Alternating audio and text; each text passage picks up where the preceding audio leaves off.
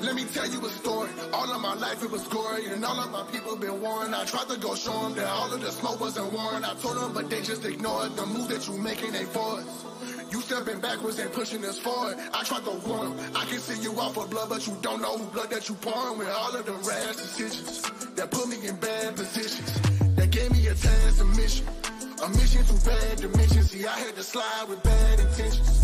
I did what I had to, and that's factual. Now they look at my actions as taboo. Go ahead and label me the bad dude. Man, I feel like a Tachi, dressed in all black like a Koski. Wanna copy the style like a Kashi, but you can't do, you sure ain't got copy. More regular, I'm known for my bodies. I'm at right by your village like Madara. Then I walk with a chopper like Zabaza. Susan Nord, now tell me who's stopping us. Ain't no stopping us, yeah. I be that villain you need. I be that rogue on the road if I know that my brother is living in peace. But I know you don't live by code, that's why I'm never at ease.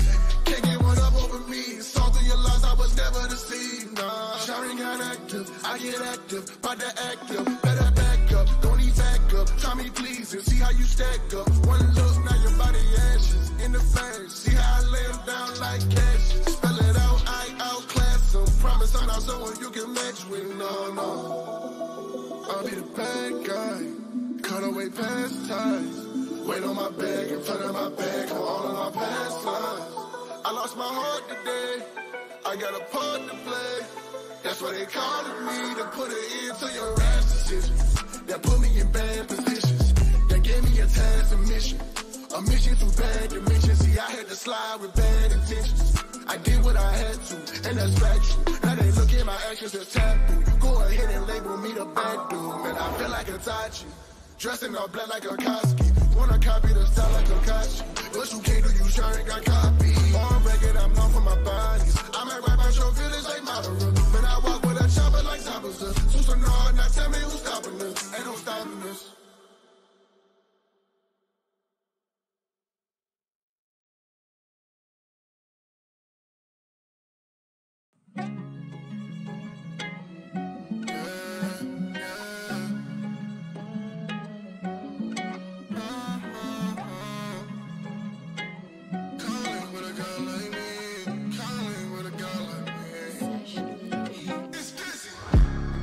Looking for a queen, saw her in the corner with a vibe, man, I like what I see. Shorty my type, OD, come link with a guy like me. Girl, I got what you need, little shorty, come rely on me. By your side, anytime you need, we ain't even gotta speak. I'm just saying that your side's gonna be. All your words, you can put it on me. Hey, I thought I told you, you need a soldier, somebody ready to hold you. Ready to hold you down, won't back down. I be your boulder, take your way, baby, ready to shoulder. Not the type that's ever gon' fold her. Come around, all your problems is over. Let me show you. Tell them all the guys came over. They can sign out cause you mind that you quit it. Baby, I don't mean no cross the line. If you giving me the time, I can show you some bomb if you with it. I ain't really worried about the past, just take my hand and maybe we can build something with it. It don't really matter where you at, girl, you know I got your back. Cause you back, you a man with a vision. Hey, I be your shield, I be your sword, I be that guy you should link with. Come pop on this way, don't get CC. Give you my love, then my heart start increasing. Girl, I'm in for you, that's the one I wanna lose. Every time I look at you, I just wanna give her love for the free. Cause she better off of me, like I was looking for a queen, saw her in the corner with a vibe, man, I like what I see. Shorty my type, OD, come link with a guy like me. Girl, I got what you need. Little shorty, come rely on me. By your side, anytime you need, we ain't even gotta speak. I'm just saying that your side's gonna be. All your words, you can put it on me. Hey, I thought I told you, you need a soldier, somebody ready to hold you. Ready to hold you down, won't back down. I be your boulder, take your way, baby, ready to shoulder. Not the type that's ever gon' fold her. Come around, all your problems is over. Let me show you. I think we hit it off. I think you want it all. We ain't done exactly who to call. Only time I hit him with a draw. Arrows flying, fucking with the squad. Like, babe, okay, he's coming one day and she on way away. That's why I'm right by your side until shit change. I just want your trust in my ways, Auto but whipping and take off. She round me, I swear it's okay, dawg. She leave me, then she doing damage. They talking about getting and she got me way off. Like, girl, take my hand, together we band. any challenge we gon' face. I was looking for a queen, saw her in the corner with a vibe, man, I like what I see. Shorty my type, OD, come link with a guy like me. Girl, I got what you need, little shorty, come rely on me. By your side, anytime you need, we ain't even gotta speak. I'm just saying that your side's gon' be all your words, you can put it on me. Hey, I thought I told you, you need a soldier, somebody ready to hold you. Ready to hold you down, won't back down. I be your boulder, take your way, baby, ready to shoulder. Not the type that's ever gon' fold her. Come around, all your problems is over. Let me show you.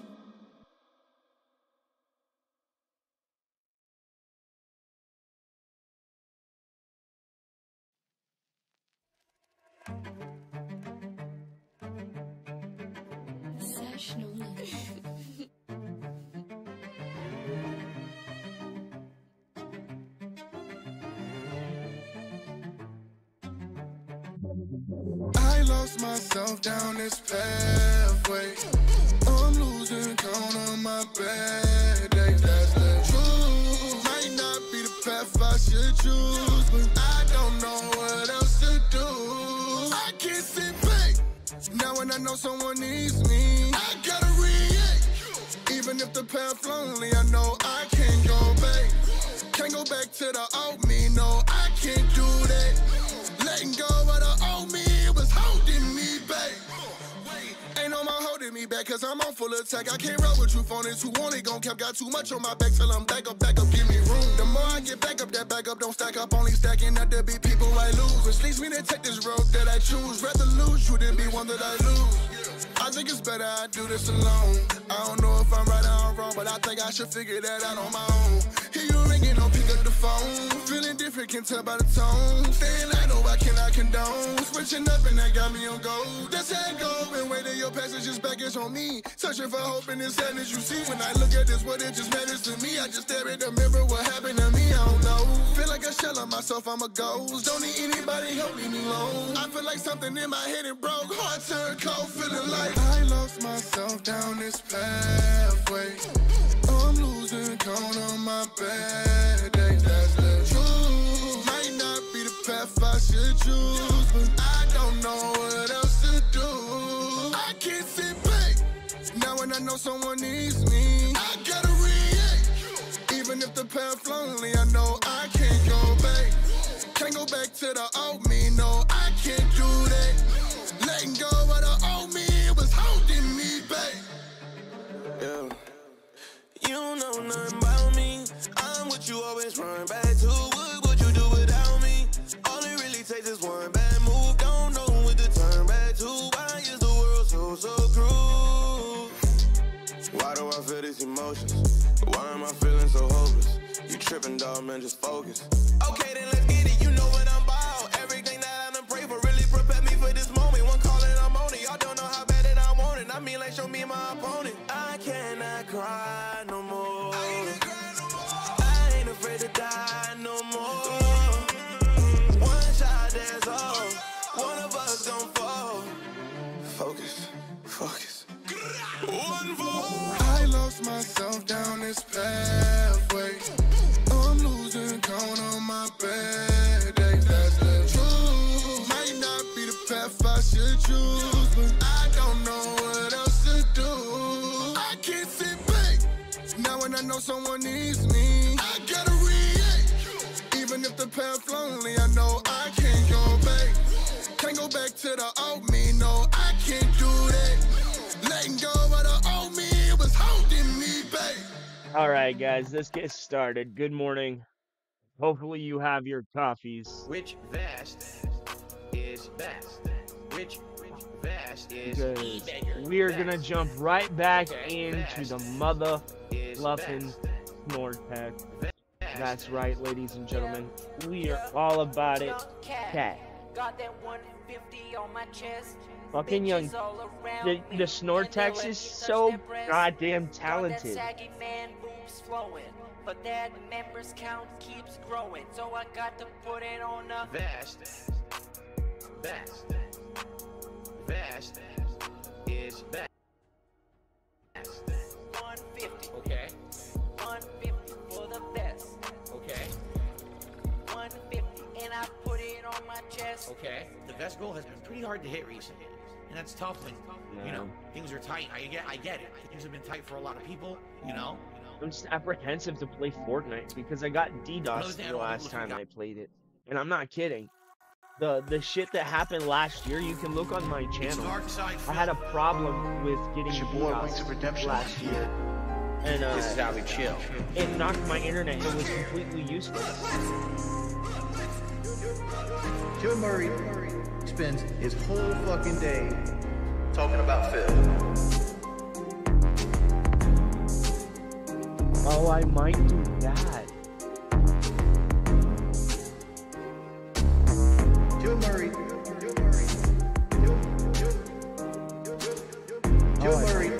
spends his whole fucking day talking about Phil. It's time for another relaxing chill session. Load up, down. No need to be stressing, flying sky high. On the wings of redemption, Chill Murray 7. That's my decompression.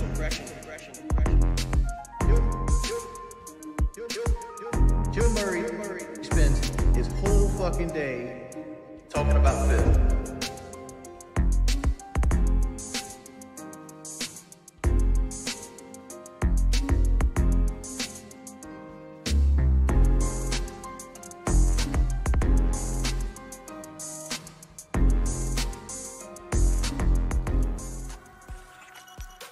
Hey, yo.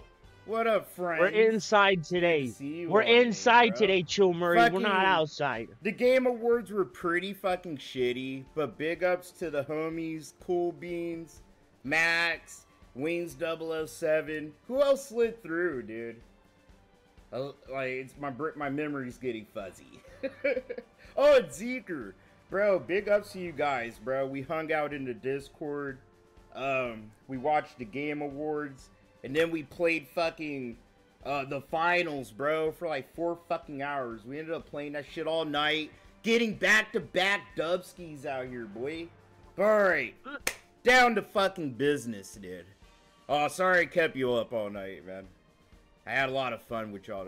Literally, last night was a lot of fun. Hopefully we could do more shit behind the scenes like that. You know? Sorry I didn't stream it for whoever probably expected me to probably stream, but you know, I didn't really feel like it last night, so. Alright, I need to set the context for today. Phil already started, and we're live, right? But I am gonna set the context for today before Phil fucking spews a bunch of bullshit, okay? So here we go. He said this like what? In November, early November, before Starfield came Telling you like out. it is. Console games that go mainstream, get more media attention, get more press, get more publicity, and get more buzz, and get talked about, and even get considered for Game of the Year way more than PC-centric games. So you have to stop with the bullshit and understand the way of reality. It doesn't matter if you live in your PC bubble and all you do is play PC games, so that's all you hear about. That's not reality. Baldur's Gate 3 could literally be the best game of the decade, and it's still not going to get as much attention as a game like Starfield. Okay? You have to understand this. Alright? So, when I hear things like, oh, it was unfair that Xbox wasn't getting Baldur's Gate 3, but PlayStation is, you have to understand something. In 1 week's time, no one will be talking about Baldur's Gate 3 in the mainstream gaming media. It will as if the game never existed.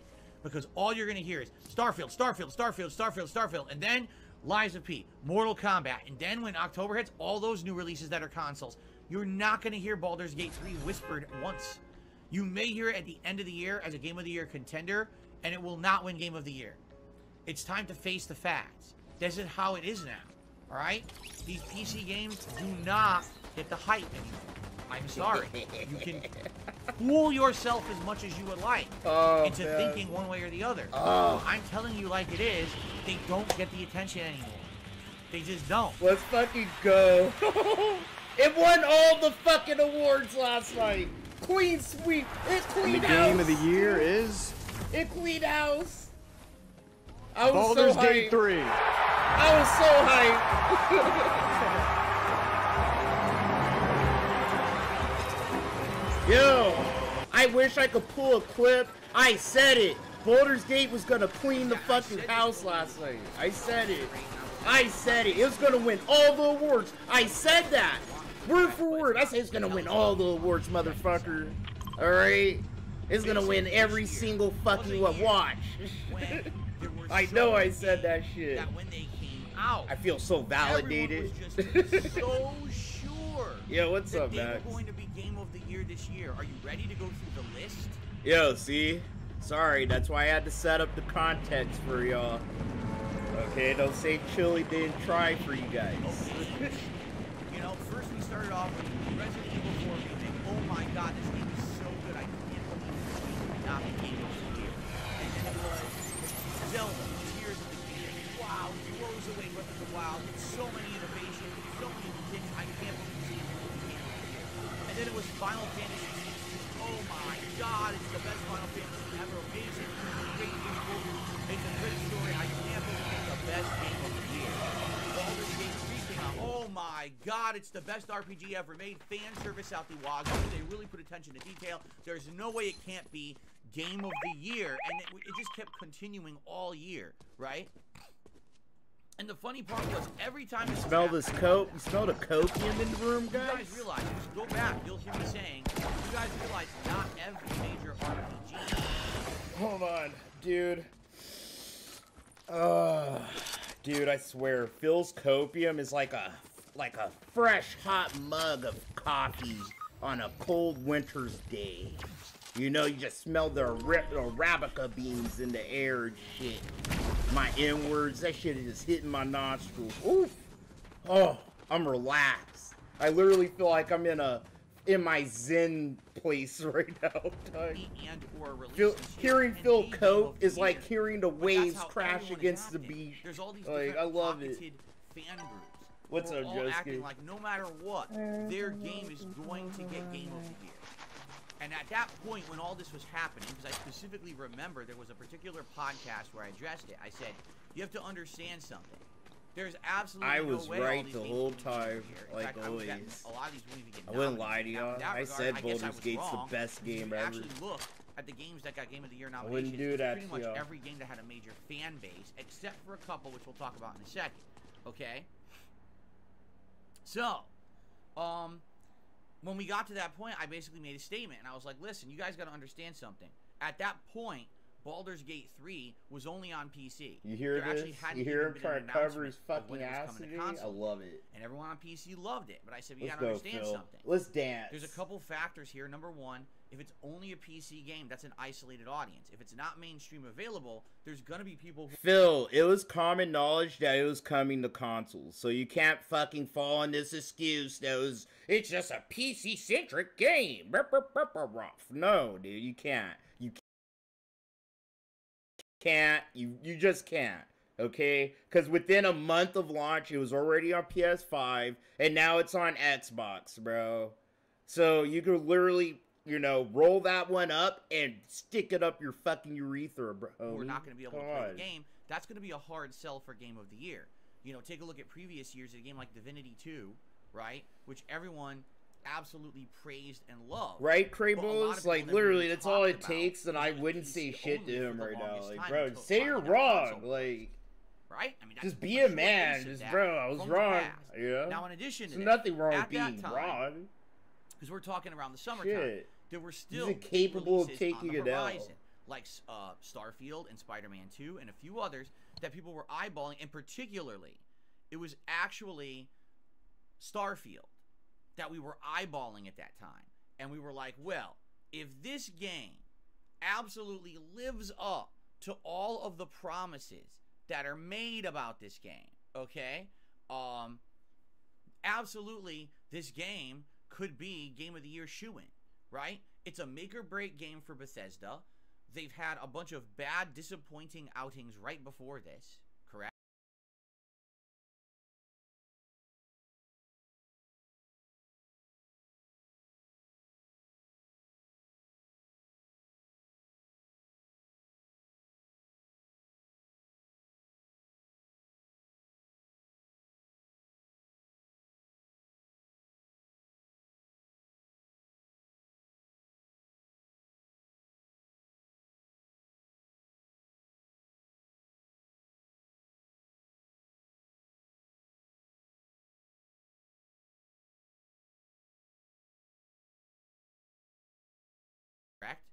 I mean, take a look at, they had Redfall, which was absolutely terrible under Arcane Studios.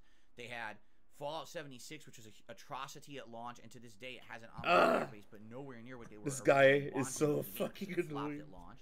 Fallout 4 had a bunch of major criticisms, and the fact they just keep really re-releasing. No, my Skyrim wife's getting a tattoo today. New. This was the and I'm big trying one to decide whether I'm gonna go with her or not hinging and get a everything tattoo. on, and everyone was kind of, you know, once we saw that presentation, Like, you remember? Fuck. Was it around Summer Games Fest? Sorry. So today I might get a tattoo. My wife's getting a tattoo of her cat's paw print or whatever, and I might go.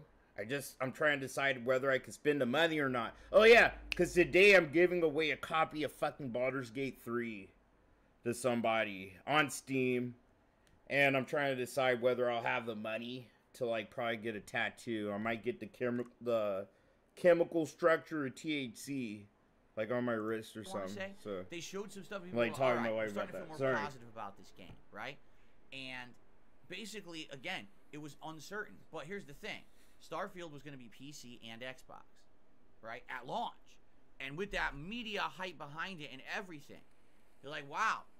The common feeling was that it was kind of a wait and see. At that point, I told you, I thought for me all year, I was thinking Tears of the Kingdom, Baldur's Gate 3, or Starfield. Yeah, bro, so I'm trying to be smart with my fucking money. Those are going to be the big this three month, that'll likely be contention for Game like, of the Year. But knowing I might just get it next month. Towards Nintendo, I think I'm leaning towards that. I'll have more money next month, hopefully. Okay? And knowing how journalists go with height, and if Starfield was good, then he probably would have leaned right towards that. You know what I'm saying? I thought for sure those would have gotten favor. Okay? But here's what happened. Let's be honest. Let's be honest. Very good, right? Starfield is a huge disappointment. He's gonna blame Starfield. Like there weren't a bunch of other fucking games surrounding Starfield and Baldur's Gate 3 for Game of the Year. He's leaning on I posted it on Twitter. Follow me on Twitter. I'm trying to tell you, your boy, I be posting mid the kind of fire tweets, alright? So, follow me at ChillMurray7. But I posted it, dude. This guy, I already knew it. He's ready to set up Starfield. Instead of taking responsibility for him being wrong on his take, this is his narcissism. You know, same as always. Instead of fucking just owning up to his fucking faults and his bad retarded takes, bro.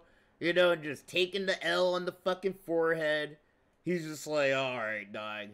Who could I blame this on? I can't blame it on the fans. You know, my detractors already fucking clipped the moment of me kind of just shitting all over Baldur's Gate.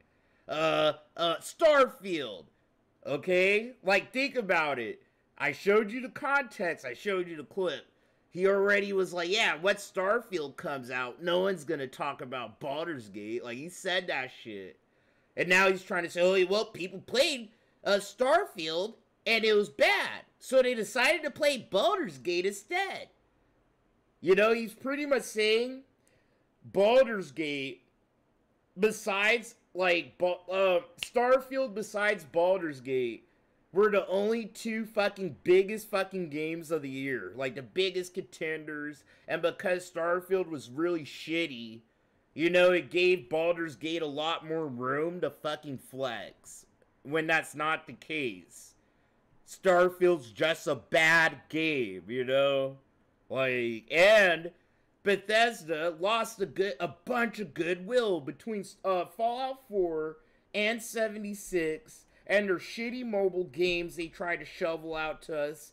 And, you know, like, they lost a lot of good fucking will, homie. Yeah, I mean, I talked about it in the credits of the playthrough. I gave you my You know, like, Elder Scrolls 6 is like their last shot. It is. This is their last fucking shot, I think, dude. Actually looks like more like a joke than anything else. Looks like a photocopy of previous games they've made. And how when you make a copy of a copy of a copy, it starts to lose its... No, you're forward. So I'm going to do the giveaway. Its sharpness, it looks more blurry and because I owe that to you. And that's exactly what Starfield looks like. That's something I like. actually owe you guys. 10 times. And I haven't done that, like... in 2 months. So we're doing the giveaway today. Classics. I don't want to play the 10th clone. And I that's love exactly what Baldur's Starfield Gate feels 3, like. and It I want to lost share its that with unique as many identity along the people way as of I being can. an awesome So Bethesda RPG. I It can just get my feels like, tattoo next paint month. by You know, numbers. I'm not And gonna that's bad. die next So, month, hopefully. Because of that, all right, that completely changed the landscape of what possibly would have been considered Game of the Year. Honestly, I was shocked when Alan Wake 2 got nominated for Game of the Year. Personally, I loved Alan Wake 2, and I was very happy to see it get all the recognition it did last night at the Game Awards. Davros, I got a piercing last year. I got my nose pierced. Normally, a game like that would have been overlooked, but I want to get another tons of recognition. tattoo, I was like, and then wow, I need to I'm get my shocked it got ex's as much as name it did. covered up, but it's gonna be a joke But then when tattoo. it got nominated, I was like, Then I could it gotta get some possibly win? tats I don't like think so. fucking I didn't touched ever really up. felt like it could. Like, I have a bunch of tat Spider-Man 2, shit I need to never get thought done. Was going to win, and honestly. touched Like that up would have, and I would stuff, have yeah. had my jaw dislocate and jump out of my skin and land on the floor if that one, because journalists just aren't about the superhero Max, games. yeah, They're I just have, not, dude. you know. But I played the once first one, not the second essentially one. Starfield sucked and was not even nominated for Game of the Year. Yeah, I think that the top two games that it was between was Tears of the Kingdom and Baldur's Gate 3. And I said as much. But the funny part is, people out there who are No, he morons didn't. like to take one moment in time and act like that moment in time is eternal, that nothing ever changes. Bro, No. in between what he said about Baldur's Gate 3 and today, every time people have asked him to play the game, he has said, no, no, no, no, no, no, no, no, no, no, no, no, stop asking me, no, no, no, no, I am never playing. He's said this shit. So it's not just this moment in time, Phil. It's all the shit connected to this. That moment in time, Phil, is the crowning fucking thing.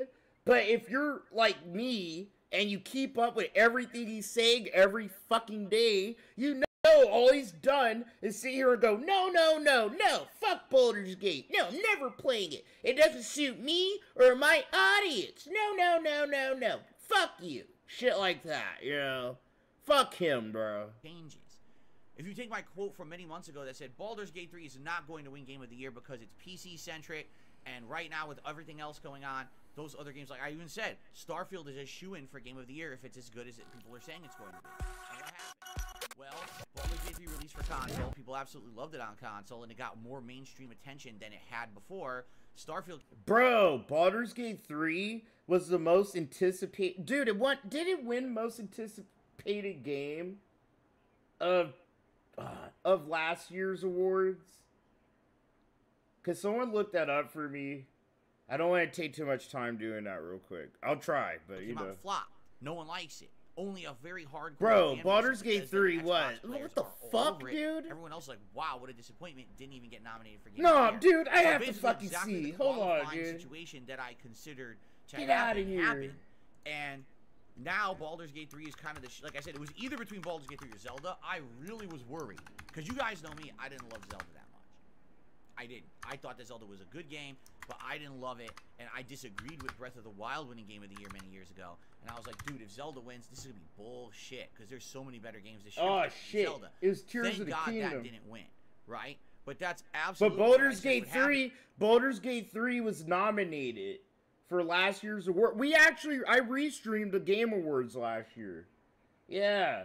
The Tears of the Kingdom was fucking most anticipated game last year. But look at the games. Look at who won awards last night.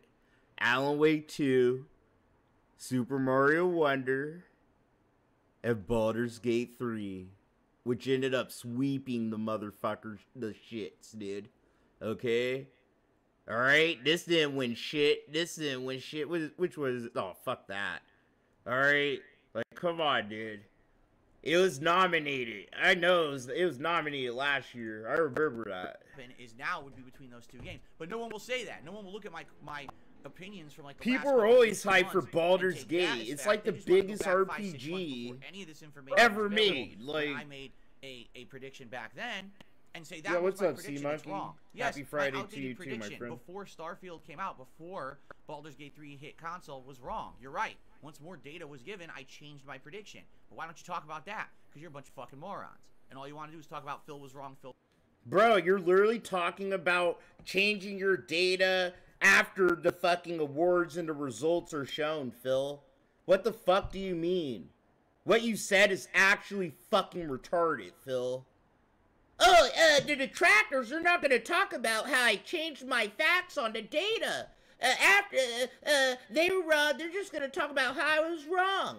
When it's like, no, bro, you're wrong the whole time, and now you're trying to switch your shit up after the Game Awards, bro. Way after fucking all this shit. After all these people begged you to play the game, Phil, tell you how good the game is, Phil. After, like, the Game Awards, after seeing Baldur's Gate win award after award after award after award, it fucking robbed the fucking shits, homies.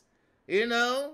And now he's like, oh, yeah, the detractors are going to talk about when I don't say anything right. You're not right. You were never right, and now you're trying to fucking lie. Fuck you, bitch. What was wrong? Nobody cares. You're a bunch of losers.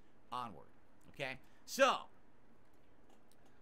here's the deal. This Today guy's we're going to talk about bitch. Game Awards a lot. Alright? What I'm going to do is briefly go through my schedule, but then we're going to talk about the Game Awards, and what we're going to do is we're going to approach this in an open format where you guys are going to be able to ask me questions. Oh my I'm god. Just say, hey, what do you guys want? Fucking Q&A, guys. That's all it is. Literally it's fucking Q&A. So it's all going to be Q&A about the Game Awards. So fucking stupid, Talk dude. about. Ask me a question live on stream about the Game Awards and I'll answer it. What, you know, ask me about a certain game or a certain announcement and I'll talk about it. But you're saying, why aren't you going to do an in-depth recap? Because the Game Awards were 3.5 hours long, and that's too fucking long. That's longer than E3. That's longer than any press conference ever. That's not too long, Phil. You're a game streamer. Your channel's called DSP Gaming. The event's called the Game Awards. And every streamer that doesn't strictly cover gaming, even Mudahar, fucking everybody, bro, sat here and fucking covered the Game Awards in one way or another, Phil. Alright? That was the motherfucker that took really me feel down. like streaming, Good job. But, you know, I at least tried to restream it on Discord, and I hung out with the homies, you know? And it was chill. Mostly Cool Beans. Big up Cool Beans, bro. But me and him had a good time, mostly, like, chilling, speculating, and talking about games with each other and shit, dude. It was a good time.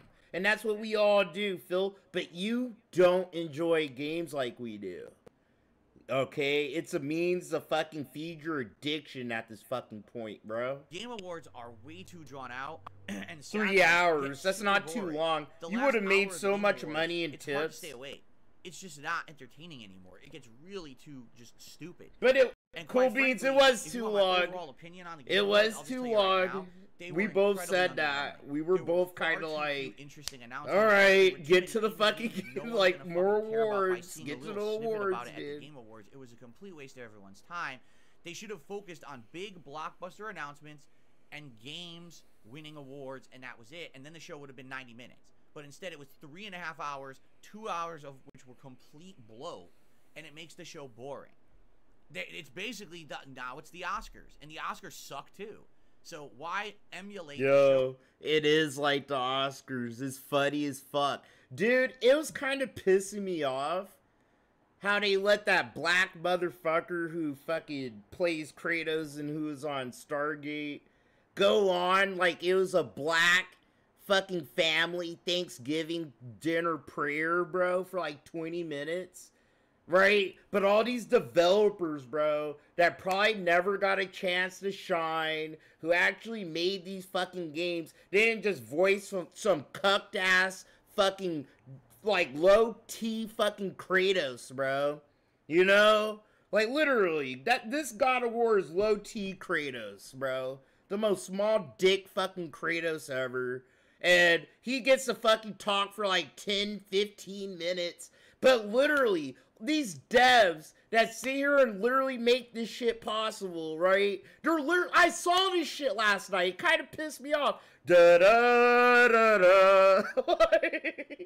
They started playing the wrap it up music on these guys after like a minute and a half of time. Da da da da. And it's like, all right, guys, love you, thanks. And it was like, what the fuck? But you let Chris Judge sit here and fucking preach to me for 10 minutes? Fuck that, dude. Oh, that everyone Fuck that. That was kind of garbage last night. I don't know what for Jeff's sure. Thinking. Like, the show should be much better than it is. And there were a few really awesome announcements. Like, probably the thing that resonates in my head was OD. The new game from Hideo Kojima looks like it's some kind of a hybrid horror movie game. Interesting, something unique.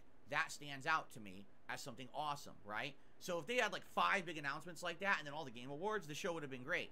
But instead they have insane amounts of bloat and nonsense crammed in that makes it felt like I was watching it on TV. 3.5 hours at night. You know, like there were hell of like commercial feeling things in it. Bullshit generic shooter that looks exactly the same as 17 other shooters. Oh look, that was my co-play. I was like, the fuck? You're trying to make it feel like I'm watching it on TV. You need to stop. They're non-announcements. Yet they probably all paid to be there, which is sad. Because no one's going to fucking end up getting any kind of notoriety because they were on those Game Awards like that. But no. Dude, the best thing that happened for me and probably Cool Beans and Zeker last night, like while we were watching the Game Awards, was the shadow dropping of the finals, bro. Because I actually reinstalled it to play it last week. And it was like, yeah, bro, the playtest is over. We're gonna release it in 9 days. And I was like, fuck. Like, bro, the game is so fucking fun and addicting. So I was like, fuck, alright, whatever. And then it was like in the game where, yeah, you could play it right now. And I was like, we were all like, yeah, what? We started installing it right there and then, you know, just to play it together. We ended up playing it together. Dude, having a good old time for a good, like, 3 fucking hours or so. It was fun. Anyway, so here's what we're gonna do. It's fun, that dude. Obviously was not my best give it a 8 out of 10. They nerfed the speed. I could tell they nerfed the speed on the fucking classes for some reason, dude. And the heavy class is super OP. Like, they have too much health, and they have access to the most over fucking powered weapons, right? But overall, it's a really good game with fully destructible environments, bro. I had a whole fucking condo come down on my head, like in the middle of a gunfight. It was sick. I'm leveling up RoboCop in like an RPG style. I like this that the investigations and side content it has little side stories that are interesting. I can't wait to jump back in. They're not interesting, dude. They're not. They're not interesting. That side content is fucking boring. Yeah, the Sega shit. The new generation Sega showcase or trailer. Bro. Okay, so it was that, Dragon Ball Z sparking the new, they're adopting the Japanese name of it. Tenkaichi. The Tenkaichi series in Japan was always called Sparking. So it was Sparking 1, Sparking 2. Where in America is called Budokai Tenkaichi. You know? So in America, instead of calling it Budokai Tenkaichi 4, it's called like Sparking 0 or some shit. But it's Budokai Tenkaichi 4, you know? And that had me hyped. Like seeing Vegeta fucking deflect a full-on fucking Kamehameha wave instead of seeing him deflect like a Kai beam, like a regular fucking bitch Kai beam, you know, that they usually deflect in the Dragon Ball fighting games like that. You know, you press fucking X or 0 and you could just spam a fucking Kai beam, you know? Like, seeing Vegeta just go, whoosh, bro! He brushed that shit aside. I was like, bro, this is gonna be lit as fuck, okay? And I think Kai beam struggles are coming back, which has me hyped. Fully destructible environments, you know, in high def. Dude, this shit's looking dope. And the Sega shit, it's like a remake of Streets of Rage, Golden Axe, fucking Jet Set Radio, Crazy Taxi. I'm like, damn, and they look good. I'm like, fuck. I don't really care about any of those. Had me hyped for sure. Hope you'll join me after this podcast to continue the playthrough. Tonight, it's Friday Night Fights, Friday Night Street Fighter 6, and tonight we're looking to rank my Dalsim up to 5-star Diamond and beyond. Yo, what's up, Red Guard? How you feeling? Close. So now it looks like we're gonna do that tonight. As long again, Jared, I would like a as I don't Xenoverse hit a wall, 3. which could happen. I could end up having an But army of Xenoverse 2, bro, we'll see. it's been very going on tough for almost with, like what, 9 it's very years, tough 8 with years, Valcine, dude. But we'll see what happens. Like tonight. they've been Hopefully updating this game pretty Tomorrow, consistently. Daytime stream will I'm be ready more for a Modern Warfare new 3, Warzone 3.0. thing, I played this the other day, which is like Premiere something day, it was old pretty that good. I What love, I mean by that, and it I was want pretty much Budokai what you would Tenkaichi expect from the way I fucking had it how as can a I say, teenager. a battle royale style game, pretty on par with Warzone 2. Doesn't really feel that much different, although they have a Sea few Monkey, kind of quality yeah, of life it's improvements and cross-platform innovations and from what it looks weapons. like. I did pretty good for my premiere day. I'm excited to play It's some more free. tomorrow. And tomorrow night is Like a Dragon Gaiden. The chill stream continuing on. This time around, it looks like we'll actually be making story progress. It is Christmas 8 hours time. of Alright, side I know. content. I'm gonna use the Super Christmas behind, drop let's go. on Please don't Peter start today. asking for other random games out of nowhere now. There's no time. Baldur's Gate 3 is going to be incredibly time consuming because of the kind of game it is. So that's what it's going to have to be. Alright? So I'm willing to bite the bullet on this one. He's gonna play Baldur's Gate 3. So I'm gonna restream, bro. I'm gonna be on his ass every time he plays Baldur's Gate 3. I am. And I want you guys to try to treat it like me giving you a playthrough. I beat it fucking 3 times. Like, no, I beat it 2 times. I beat the first act, like, fucking 3 or 4 times. So I played the first act all through early access, and I fucking played it since release 2 full fucking times. So I'll be able to like criticize every single thing Phil does. And if you're playing the game, I'll be able to probably like pause it and tell you, like, maybe give you a little guidance, maybe. When the fuck did I get that? That'll actually be fun for me a little bit. It'll be a fun restream. We're gonna do it. Have come together, right? I'm actually gonna ask one of my top the homies in the trench well everywhere. to help me make a good thumbnail for it. I'm actually gonna ask him right now. It. If I didn't play this game at this point, I would be a complete asshole. This is one of my favorites. But that doesn't mean that I'm going to love it, nor am I obligated to love it and keep playing it. So let's He's see just how it goes playing it to starting not look like an This one's asshole. my favorite. That's it. Fuck yeah. Is that fair enough? No. I hope so. I hope that's fair. I hope you We guys, call him Squirtles. I'm listening to you. Remember, old Phil, this never would happen. Old Phil would have told you guys, I'm not playing this game. Fuck this game. You know what I mean? That's But what you said. I've been listening. I'm like, all right. If everyone. Oh, my imagination works. Goku showed up. Okay? And I kind of got So, myself another see. Christmas present. Let's I see how got it goes starting on first Monday. form So get sell. your, It mark was your calendars, $50, set your dude. clocks, get It out was your $50 smartphones, put on your sale pockets, on get your Amazon. little I fucking couldn't smartwatches, resist. program It's it normally into like there, 75 write it on your bucks. forehead backwards, so when you look in the mirror, it reflects. It says Monday, Baldur's Gate on DSP Gaming. Be here. Because when you guys hype this goddamn game, there better be 1,000 viewers on that stream. This guy. Seriously, You hear this guy? As much as you guys ask. You hear this guy? He expects 1,000 viewers. Bro. Because he was too ignorant to play a good game until after the Game Awards. And after tens of people asked him to play the game, he's joking. He goes like, that's him, like, you know, trying to make it sound like a joke. He's not fucking joking. He's expecting a lot of money, and he's expecting a lot of fucking support, because he feels like he's going out of his way to play something he doesn't want to fucking play, and to play something he knows is going to make him look like a fucking retard, bro. Let's go. This game, this better be like the hottest stream of the year, right? Seriously, I mean it too. Everyone better fucking be here. Everyone.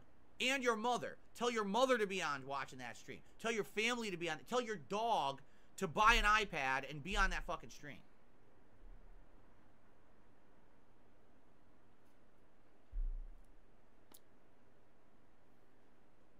You work Mondays? Bud Walton says he works Mondays. You're taking Monday off. For God's sakes, you're taking that fucking day off and you're going to be here on this stream. All of a sudden, you've come down with the crippling illness. You can't make it. You gotta be here. You understand me?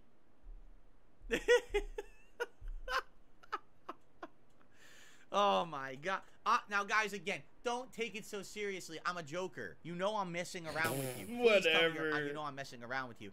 Because you know the idiots will quote this out of context, and there's nothing I can do about that. They'll do whatever they want. No, my God, he was not joking, okay? If you know Phil, like a lot of y'all know Phil, like I know Phil, he's not fucking around, okay? He don't fuck around about his support, dude. He don't fuck around about no views. I'm joking. Shit. Fuck it's all out a of joke. here. It's meant to be silly. I hope you understand. But Nah, I really appreciate get out of that here, you guys Phil. gave me the Sorry. feedback you gave me this year. No I goodwill do. with me, Without your dude. feedback, I wouldn't know what You're to do. fucking with one of my favorite fucking games, dude. Now is the time. If we're gonna do it, now would be the time. We finally finished all the major releases of the year, right? They're all wrapped up.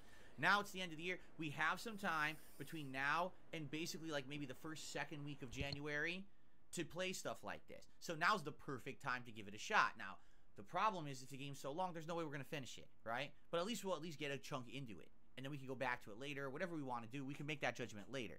But I'm happy that you guys were understanding this year to understand I couldn't just drop everything that was going on for Baldur's Gate 3 because they decided to drop a console port of it in like the mid-September. It was like, what am I supposed to do, right? So I'm happy. Thank you for understanding, and now we're going to give it a shot. All right, now, what I'd like to do, because we're going to do shout-outs, but we got to remember, I do shout-outs at the end of the stream. I'd like to open up the stream, all right, to questions about the Game Awards. You guys are just going to be able to ask me questions about whatever you want, and I'll answer them, all right?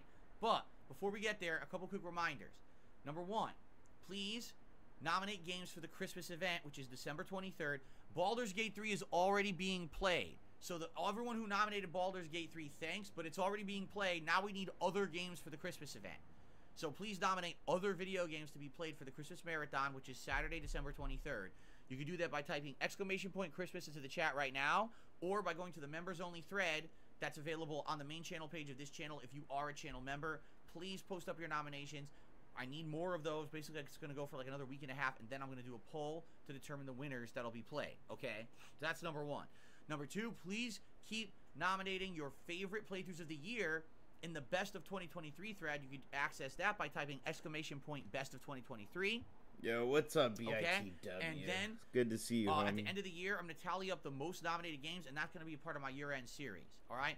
Last thing I'll say, please support the streams. As you can see, go. Sadly, we had a dip in members. 40 members lost during my...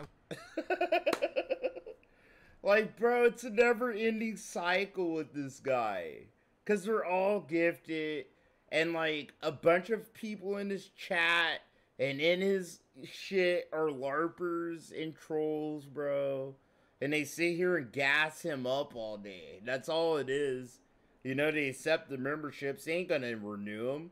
And I told y'all, and Duty will tell you too, he's gonna fall below 500 between, like, you know, that depends if people keep gifting him, right? But in an ideal month, that's not like December or November, he would dip below 500 by the end of the month. And he would dip somewhere between 450 and like 400-ish between the next month, okay? One day off. We were 40. At 620. Let's go. And then a big dip. It sucks because we had because great it's momentum. all gifted, we're heading, dude. You know, higher and higher. Please consider becoming a member or giving 50 a membership chunks, today. you And know? as you know, every stream I try to hit the tier 1 tips goal. If we can exceed that today, great. But thank you in advance for any contributions on the stream. All right, enough with the baloney. I'm fielding questions right now about the Game Awards, starting with Meatball Man. Thoughts on Cyberpunk Phantom Liberty being in so many categories? He scrolled off the screen. So many categories, despite it being a DLC. You know, listen. I think the reason that it got nominated in so many categories is because the original game was a disappointment. So no, it wasn't. It wasn't. Okay? If you got, I mean, for those of you who care, at ChillMurray7 Facebook Gaming, I have some of my original fucking gameplay from my day one of playing Cyberpunk, okay? Like, I don't think you saw bugs in anything like that, this was that's game time to shine, right? Let's be honest. Like, people finally got to say, hey, it's getting the recognition that it finally deserves. Like, it had as many bugs as, like, Fallout 3, it probably really. would have had just as many, if not more, nominations the year it came out years ago, but it was a flop. It was a disappointment. It was unfinished, right? I think that's why that happened. Do I agree with the DLC getting that Your many Forge nominations? is mine too, dude. I didn't play it. I don't care. Mostly because I played the tabletop. You know, I was already in love with the lore and the world, bro. Let's see here. You know, Thoughts shit on like Marvel's that. Blade games? So Have I'm you a seen the Blade little movies? I've seen the biased. Blade I movies. will say that. I did not but see no, gameplay of the fuck game. that. I mean, a Blade game could be good. You know, I play so I don't many know. It's made by RPGs Arcane. and Now I don't know how I first-person feel about it. shooter The last few outings RPGs, all that sucked shit. ass. I just know, like Arcane. like, it's the best. The Dishonored games are good. And then they have, I like, ain't two played a shitty first-person games, so I don't know how to shooter feel about it. I RPG hope this it's good since Fallout 3, you know? Am I interested in Visions of Mana? That one surprised me. I did not expect Yeah, and the them to story's actually really make fucking good. a direct inline sequel to Secret of Mana. Never. I mean, they remade the game, what? And then they had a spin-off game? I wasn't expecting them to continue the series. I guess what happened is the remake of Secret of Mana and then the spin-off game both did really well. So they decided to make a whole new sequel. Yeah, that looks dope. That new looks pretty good. that new Mana series It actually looks game. good to me because, you know, I like the original Secret of Mana. I played it in the I 90s. liked it. I rented it several times. I really No, liked he the did game. it. No, he did So, it. yeah, I'm actually down for that. I'm down for the continuation. Okay, he did not fucking sit here and rent Secrets of Mana, bro. Okay? He was sitting here fucking some sweaty, smelly, fucking scrawny little fucking fuck playing Street Fighter 2. And that's all he did all the fucking time. Alright? Alright? I was getting my dick sucked behind convenience stores. And then I was playing Secret fucking Mana. I had it on Game Boy Advance too, dude. This shit was lit. Classic Square Not Phil. franchises from the 90s, and that's one, so yeah, that's good for me. Thoughts on Spider-Man 2 winning 0 awards? Not shocked. It's journalists who vote. Journalists are not into those games. They're not. Bro, really? It's not that Spider-Man 2 just isn't really a good game? Like, it's a good game. Because I enjoyed Spider-Man 1 and Miles Morales. Sorry, I plugged my phone into my computer. So, for me, from what I've seen of Spider-Man 2, it's like, they doubled down. Fucking goddamn it. My fucking phone. It's like they doubled down on the shit that you didn't like about the original Spider-Man 1 and Miles Morales.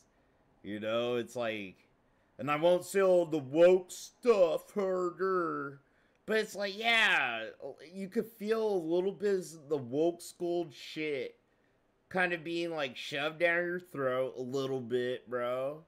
And not, you guys know I'm more left leaning, but it's like, I'm actually a centrist. Like, I can actually say, like, no, I don't want all this woke fucking, like, everybody's equal, everybody's cool, oh, this deaf girl. Bro, they have a deaf bitch in the game, and they have her, like, fucking doing emotes in her head as if deaf people don't know how to, like, spell.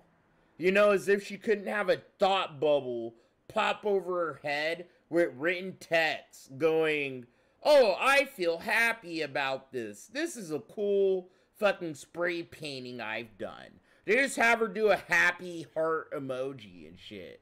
And I feel like if you're deaf, you should feel insulted, maybe, you know? Cause I've worked with a deaf chick at my last job, and whenever we needed to communicate, like, more deeply, we would just, like, write on a notepad, you know? Like, she would just write her thoughts to me, and I would write back to her, and that's how we communicate sometimes, you know? And it worked. It was cool, and me and her were really cool. I fucking miss her sometimes. She was one of my favorite coworkers, you know, at my last job I had. And that's why I think, like, deaf people should feel insulted. Like, they don't think in emojis and shit, you know?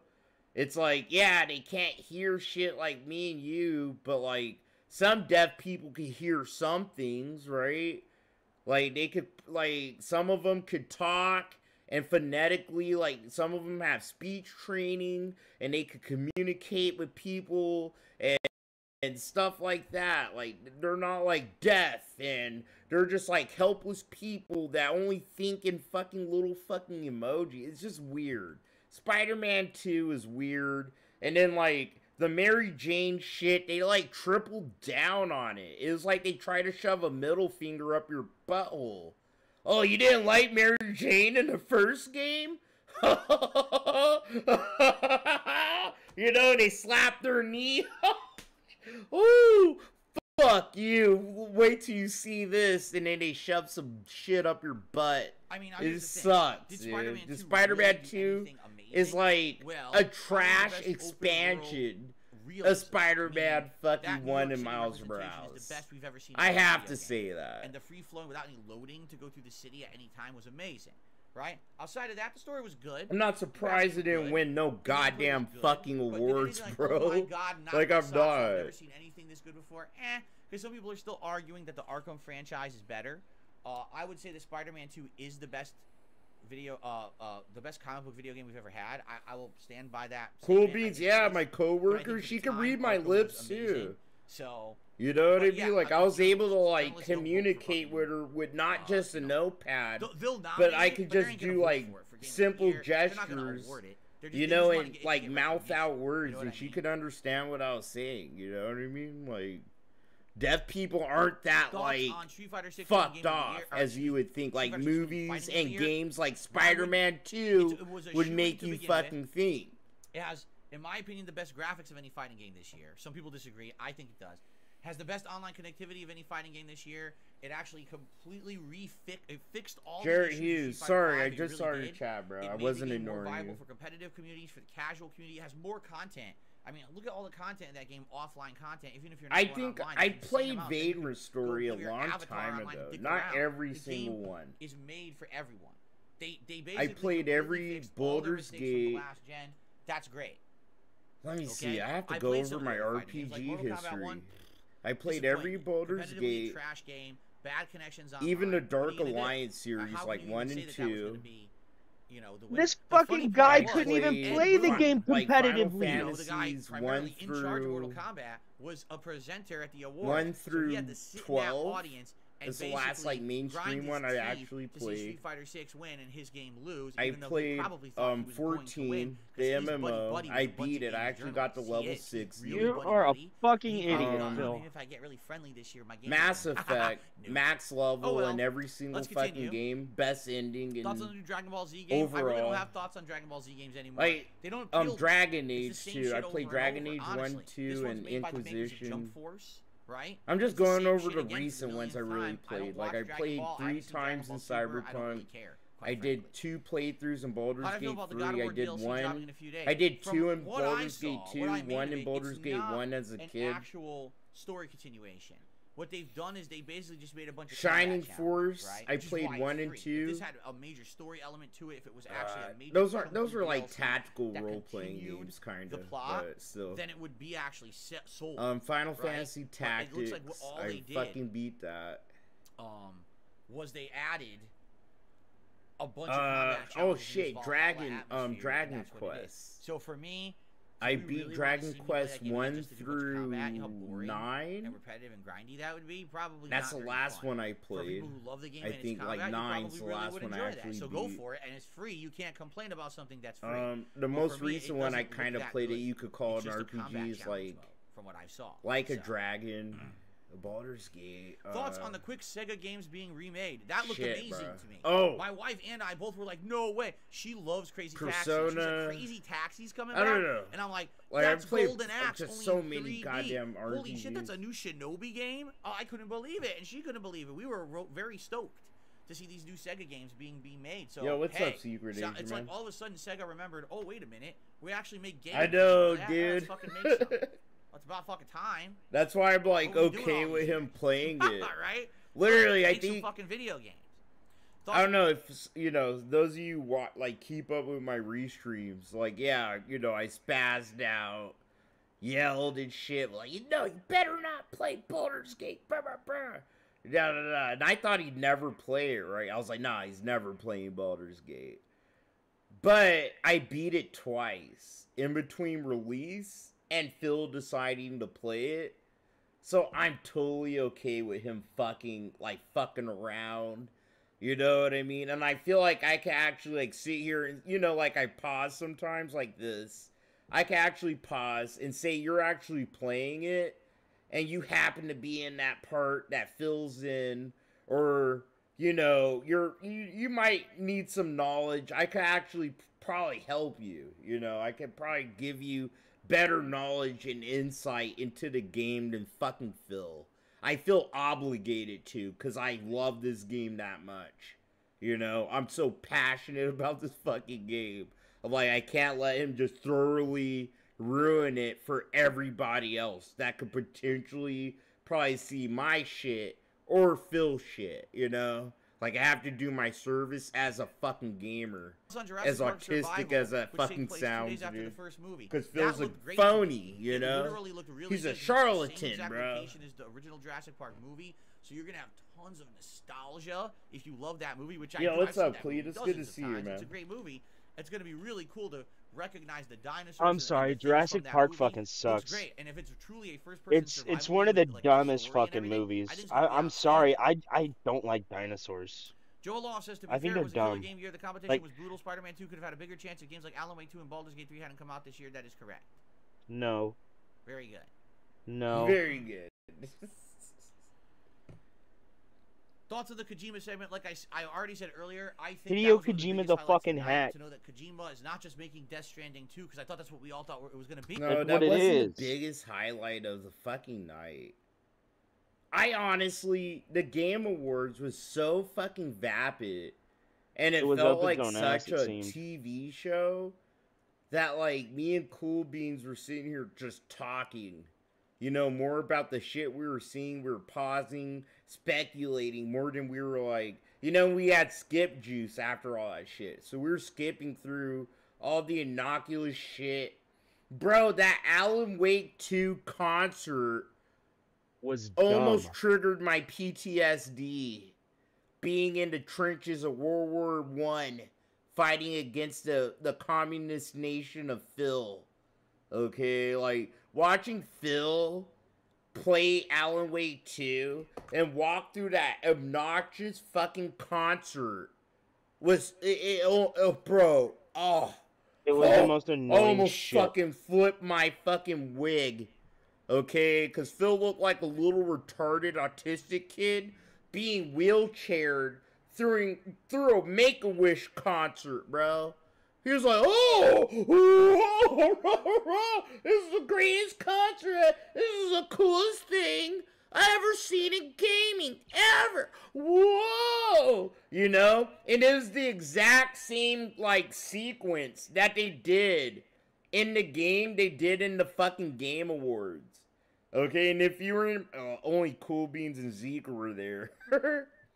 But I actually, like, clicked off the Game Awards and tried to look at other shit until the concert was done. Because I was like, nope, I'm not gonna watch that weird, fucking Americanized, wannabe Japanese fucking rock shit. It was weird, and dude. it wasn't at all.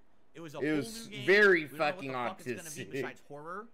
The fact that he's collaborating with Jordan Peele, a real-life director of horror movies that are popular. That was dope. The fact that That was dope.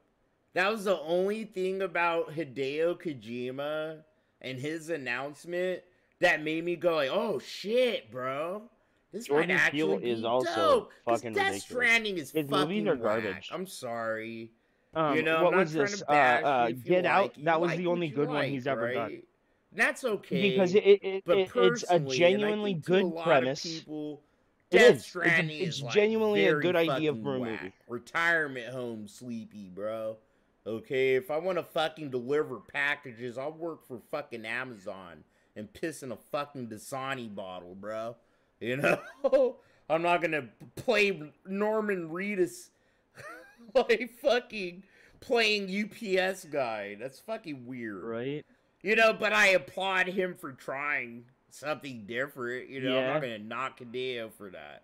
I love Hideo Kojima. But seeing him team up with, well, I think he got that made me vibed go like, because damn, this might be some freaky, he was so like, good at making Metal Gear Solid. weird, out-of-the-box kind of horror game, you know? Peele is an might be dope. Real fan of video games who plays them, and not just saying that, and knowing that he's going to collaborate with Kojima. He is just saying that. Bro, any I hate that. Phil just eats anything a celebrity says as gospel. Oh, a celebrity comes on stage. Oh yeah, I love playing Metal Gear Solid 2. Bro, did you play Metal Gear Solid 1? Did you play Metal Gear 2 Solid Snake? Who's writing? Metal Gear 3, Portable Ops. Like, you know what I'm saying? Oh yeah, I love Metal Gear 2. Like, literally the most over fucking hyped Metal Gear fucking game in this fucking series, dog, okay? The one that everybody fucking played. Okay. Yeah, sure, bro. You totally have played fucking Metal Gear Jordan Peele. Sounds good to me. I like uniqueness. You know what I'm saying? This year had some of the biggest, but Phil, he loves games, just like I do. He's rich like I am, and plays them innocuously. And changing seems to be horror and things. I will remember the giant dance number with a real band playing and live action people. I'll remember all of that because it's unique. That's what we need. No, it isn't. People just following the fucking just because they do something ridiculous doesn't mean it's unique. It was bullshit and ridiculous. It was annoying. Now, the challenge here is to make the unique experiences fun. And the problem is, and it wasn't. Death Stranding, the story was amazing, the graphics were outstanding, and the gameplay was terrible. What Kojima needs to do is find that balance. He doesn't give a fuck about that. Yeah, like, he doesn't care about gameplay. Metal Gear Solid, bro.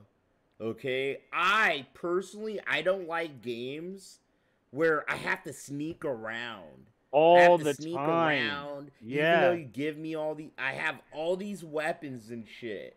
I know martial arts. Right? But Metal Gear Solid, that whole series, bro, is probably the only fucking series where I respect the fact in the gameplay I have to sneak around. It makes sense. They make it make sense for me in my head. I have to sneak around, bro.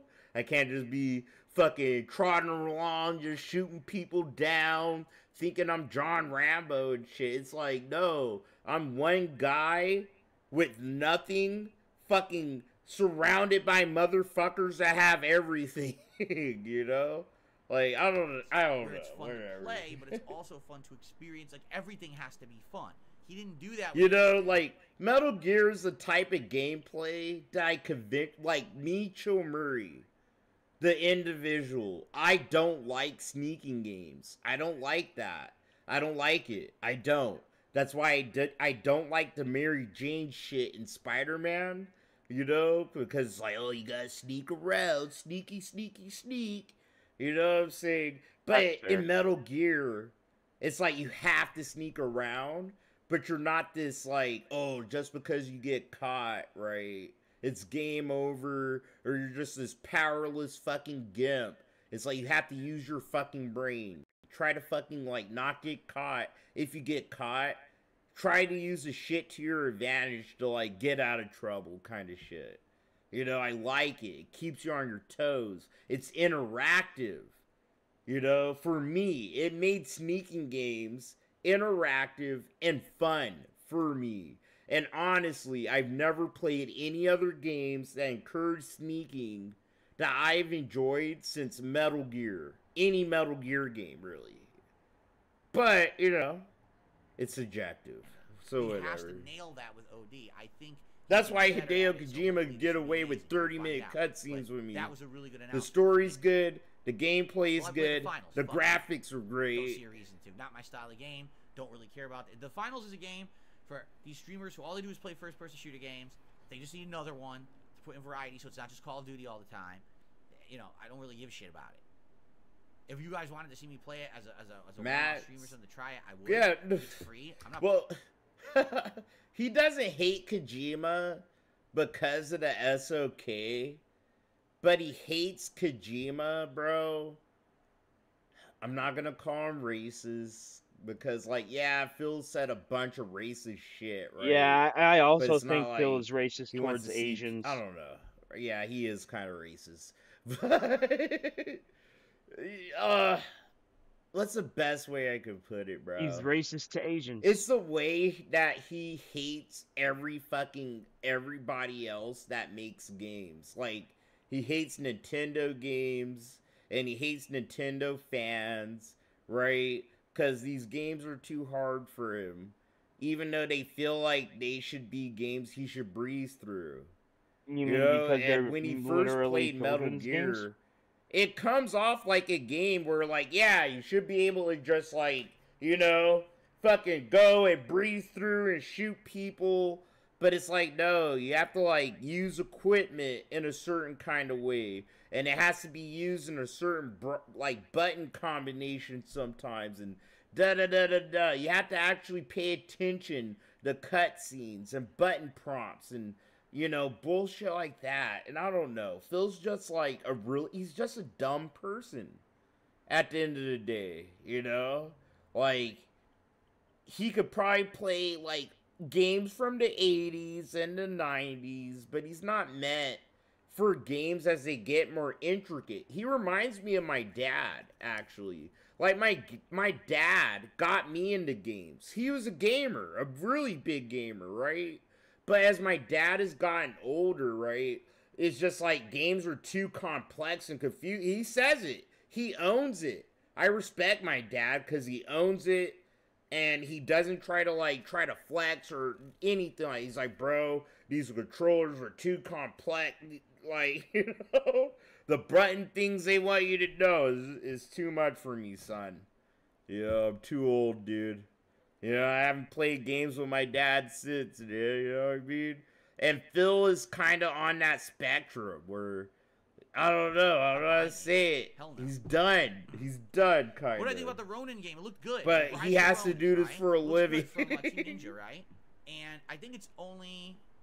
Was it Team Ninja? It looked really good to me. Because it didn't look like Dark Souls. See, Monkey, no. My dad's a really bad gamer. So what definitely wasn't Dark Souls, but it was... He just doesn't have eye-hand coordination, bro. So you can't see how tough the game He doesn't understand, like, game instructions. But like, even if they give him exclusive, instructions, he doesn't get it. it. Next year, You know, he March? doesn't get the It the good button combos. He doesn't get it. He doesn't understand shit, dude. That's the best way I could put it. I want more. Did I enjoy the epicness of Flute Guy using a dozen instruments during the music section? Yes and no. Like, I appreciate the guy's talent, and I absolutely love real-life musicians. I hate when they try so hard to make memes out of it. So because the guy is talented, I know it sucks, dude. Instruments. Let's just keep showing him. Let's my have him dad ham it got up me and into act Street like, Fighter, fucking Streets of Rage. Do I have to have, like, I understand, but do we have just to have, like, games in 100 general? characters He play got me music? into Do we need to it. have Like, fucking fuck, Big he Bird can't even play the fucking play it trombone over. And, Can't even play him with his grandkid, you know? I don't know. Johnny Depp playing a guitar, and then the fucking flute guy going crazy. You know, do we need a million characters, or can we just have some music? Sometimes I just want some music, right? Pretty ridiculous.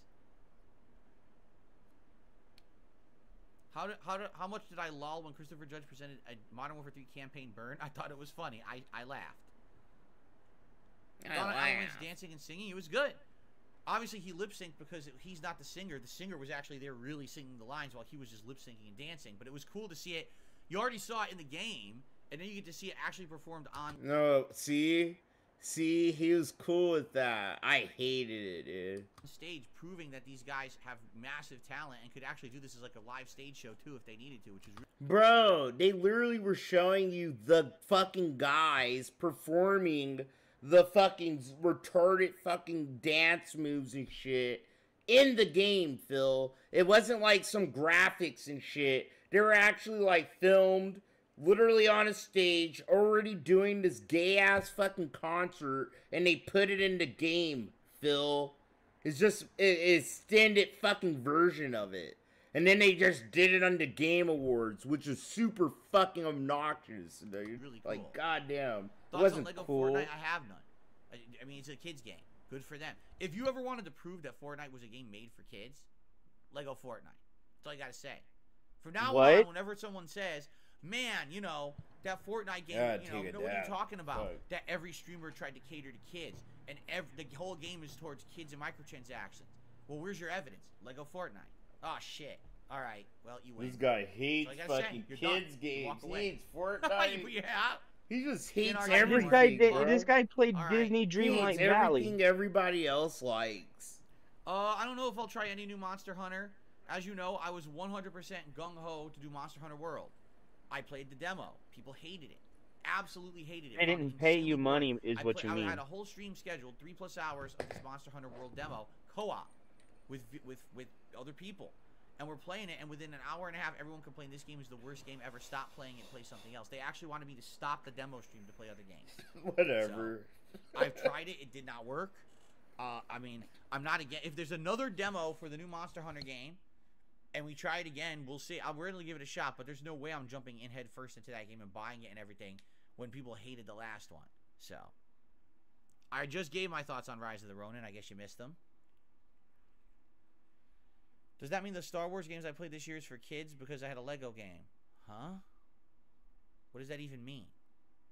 They just said, are the Star Lego Wars games they played for children? That is true. Now, there could be some adult appeal, but they are primarily designed for children. Every once in a while, all games are primarily designed for children, you fucking moron. Stuff up. Not every game is for a mature audience, right?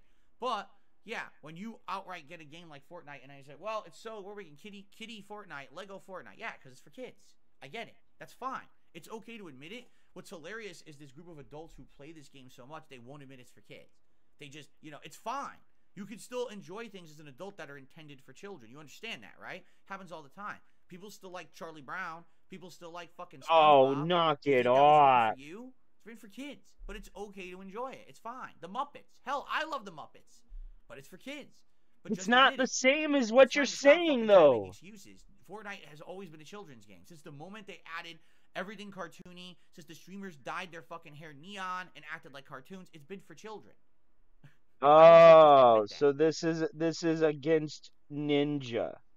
Got Thoughts ya. on Atlus's new IP? Do you mean the one that starts with M, I think? It looks great. I forgot the name of it. It looks great. It's basically all the stuff you liked about Persona thrown into a medieval atmosphere with fantasy. I love it. Looks great to me. I'm excited for more information about it. I want to play it. It looks great to me. Yeah, I told you. I'm a huge fan of RPGs. To see that. No, you're not. That makes me very excited.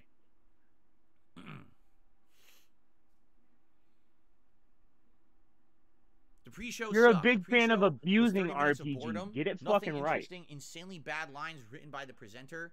Every time she delivered a cringy line, you had to feel bad. Like, what the fuck happened here? Who wrote this crap?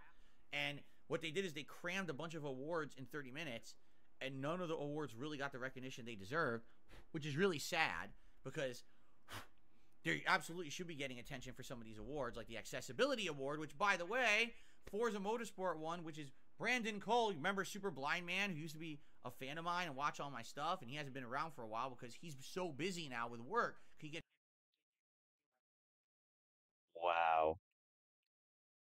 Wow. He's literally trying to take credit for this shit because he was a viewer of mine, guys. Free.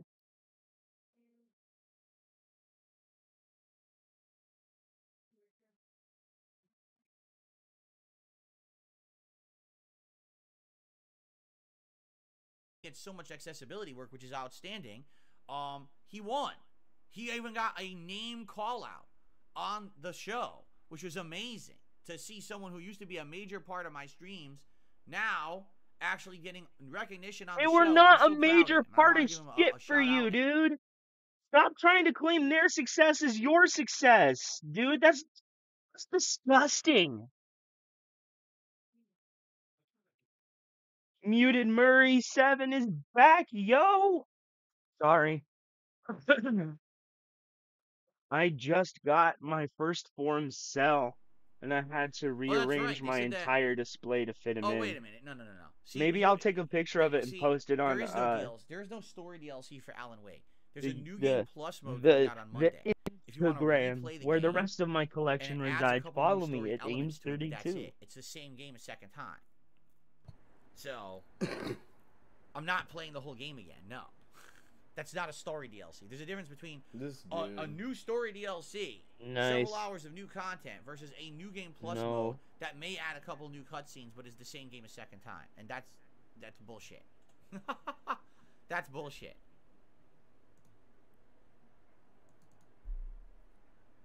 Uh-oh. Ben says, thoughts on the new Hello Games trailer for the new project? It's a big ape. Boring. Explore planets with your friends. No. No thanks. Yeah, Okay. no It's friends, man, Phil. chimp, pig.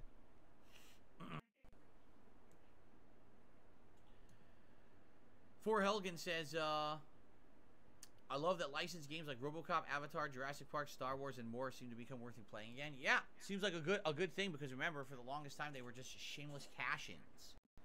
I think what happens is, after a long period of time for them sucking, people stop playing them, they go away, but now they come back in a less AAA capacity, and now they're better. Right? Yeah, Joel Loft says the actual Alan Wake 2 story expansions are coming out sometime next year. No concrete details on that yet. That's what I thought. You gotta love that. You gotta love that on the show they say, so New Game Plus launches on Monday and there'll be a couple new story elements. And somehow that story translates into, there's new story-based DLC for Alan Wake on Monday. No, there's not. Like, well, No, where did you get that information? I really don't like Phil at all. False. People just make stuff up out of their butts. Like, what are you I talking normally about, don't man? say I dislike people, but All right, I don't so like we have to Phil. end this TGA He's a bad Q&A person. very soon, because I have to start with shout-outs, just so you guys know. I'll field a couple quick more questions here. Oh There's my zero God. chance I'm playing Final It's double Q&A pretty much. Fantasy 16 ever again. The game sucked. I'm not wasting any. Thanks for all of them. Good TGA segment. If more stuff comes up, you guys want to talk about the TGAs, I'm down for that on future podcasts, but you know, I knew it was going to be pretty much all we talked about today, and of course the announcement that I'm playing Baldur's Gate 3 on Monday. I knew it. I said it. I really have no clue what to expect. I was right. Boy. I guess we'll see starting Monday. Always right. right. Okay, let's get the shout-outs, because we have a lot to do. We start off today with Jade, who re-upped his membership. Thank you so much, Jade, for 30 months of Ultra member support. Really appreciate that, Jade. I hope you're doing well today. Bro, that's like money that could go towards a new fucking mechanical wheelchair and shit. With a blowy machine. Bro, Jay could have one of those fucking machines, right? Where all he has to do is blow in a tube, and it makes his wheelchair fucking move around, dude. But no, that money has to go towards Phil. doing that Master with today. the first super chat. I'm playing Avatar with Ubisoft Plus. I love it. It's different from Far Cry. I beat it. I beat Far Cry. Oh, I'm glad to hear that. The Villain, re-upping his membership for 30 months at the super supporter level. Thank you to the Villain for that. Spawn Killer with a super chat. I was watching some people actually upset Zelda didn't win Game of the Year. I don't understand how they think it's Game of the Year, because sadly they live in a bubble. Says the man who lives in a fucking bubble. It's that simple. They live in a bubble. Like Phil does it. Imagine a man that lives in a bubble telling you that you live in a bubble. You know what I mean? The super chat Gamer's Choice also was Baldur's Gate 3. That's exactly right. Unlike other years where there's a humongous discrepancy between Game of the Year and Viewer's Choice, this year it was in line. You know, you look at a year like Last of Us 2, 1,000,000% sweeps the awards, but everyone votes for Ghost of Tsushima for Game of the Year. This year, at least those two are in line. That's a great thing. That's a great thing. Bloomkick. Fuck this The fucking super chat guy. is between Baldur's Gate He's 3 such and a Persona 3 fucking Reload, I want funny. Persona 3 way more, just my opinion. Too bad I'm not playing it, because it's too much of an Atlas liability regardless. Mr. Game Master did a super chat. Hype for Blade game, but I hope it's not like Redfall, of course. Amon did a super chat. Man, Why do you I need shout, Super swear, and Saiyan insult 4 viewers that disagree Vegeta. with you? I don't. I Yeah, have he every does. other form of Vegeta except for I'm blue, addressing directly red, people who are ridiculous and and unfair assholes. That's who I address with 4. this nonsense. and then I'll have complete If you actually evolutions that of way- Vegeta. How are we outside of ridiculous ego. assholes and unfair? By showing you being a ridiculous asshole. By talking showing the about how truth of who you Baldur's are, Gate 3 exactly. is gonna be nominated, but it ain't gonna win nothing, and it's gonna be forgotten like the fucking mummies in the pyramids and shit. Soon as Starfield and shit, and Liza P, and all these gay ass fucking games that no one fucking remembers came out, Phil. Huh? Hey. Look at yourself like, why are you thinking I'm talking to you? Were you acting like that?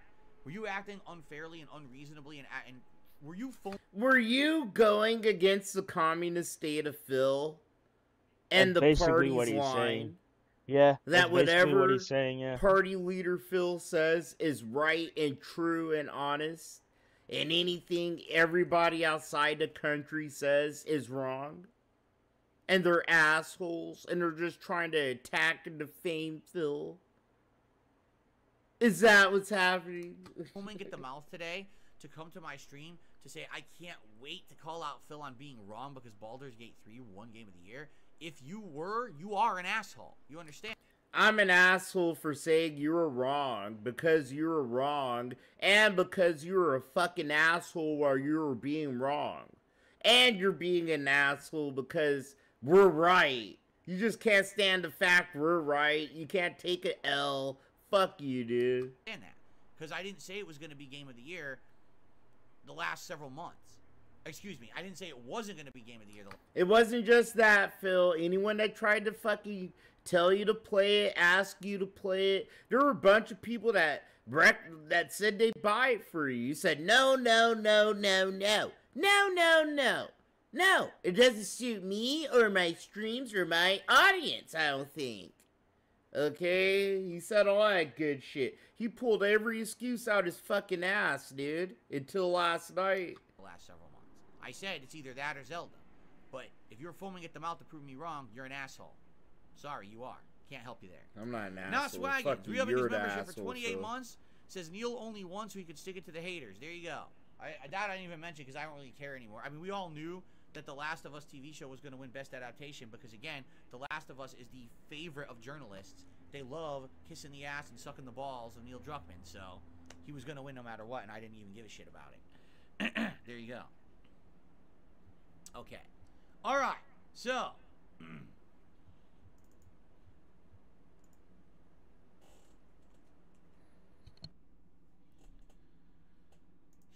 Here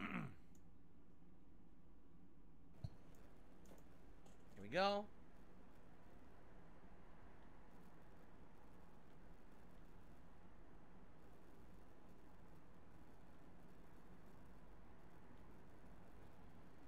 Lady Charisma, our first tipper of the day with a $2 tip. I hope you enjoy Baldur's Gate 3. It's like virtual D&D campaign. If you play your cards right, something will always be happening, and I normally play for 1 to 2 hours at a time. I have not been bored yet. Thank you, Lady Charisma, for the tip. Listen, I'm going into it with a completely open mind. I really am. I really do. No, he isn't. He doesn't want to play this game. He's literally playing this game to band-aid his fucking ego and his fucking pride, and to, like, prove us wrong. He's seeing us call us fucking retarded for not trying to, like, beating Divinity 2. I beat Divinity 2, dude. Get out of here. I prefer not to even be told or spoiled about the game at all. Let me just go in and enjoy it for what it is. And if it's great, great. And if it's not, it's not. But I want to just give it a shot after all this stuff. He's going to rage quit it. Watch. Okay. How do I even say this? I don't even know how to say this name. Messerkment? With a $15 tip. Oh my god, I'm excited you're going to play Baldur's Gate 3. I cannot wait to see it. Messerkment? I don't know how to say the name. You're excited to see the beginning of Rage Quit. But, thanks for the money, dummy. I'm trying to play an animation. It's lagging. So hold on a second, everybody. Let's see what happens here. Alright. Be here on Monday. It's not the caffeine, it's everything else. Everything else in energy drinks is just fucking terrible. They toss all this crap in there. Taurine. He got his $50. Taurine. Do you really think you need taurine in your body? He got his $50, really? guys. Sorry. If you need an energy boost, have a cup of coffee. 1 cup. The guy's 1 cup of coffee has a lot of caffeine in it. $59 What you need. And you're not loading your body with fillers and sugars and shit. Just drink 1 cup of black coffee. Zoop! You're done. That's what I do.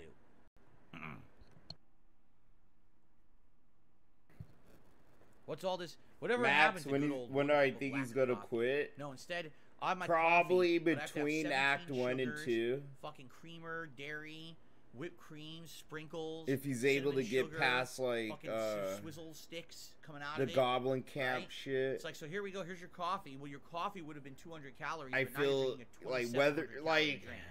it Well, that's why it's depends. bad for you. That's why I'm You just gonna drink the leave it black for the cup of coffee. restream, Just but zoop.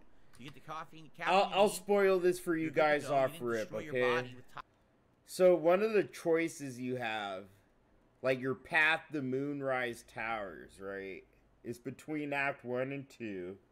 near the end of Act 1. After you fucking help the fucking druids and the thievelings with the goblin shit, you have to choose between going through the Underdark, right, and a mountain pass, the mountain pass. But the thing about going through the mountain pass, it's a little bit harder once you get to the Shadowlands, because you have to, like, you start earlier in the Shadowlands than if you go through the Underdark. But if you go through the Underdark's way fucking harder. Just getting through the Underdark. It has a bunch of hard fucking creatures to fight, bro. And then you have the whole fucking section where you have to, like, why people are so either obsessed help with the what Destiny deep does. gnome the deep gnomes, or not help them and shit. But it could probably help you near the middle or end of Act 2 if you do that shit. And it gives you an easier fucking out for some shit in Act 3. You know what I mean? So, like, everything depends on what path you choose. But for every path you choose, either makes the path ahead easier or fucking harder by some degree of magnitude. But, you know, I'll be able to kind of elaborate depending on, like, what's going on and what I'm seeing Phil doing. Toxic shit. You're not going to crash from that. You're good. Right? Have I considered playing Last Faith as a 2D Souls-like Metroidvania? No. What? Down a cup of coffee in one go? I could. I have to wait for it to cool, though. I'm not going to be chugging scalding coffee to my throat. What you do is you take a steaming hot cup of black coffee. Oh, I thought he was going to say a steaming hot dump in a cup. Because that's all he ever talked about. He got his $50. He's feeling good. Can't say. They're so afraid of saying the word He's showing sex. those They can't old say it. teeth of They his call today. it, like, steamy content or something like that. Seriously. They can't say that word because, oh, I will lose a sponsor. Bro, did he just say he can't? People can't say the word Howard? sex? Says the dude that recoils in fear whenever he sees an intimate moment between two fictitious video game characters. Good Lord. Fuck out of here, you sweaty ass fucking. Oh, you goddamn hook-nosed brick bitch. I want to punch you Phil, square in everybody your else elf. actually wants to make money and not have to depend on I wanna begging beat people him. Bottom for line, tips. if you're so dependent on monetization and sponsorships that you can't even say You're certain so words, dependent on probably- monetization, you you've taken the wrong bitch. path in life. Sorry. Really? Really? So, someone that decides to actually, like, clean up their speech, Phil, and not be a piece of shit degenerate like me or you, Phil, they should take a different path in life. That doesn't make sense, but whatever.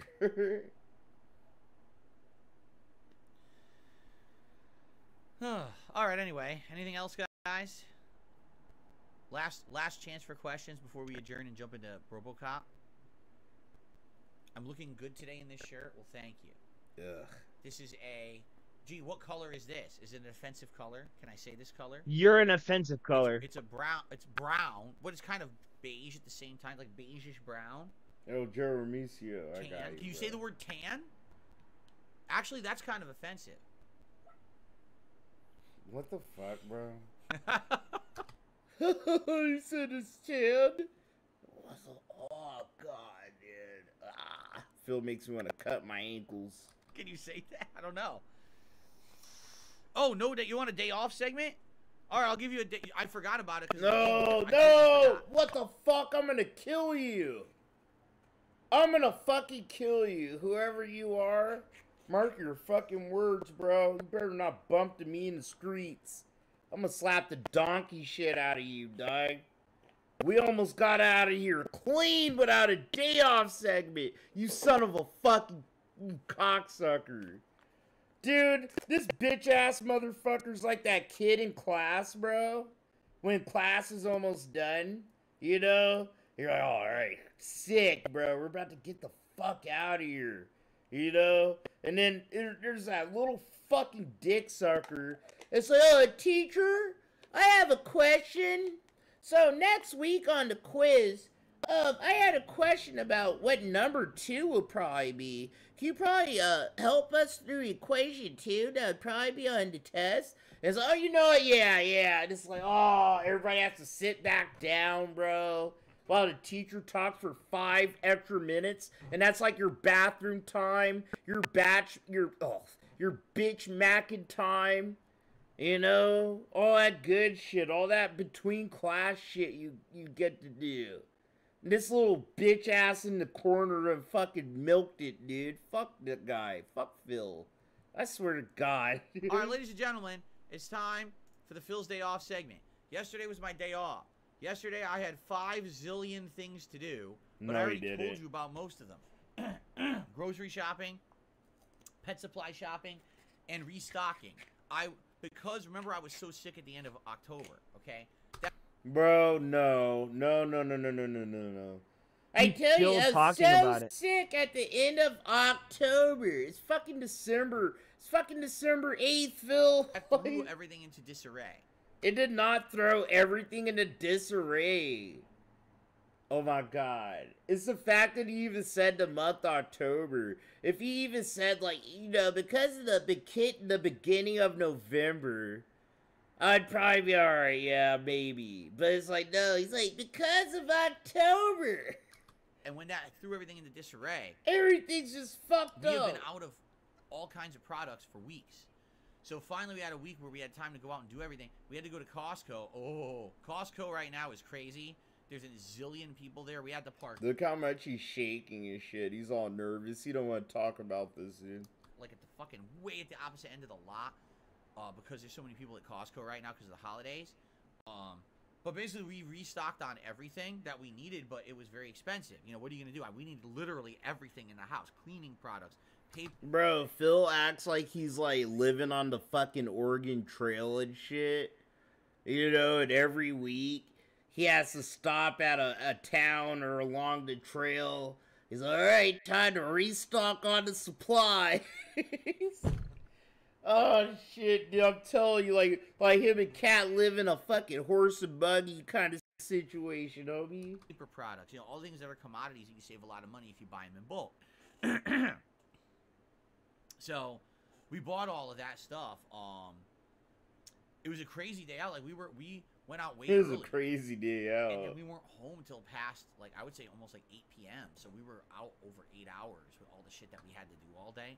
No, oh my God. Oh, fuck my head. I actually got dizzy hearing that. We were out like 8 hours grocery shopping and getting pet supplies. He's acting like he has to see senators and he has appointments with big businessmen. You know? We did he's try some important guy, dude. There's a new Vietnamese restaurant around here that apparently make their own noodles in-house. And so we tried it, and we each got a big bowl of pho, and my wife got steak and meatball, and I got beef short rib. And it cost 70 fucking bucks. Yep. Phil's all fat. They make their noodles in-house? Flour and water? What? They make their noodles in-house? Okay. Now, you know me, I can't eat that much red meat, but He's I thought, so what the hell, fucking I'll just try it. fascinated. We gotta spend $30 a bowl on this. Huge chunk of meat with 2 bones out of it, you know, giant rib bones sticking out of it.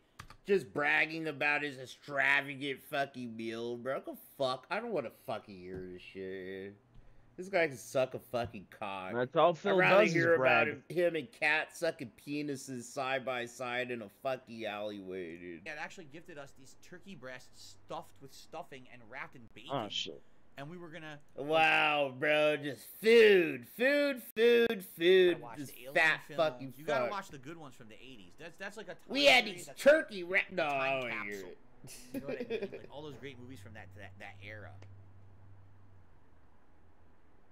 Okay. All right. Let's end the show. Thank you all. Great show. I knew today's show would be jam-packed with interest and action. Everyone talking. Interest and action. Game awards are done. And now, as a... Bro, fuck this guy. You know what happened today? y'all saw what happened today. It was a clear example, right? If you're new to the vortex, right? If you're new to the vortex, or if you've been here a while and you're just coming back, you just stumbled into my fucking ghetto ass shit, dude.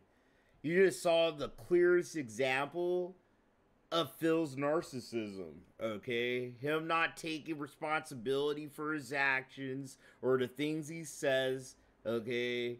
Him not fucking taking responsibility for him being wrong in any fucking way. And then you saw him try to shift the blame for him being wrong onto someone or something else, which was Starfield. And that's pretty much what happened. And he coped. He coped all around the place. And it's like we all said, he's gonna play Baldur's Gate, and he's trying to act like, I don't know, we're sitting here fucking, we're the ones that were wrong.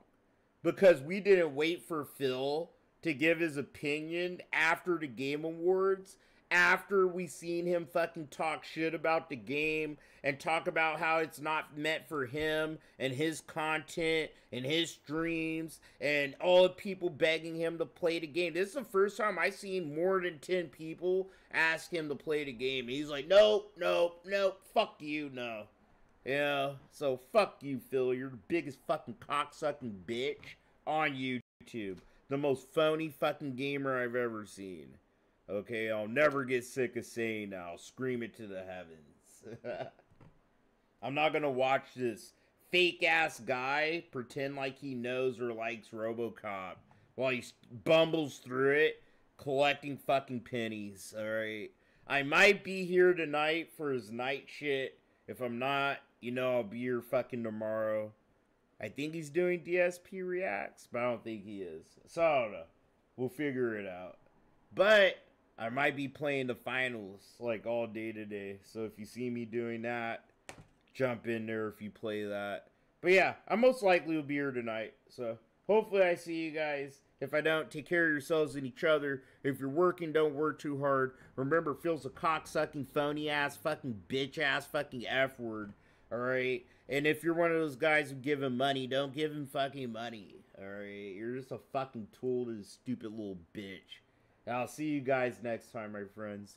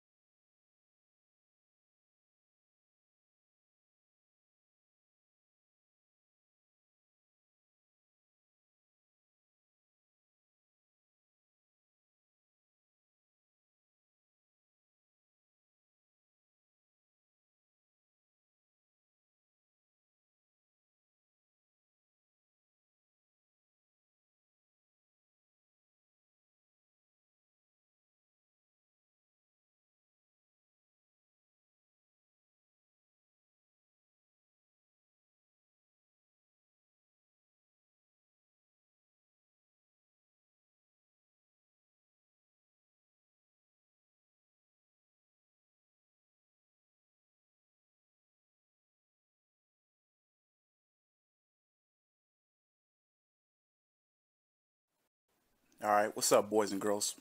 Got a video here that I've been wanting to go over for a while now. I just wasn't sure when I was going to get around to it, but I put up that poll recently and I saw the majority of the vote was to cover the vet streak ending. So, but if you voted for DJ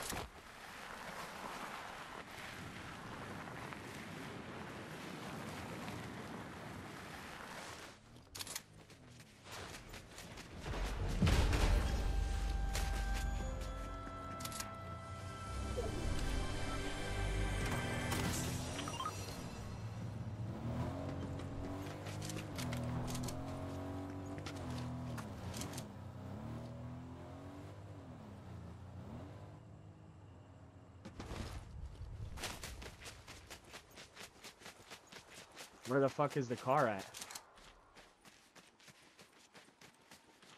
Why am I going that way? God, this is not my best game, bro.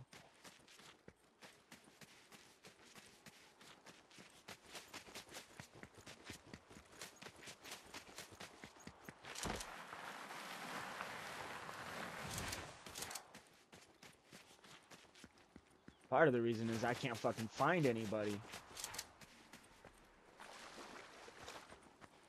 I'm watching my map and everything, and I can't fucking find a single person, man.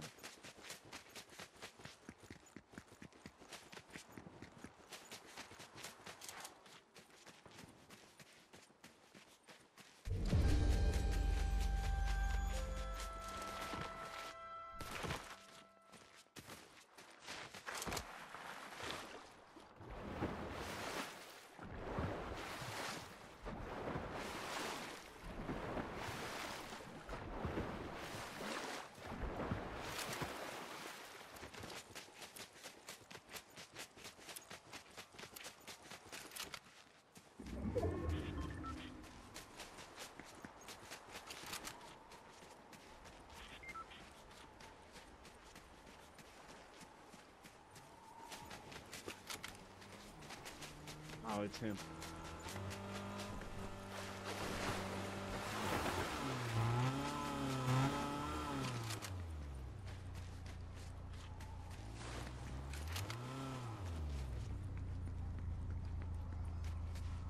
Where the hell is everybody, dude? Seriously. We're either on a very conservative playing map, or there is nobody.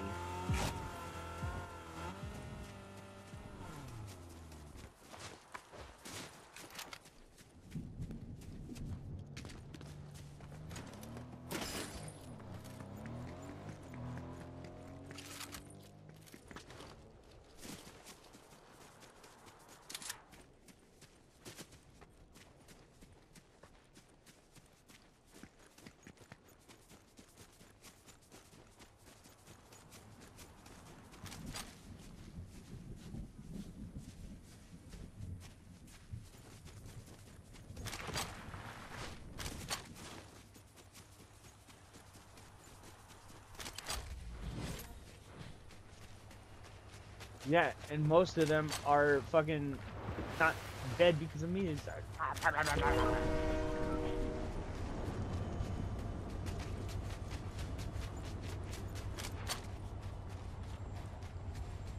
excuse me.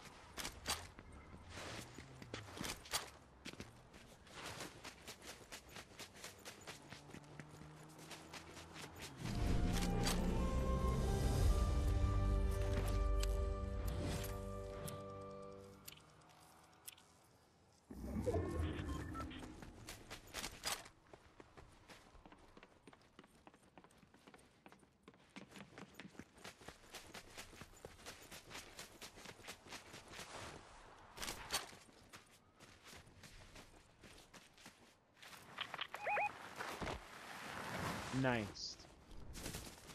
About time they start using callouts.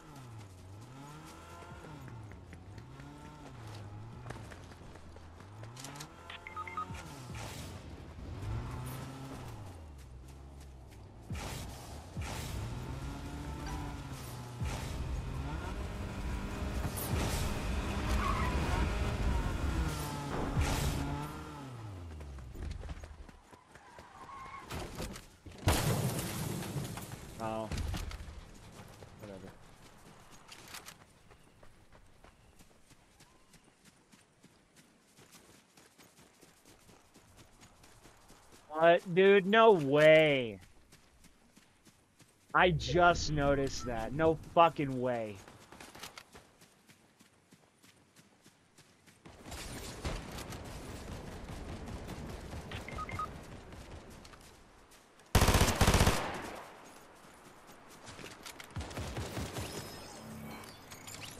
Wait.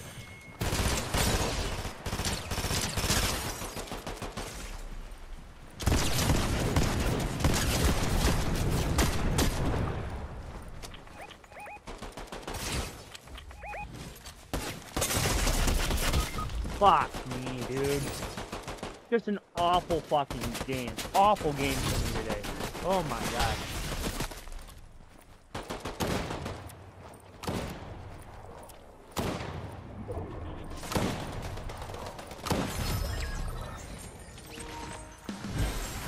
That was not my best game, guys. I'm sorry. I put skittily that time.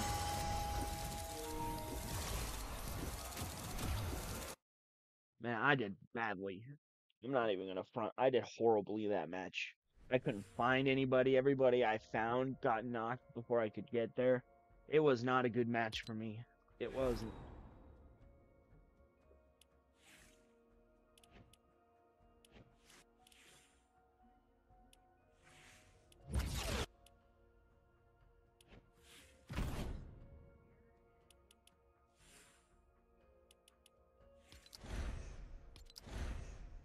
Oh, homeboy, I need you. Dude, yes, this is what I want. Lego style Oscar looks like Shere Khan from the Jungle Book. Yes.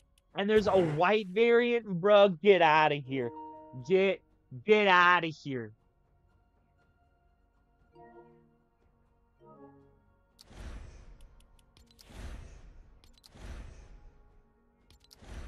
Honestly, okay, that's pretty cool. I love the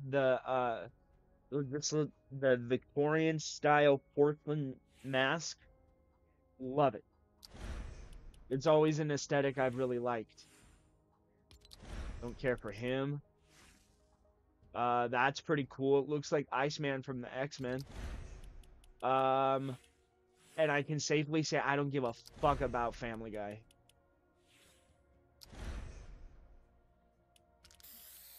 Oh, so they added a section for cars too.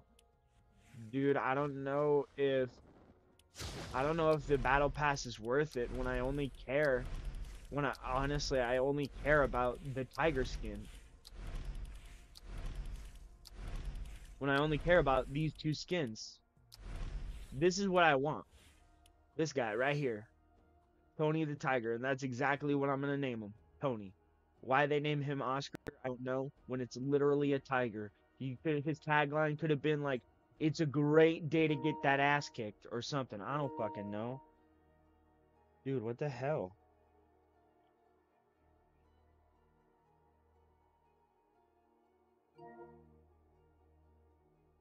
I'm gonna switch over to controller, dude. I'll let that one charge for a segundo. Let me switch over for a second. Romance Catherine. What? I don't think so, homeboy.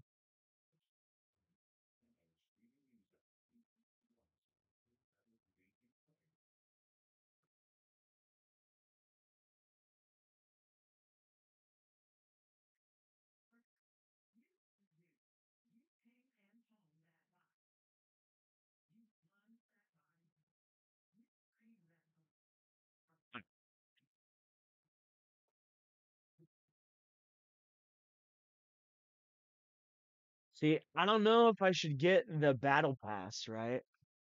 I don't know if I should get the battle pass if, you know, I only care about the battle pass to level 20.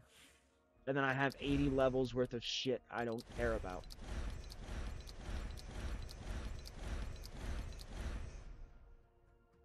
I don't know, honestly.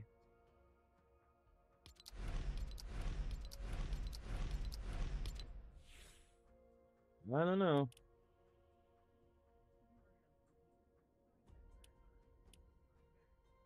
Alright.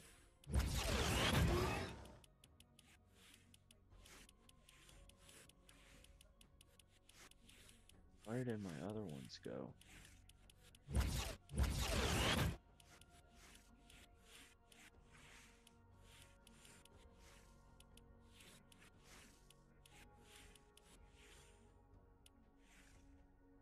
Where's Bob and Dale? I made clone troopers named Bob and Dale. One was blue and the other one had orange on his face.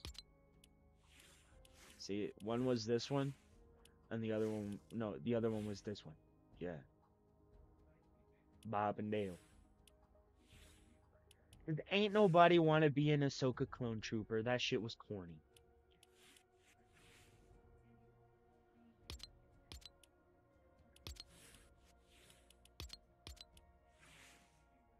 There we go. Basic clone trooper.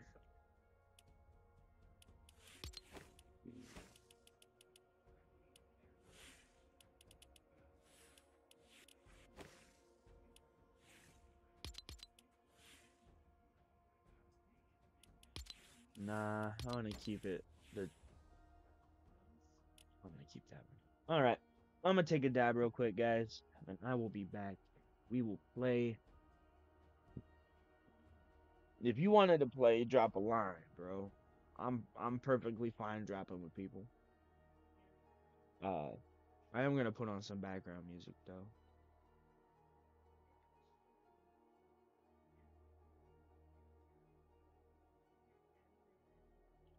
I'm sorry, what?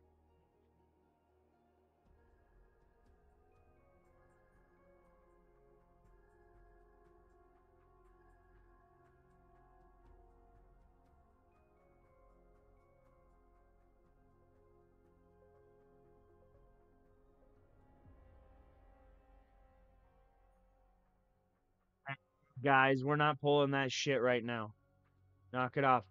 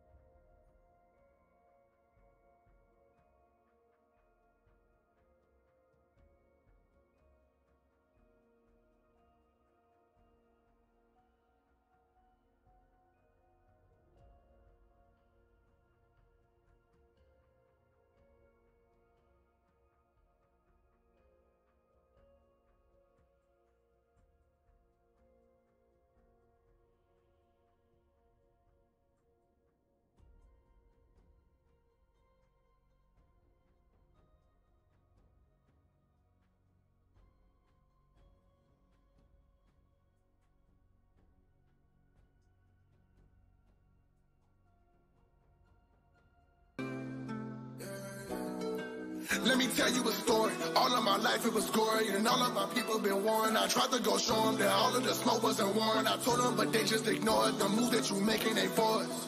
You stepping backwards and pushing us forward. I tried to warn them. I can see you out for blood, but you don't know who blood that you pouring. With all of the rash decisions that put me in bad positions, that gave me a task, a mission to bad dimensions. See, I had to slide with bad intentions.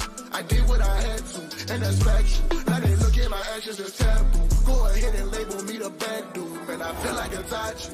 Dressed in all black like a Koski. Wanna copy the style like a Kashi. But you can't do, you sure ain't got copy. Arm breaking, I'm known for my bodies. I'm at right about your village like Madara. Then I walk with a chopper like Zabaza. Susanoo, now tell me who's stopping us. Ain't no stopping us. Yeah, I be that feeling you need. I be that rogue on the road if I know that my brother is living in peace. But I know you don't live by code. That's why I'm never at ease. Can't get one up over me. Saw through your lies, I was never deceived. Nah, Shari got active, I get active. About to act up, better back up. Don't need back up. Try me please and see how you stack up. One look, now your body ashes. In the face, see how I lay them down like cashes. Spell it out, I outclass them. Promise I'm not someone you can match with. No. I'll be the bad guy. Cut away past ties. Weight on my back in front of my back on all of my past lives. I lost my heart today. I got a part to play. That's why they calling me to put an end to your rash decisions. That put me in bad positions. That gave me a task, a mission. A mission through bad dimensions. See, I had to slide with bad intentions. I did what I had to, and that's factual. Now they look at my actions as taboo. Go ahead and label me the bad dude. Man, I feel like a Tachi. Dressing all black like a Koski. Wanna copy the style like a Kachi. What you can't do, you sure ain't got copy. Arm breaking, I'm known for my bodies. I might rap out your village like Madara. But I walk with a chopper like Zabaza. Super hard, now tell me who's stopping us. Ain't no stopping us.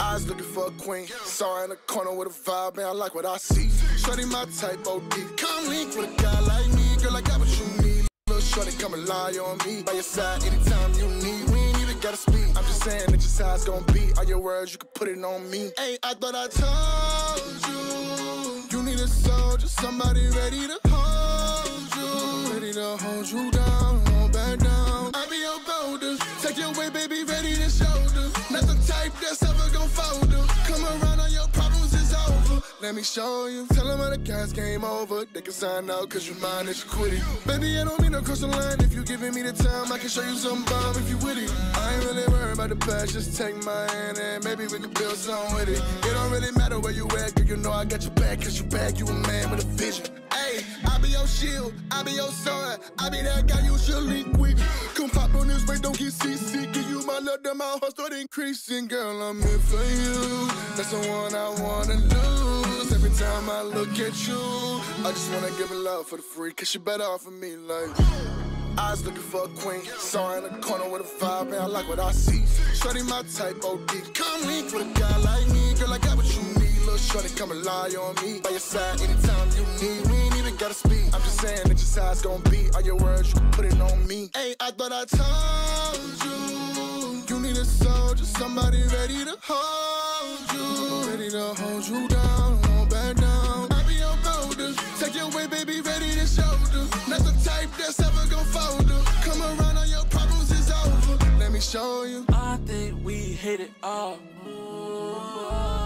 I think you want it all. When you done exactly who to call. Only time I hit him with a draw. Arrows flying, fucking with the squad. Like, be okay, he's coming one day, it's on way away. That's why I'm right by your side until shit change. I just want your trust in my ways, All over whipping and take off. She round me, I swear it's okay, dawg. She leave me, then she doing damage. They talking about gaining, and she got me way off. Like, girls in my hand, together we band. Any challenge we gon' face off. Eyes looking for a queen. Saw her in the corner with a vibe, man, I like what I see. Shorty my type, OD. Come link with a guy like me. Girl, I got what you need. Little shorty, come and lie on me. By your side anytime you need. We ain't even gotta speak. I'm just saying that your side's gonna be. All your words, you can put it on me. Hey, I thought I told you. You need a soldier, somebody ready to hold you. Ready to hold you down, won't back down. I be your boulder. Take your way, baby, ready to shoulder. Not the type that's ever gon' fold her. Come around, all your problems is over. Let me show you.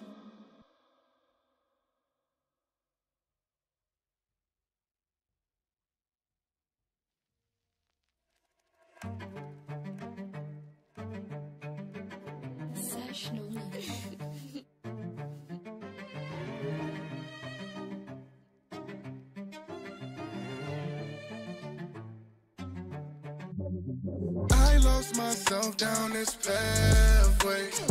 I'm losing count on my bad days. That's the truth. Might not be the path I should choose, but I don't know what else to do. I can't sit back. Now when I know someone needs me, I gotta react. Even if the path lonely, I know I can't go back. Can't go back to the old me, no, I can't do that. Letting go of the old me, it was holding me back. Ain't no more holding me back. back, cause I'm on full attack. I can't roll with you phonies who only gon' cap. Got too much on my back till I'm back up, give me room. The more I get back up, that back up don't stack up. Only stacking up, there be people I lose. Which leads me to take this road that I choose. Rather lose you than be one that I lose. I think it's better I do this alone. I don't know if I'm right or I'm wrong, but I think I should figure that out on my own.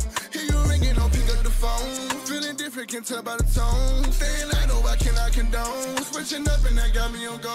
That's how it go.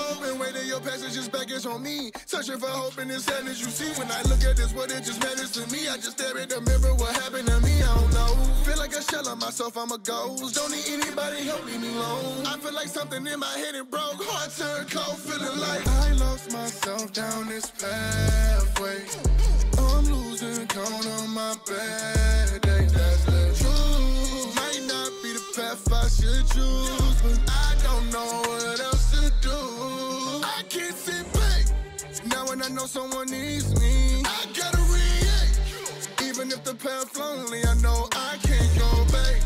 Can't go back to the old me, no, I can't do that. Letting go of the old me, it was holding me back. Yeah. You don't know nothing about me. I'm what you always run back to. What would you do without me? All it really takes is one bad move. Don't know what to turn back to. Why is the world so cruel? Why do I feel these emotions? Why am I feeling so hopeless? You tripping, dog, man, just focus. Okay, then let's get it. You know what I'm about. Everything that I done pray for really prepare me for this moment. One call and I'm on it. Y'all don't know how bad that I want it. I mean, like, show me my opponent. I cannot cry no more. I ain't afraid to die no more. One shot, that's all. One of us gon' fall. Focus, focus. One fall. I lost myself down this pathway. I'm losing count on my bad days. That's the truth. Might not be the path I should choose, but I don't know what else to do. I can't sit back. Now when I know someone needs me, I gotta react. Even if the path lonely, I know I can't go back. Can't go back to the old me, no, I can't do that. I'm back.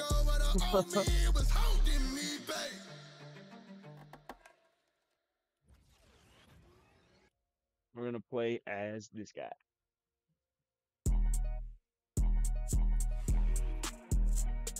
Actually,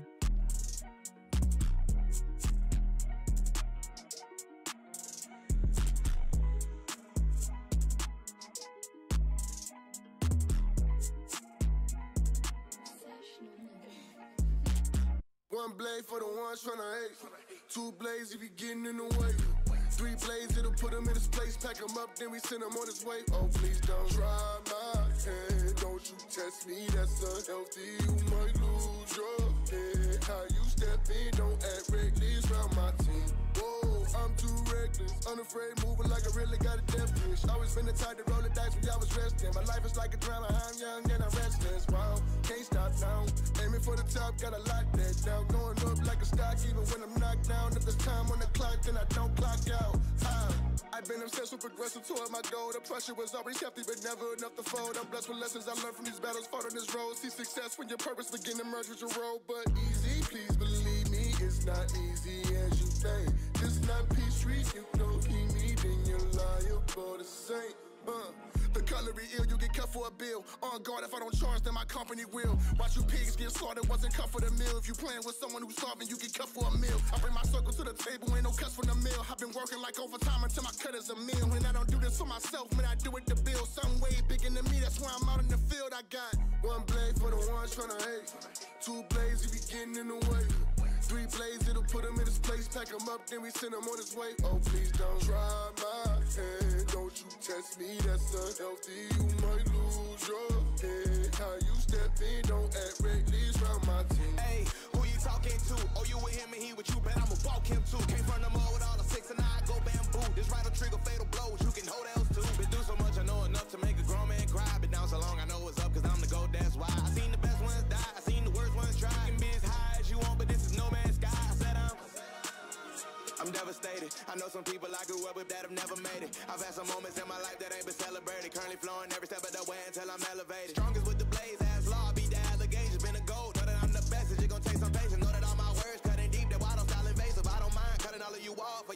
information.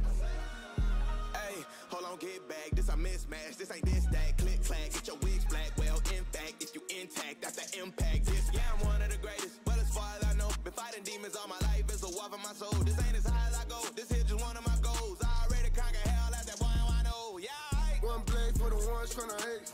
Two blades if you getting in the way. Three blades, it'll put him in his place. Pack him up, then we send him on his way. Oh, please don't try my hand. Don't you test me, that's unhealthy. You might lose your head. How you step in, don't act reckless round my team.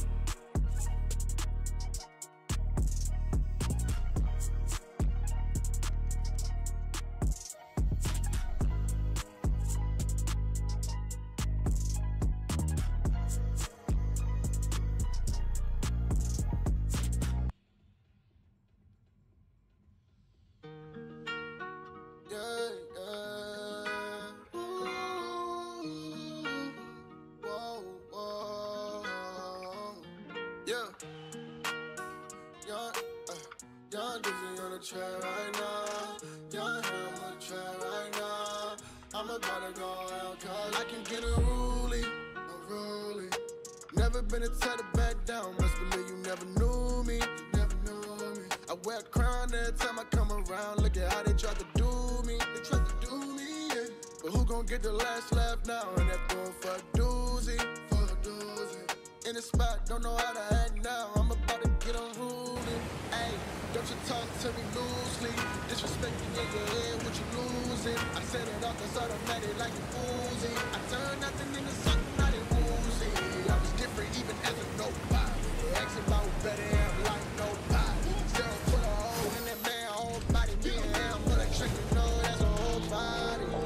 You can't control me. I'm not where you want me.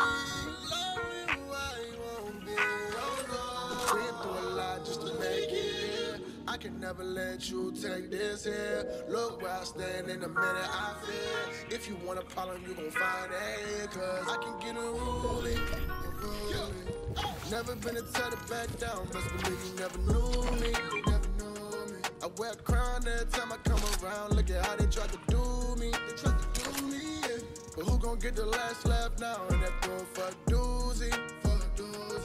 In the spot, don't know how to act now. I'm about to get unruly. My life a movie. I know that none of you niggas could ever move me. I'm all about legendary. You catch a beam from the cell. You in the way and leave you ready to the movie. Yeah, y'all niggas just love to waste my time. Yeah. Top of the rank, I'ma make my client. Path to destruction, I take what's mine. Back in the cut, cause I'm on my grind. No, this is not a cat you wanna scrap with. I'm Pato, make him dance to a backflip. Star on my chest, told me thought he caught me lacking. Need to cut deeper if you try to kill the captain. Chopper on me, I'ma feed him hollows like he Shalom. 10 claws hit him, Descaron. Fist to his chest, he was asking for death. Now they know I'm not the nigga you can ball. I can get unruly. Never been a type to back down. Must believe you never knew me. I wear a crown every time I come around. Look at how they tried to do me. Yeah. But who gon' get the last laugh now? And that's going for a doozy.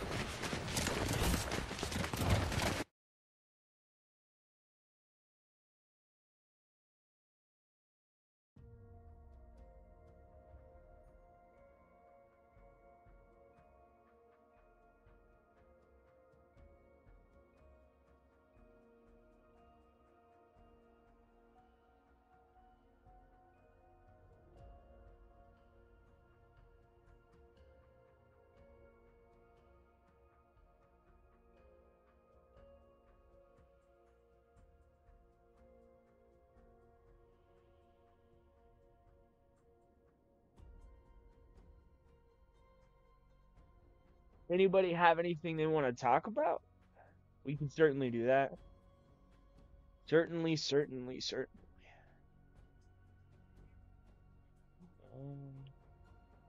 Honestly, I'm thinking about removing a lot of this.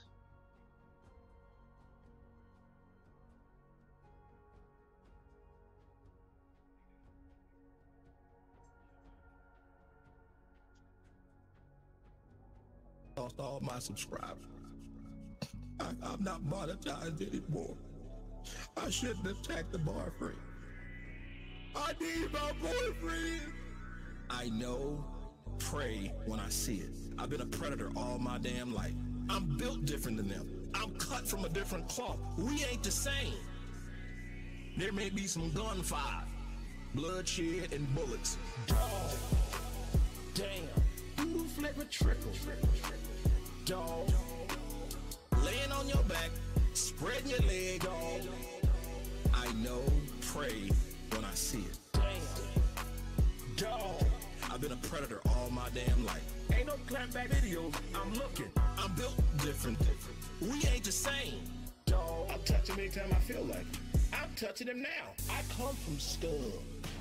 That's why I'm a Christian. I come from backwoods, incest-driven maniacs. I'm designed and built to bully effeminate men. We come from the bottom, and he raises us up, and he cleans us off. And from that point forward, I've been walking clean. Dog. Dog. Damn. Doodle flavored trickle. Dog. Laying on your back, spreading your leg, dog. I know, pray when I see it. Dog. Damn. I've been a predator all my damn life. Punk ass sissified boy. I'm built different, dog. We ain't the same. Please, suck my ass. Hold up, hold the hell up. I didn't want to forget those bargain bin fluffers who calls themselves detractors. No, not all of you fam. Season motherfucking 2. I need my boyfriend. Spreading your leg, dog. I need my boyfriend. Buddy. Laying on your back, dog. I hate the way they did Dragon Ball characters in this fucking game, dude. Goku looks like fucking Boomhauer with a wig on. For a train being run on effeminate men, dog. I need my boyfriend. We could play Chris. What about Venom? What about Gargan? This isn't Gargan. What the hell? There he is. Let me tell you something, brother. When I hold a man's penis, I tell you what I do. I hold on to it tight, brother. Because if that penis is fucking a filler, that's how hey, man, suck a dog off.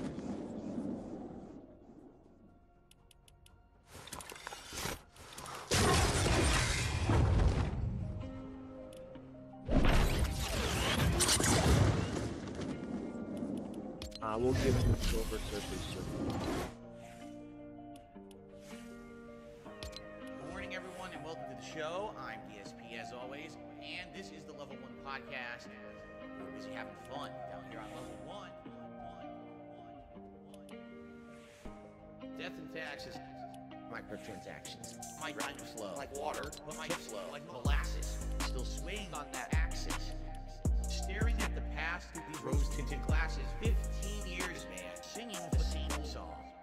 I did everything correct. I did nothing wrong. It's been tough. Finding the strength to carry on. I'll never be like Justin Wong. The drama. The bullshit. My trolls. My haters. I'm laying down the law. And I'm putting my foot down. I'm done with it. I'm fucking done with it. The drama. The bullshit. I'm done with it. My trolls, my haters, I'm done with it. I'm just gonna live my life and have fun with it. I'm done with it. I'm fucking done with it. I'm tired of looking like dirt. Put on a crispy shirt. Take some pride in my work. Stop being a jerk. Spend some time with my wife and my son. Staying in my lane. Down here on Level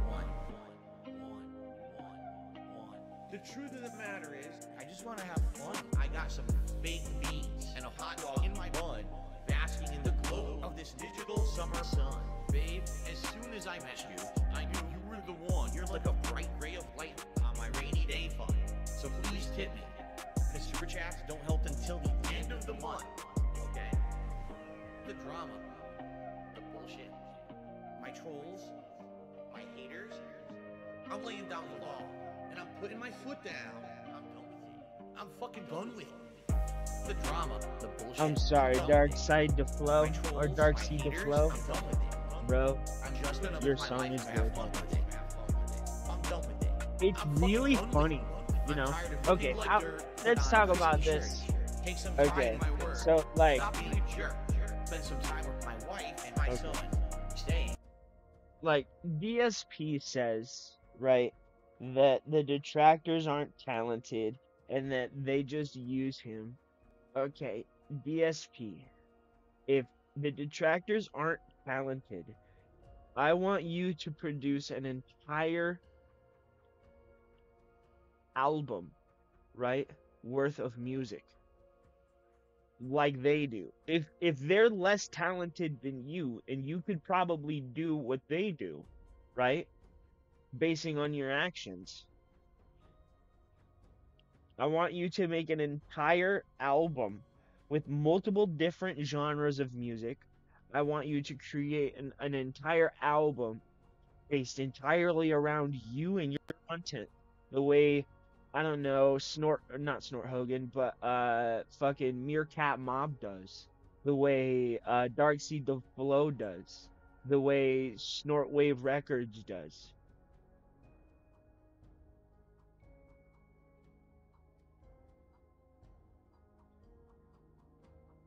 I just hate how arrogant he acts.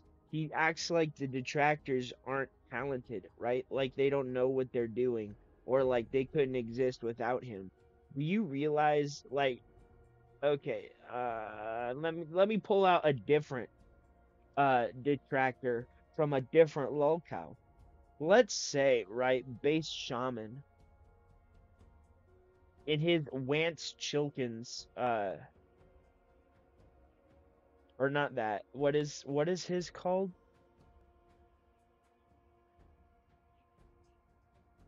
Young Cyrax, that's what it is. If you can do what Bass Shaman does, right? And make up an entire catalog of music based around your own life, a hip hop album. Do a hip hop album. Make music. Draw something. But you can't because you're not talented. It just pisses me off. Down here on level 1. Oh, man. Dark Seed to Flow. Your music is great, buddy.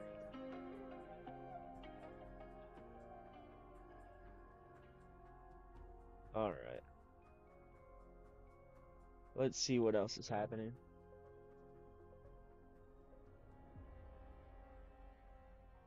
Oh no.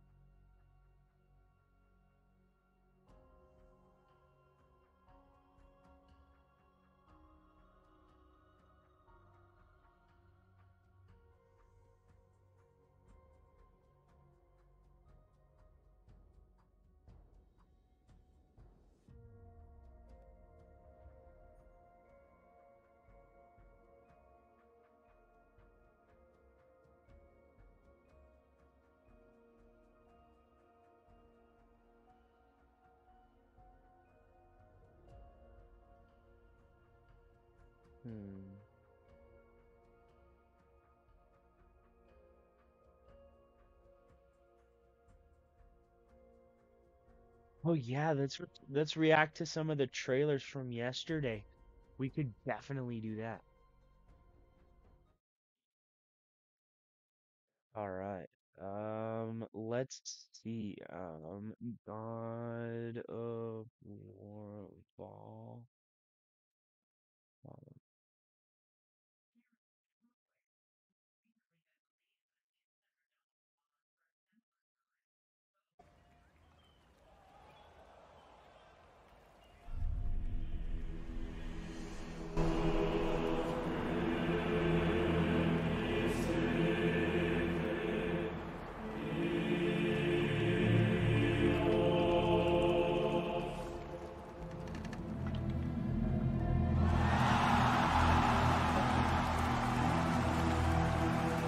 certain you remember nothing of this place.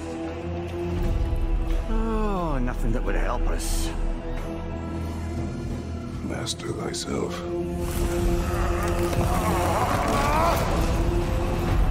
Tell me, brother, why exactly are we doing this?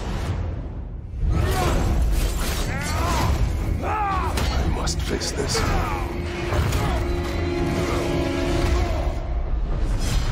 No shame in what just happened. It's all part of the process. Let's go again.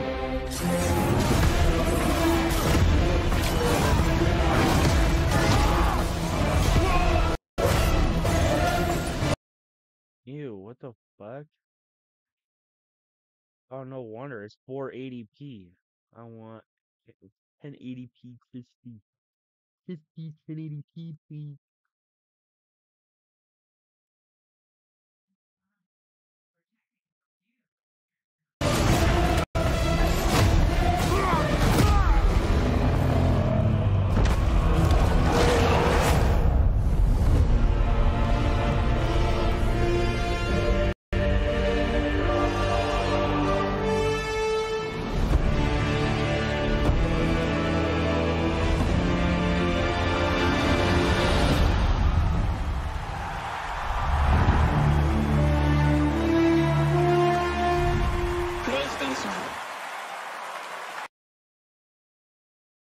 Nice.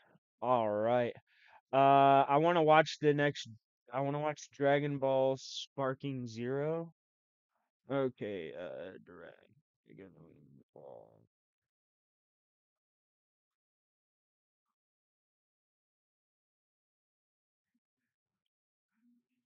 I want to watch it from somewhere like. Okay, GameSpot. Here we go.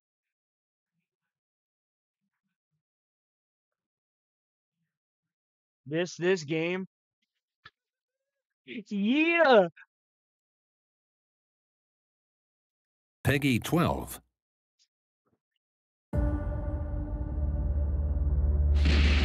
Get ready. You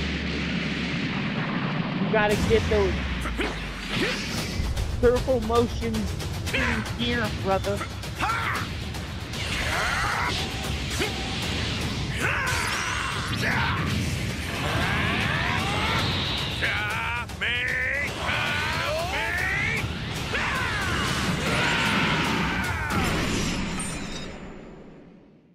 Tremble before my power! I'll show you the horrors of hell. Now perish along with this planet!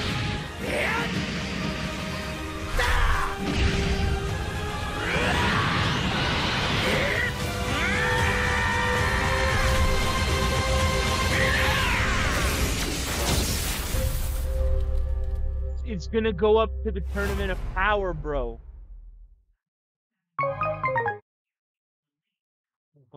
Let's go again. Okay, we'll break it down a little bit. Peggy 12. Resent.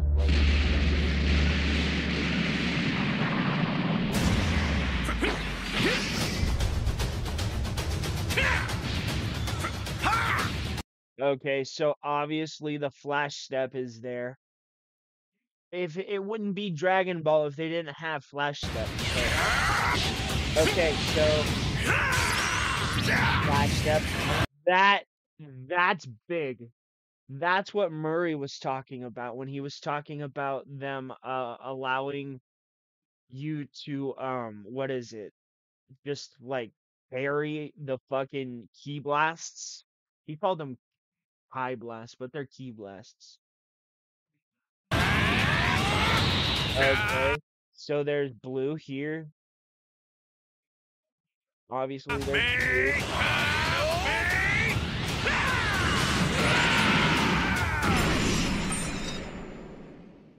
Tremble before my power! Okay, let's go back. I want to get a look at Frieza's character model. Frieza's one of my favorites.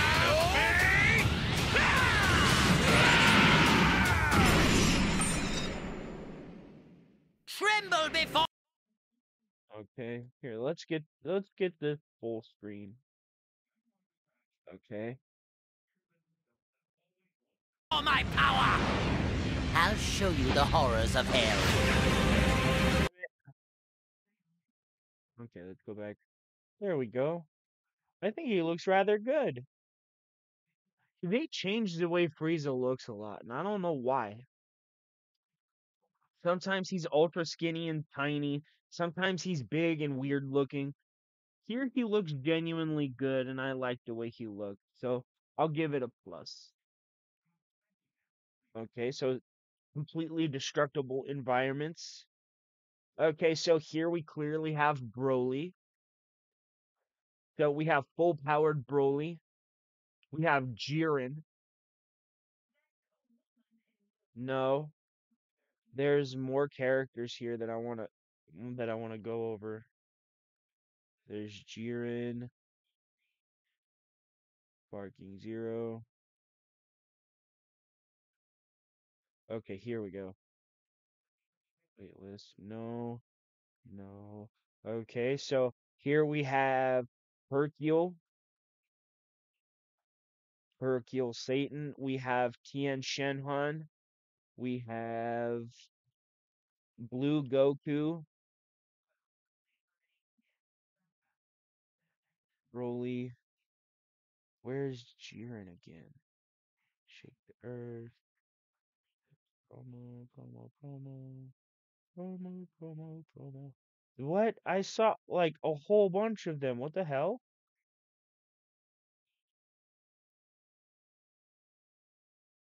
Okay, let's just start from here. Oh,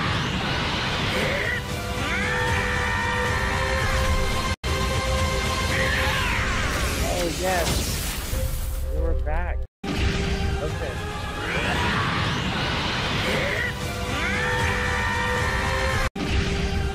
Damn it.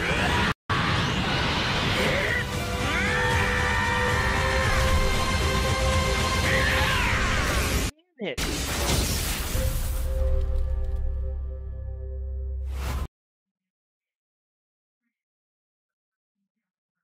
Okay, so here we got Broly. Broly throwing around Goku. Alright. Let's.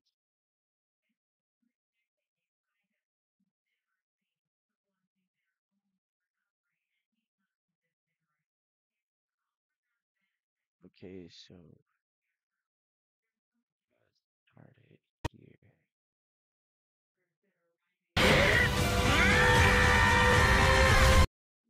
Okay, so there we have Yamcha. God damn it. No, go back. We have Yamcha,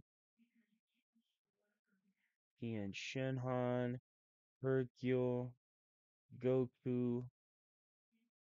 Oh, come on, dude.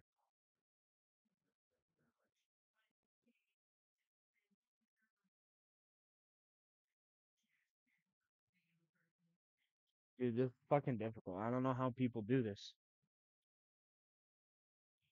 Okay, so.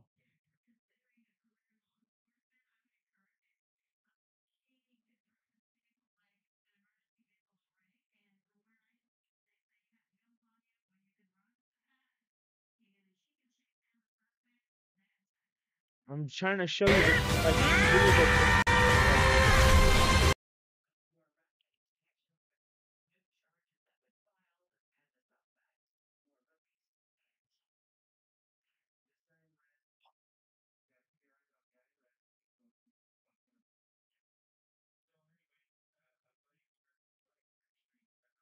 well, give me 1 second. Oh, damn it. Here, down. No, that's not what I wanted. No, I accidentally clicked it and I didn't mean to. Fucking shit balls, bro.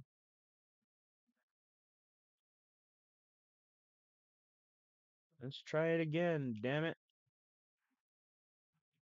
God damn it, Bobby.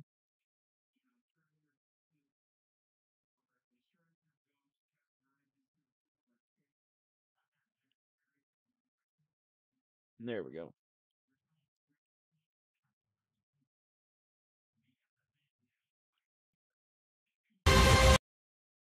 Okay, there we have Trunks. Oh, god damn it, I missed it entirely.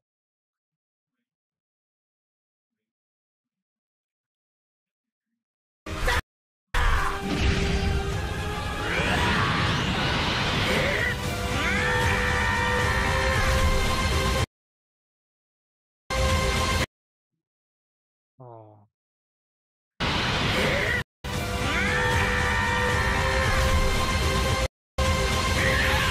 Oh, god damn it, I missed it again. Fuck it. Fuck it, we're not trying again. The Tournament of Power there, the Trio of Dangers there, Jiren is there, that means Topo's gonna be there, Dispo, that means the fucking Pride Troopers, that means most of the universes that were in the Tournament of Power will be there. We are looking at a stacked roster, dude. I am hyped as fuck. My pause skills might be bad today, but I am hype as shit. Let's see if we can't go back.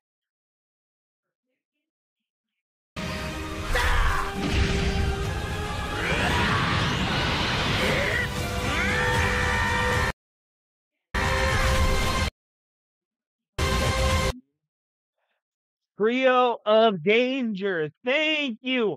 Yes.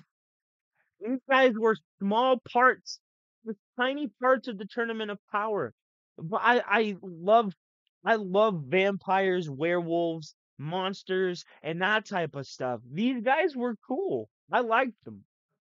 I am so glad the Trio of Danger is in the fucking game, dude.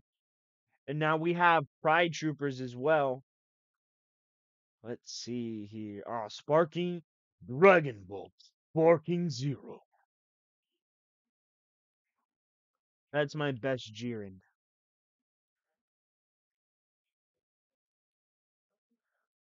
Fight me, Saiyan.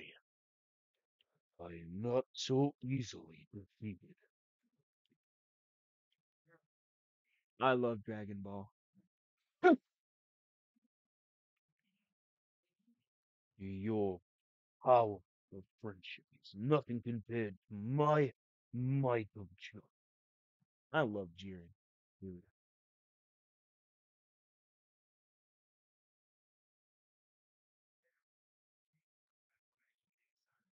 What? No way. For Rizzles? Oh my Jesus. Let's check it out.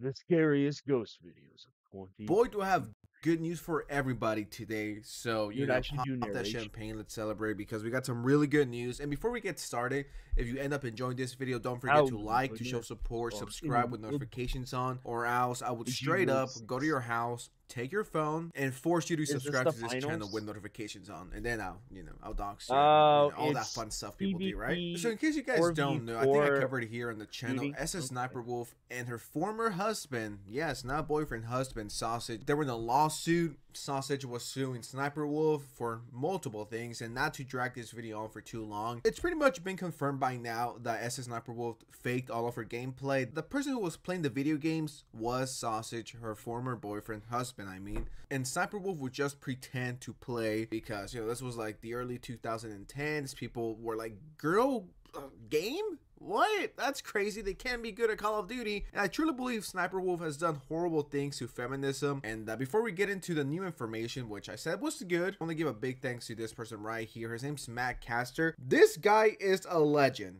okay? This guy has been keeping up with this lawsuit for like months. So shout out to this guy. Now, let's just get into the lawsuit. So this is for the brand, the LLC Channel Red. The Sniper Wolf channel falls under this umbrella. This is a company that was started by Wolf and Sausage. And for context, Evan Young is Sausage and Alaya is Wolf. It says hereby filed their response to the motion to dismiss. The motion filed by defendant SS Sniper Wolf. And in case you guys know what the counter was, in a nutshell, SS Sniper Wolf wants to take this, a whole red channel, whatever it's called, situation, and take it to family court. And with family court, it's like, well, family, when you get divorced, I'll take 50% of that car, 50% of the house, 50% of the income, that kind of stuff. From the article and from the looks of everything, it seems like SS Sniper Wolf's biggest fear right now is losing the channel, not to the Supreme Court, but she wants to move this to Family Court, where it could be 50-50, and that way Sniper Wolf gets 50% of the channel, Sausage gets 50% of the channel. That way she doesn't lose control over it, because if this goes the other way, there's a high chance that Sausage will win, and the reason why is because Leah has been breaking their agreement. She's opened multiple channels and he hasn't seen a cent from it. She's hurting the reputation of the SS Sniper Wolf channel. She hasn't uploaded in like 2 weeks. The revenue has been dropping, viewership has been dropping, everything has been dropping. Now this could almost be self-sabotage in my opinion. If she knows she's going to lose, she probably just wants to destroy the channel, burn it to the ground. So eventually when Sausage gets it, there's nothing you can do about it. It's just a dead channel with 30 million subscribers. So yeah, that was the motion. Sniper Wolf wanted to take this to Family Court so it could go 50-50. Now I don't know who said this. I don't know if this is Sniper Wolf's lawyer, but they said this: New York is a large city in the United States. The moon revolves around the earth. A chicken has 4 legs. Now I don't know what kind of boomer expressions these are. This looks like dialogue from Red Dead Redemption 2. Just imagine being a lawyer and this is your defense. Oh, Your Honor, things are looking pretty bad for us because we've broke the rules a few times, but fun fact, a chicken has 4 legs. At that point, it kind of looks like you're making a mockery out of the situation and disrespecting the court and the judge. I'm not a lawyer by any means. The most lawyer experience I have is watching Better Call Saul season 1 through 6. Go to show, one of the best shows of all time, if not the best. That's as far as my legal expertise go, right? I would ask my grandma if she wasn't dead. Hey, do you know what the metaphor a chicken has 4 legs is? All I know is if I worked there and I was the judge, I will throw this suitcase out. She has all the money in the world, and this is who's defending you. And then we get into this segment, the kitchen sink. Shhhhhh concedes that some of the claims that Young makes are viable. Those claims are best heard in the family division in the dissolution proceeding, and all stem from alleged breaches related to the waste of the community business, Channel Red. So this is exactly what I was talking about a few minutes ago, how the team wants to move this situation, not to where they are right now, but they want to move it to the Family Court because it'll be easier, quote unquote easier forever. And she knows what could happen if Sausage ends up winning. And just the fact that knowing that SS Sniper Wolf could lose everything, I don't know what it is, but it's just really satisfying. And this is exactly what I mean. Eventually, if you're a shitty person, everything will catch up to you. And this is a perfect example of that situation. She probably thought she could get away with the doxing, with the harassment, with stealing someone else's identity, all of that stuff. Rare times where the justice system doesn't fail, and it looks like they're sticking to it. The judge did respond. You know, I don't know why I'm acting like the judge is like making a fucking YouTube video. This is all like on YouTube. Oh, I don't know why I'm treating it like that. But the court has reviewed and considering the following. The court has reviewed and considered the following. A, defendant's motion to dismiss, filed October 5th of 2023. Sausage's response to the defendant's motion to dismiss and defendant's reply in support of motion to dismiss filed November 11th. When reviewing a motion to dismiss for failure to state a claim, allegations in the complaint that are well pled are taken as admitted. And now if you're like me and you're a wolf hater, this is where you throw your hat, your beanie, your champagne, whatever on you. The court finds that while complainant alleges claims that plainly overlap with the family court disputes, they are distinct and relate to contractual obligations and breaches. So long story short, it does not go there. The whole lawsuit between both of them, it doesn't go there at all. They just want to do it because it'll be easier. So long story short, with all of these big words, long story short, what happened here is they saw everything, they saw the proof, and they were like, nah.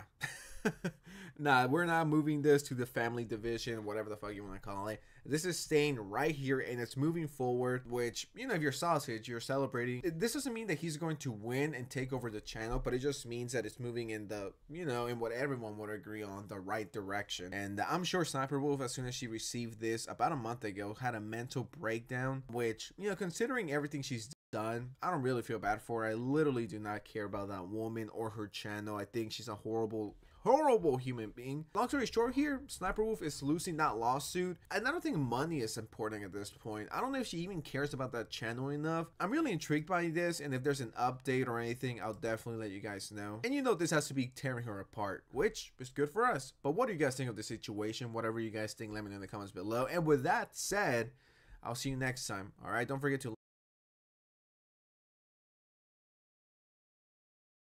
Yo, what's going on, guys? How's it going? Hope you're doing great in today's day. Today's Thursday the 7th. Goddamn, time is going fast. It's almost Christmas time. So I'm pretty sure everyone here knows who KSI is. I don't need to make an hour-long introduction. And about a month and a half ago, he had a fight with someone called Tommy Fury, and I actually watched the fight because, you know, I was there mainly for Logan Paul versus Dylan Dennis, which was absolutely horrible. I feel bad for the people who traveled across the country to watch the awful performance by Dylan. And in case you guys don't know, KSI lost via decision, and in my opinion, okay, it was a pretty close fight. Tommy had some good shots. KSI also had some good shots, but ever since then, KSI hasn't been himself. He's been bitching and moaning for almost 2 months because he lost. I would completely understand if KSI was this, you know, broke guy and this was his ticket to fame and success and all of that stuff, right? But KSI is a multi-millionaire who has Prime, and 2 months later, he's still crying about losing a boxing match. He's straight up a sore loser, and that's not even my biggest issue here. My biggest issue lies within this video that he dropped just a few days ago. It's a 10-minute video where he cries about losing. I don't care.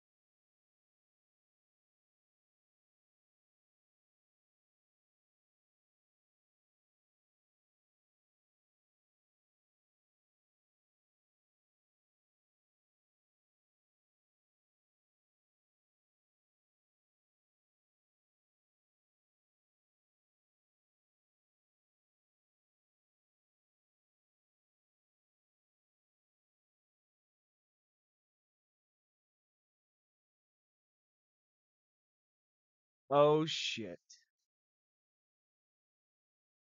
So Chris Chan has had a pretty strange couple of weeks.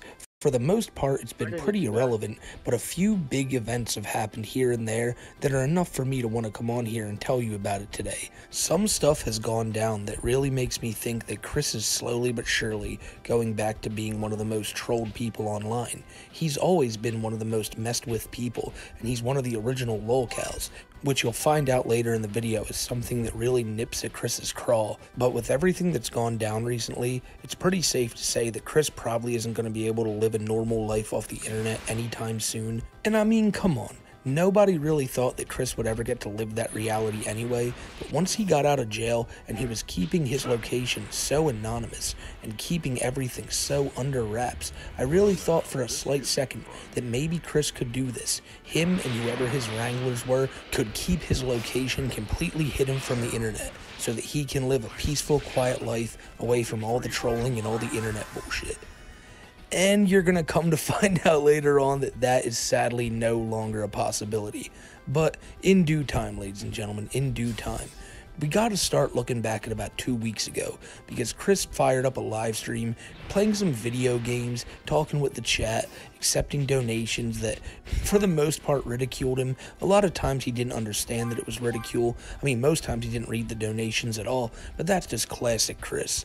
To be fair, this is one of the more boring streams that Chris has done since he got out of jail, so I'm not going to talk about too much about it. I did manage to watch the whole 2-hour stream, and honestly, the only thing that even made me slightly chuckle was this moment where some dude donated to ask Chris some marriage advice. Not for him, but for his friends. He told Chris that my friends just got married. Do you think everything's going to be good, Chris? Because Chris is obviously all-knowing. He's Jesus Christ at the end of the day. So what would the omnipotent one tell this guy? I sense your friends in their marriage, their relationship is possibly good, but there is a chance of being on the bounce there, Ron. But I shall bless them nonetheless with their relationship and pray that actually ends up for the better. So again, he thinks that he's all-knowing and that he can give people relationship advice despite not knowing who the hell they are or how their relationship even is. But Chris sitting here, just not even one good word about it. Like, you know, it's possibly good, and I'll pray that it remains the same, but there's a good chance they're going to be on the outs at one point. He's always so negative with this stuff, you know? You'd think if he was Jesus, he read up on the Bible, and, you know, he has that, like, Catholic way of thinking where, oh, Jesus is all good, he's always nice, and maybe that's the Jesus you should be, Chris. Not this Jesus that's like, you know, your marriage, it's pretty good, but it could fail at any moment. That's really all these streams are. It's Chris sitting there acting like the smuggest form of God you could ever possibly imagine, and honestly, it does make for some funny content sometimes, but when he's playing Sonic like you see on screen here, he is usually in the zone, and technically he is in fact in the zone because every Sonic level is a zone, I believe. I don't know for sure though, I'm not a big Sonic guy. Played Sonic Heroes a little bit as a kid, but other than that, my Sonic knowledge only really comes from the Chris Chan story. Ain't that fucking wild? The only reason I know about like Amy Rose and all these people, I mean, I'm pretty sure I saw the Sonic Heroes, but I would never know anything about these characters if it wasn't for Chris. So, I mean, if there's anything good that comes from Chris's life story, it kind of taught me about Sonic lore. Don't know what that can do for me in my life, but it's something. But this stream we're watching on screen right now is the last time that anyone has seen Chris online in about 2 weeks. He's tweeted, I think, a couple times, but he hasn't gone live, and he seemed to have planned to go live every week. I think he even put a tweet out last week saying that he was planning on going live soon, but he never did. And a lot of people have theories as to why that is, and again, due to an event we'll talk about later on, it seems like Chris may not be streaming for a pretty long time. Although usually when I say those things and make these kind of videos, Chris ends up showing back up tomorrow, and it completely outdates this video, most times before people can even watch it. Ain't that a bitch? I mean, it's happened to me at least 3 or 4 times when talking about Chris. But now we gotta talk about the biggest news surrounding Chris. Chris was invited to come on the LolCow Live podcast. You know, that podcast with Wings of Redemption and Boogie2988 that Keemstar is running? You know, these people really wanted Chris on the podcast.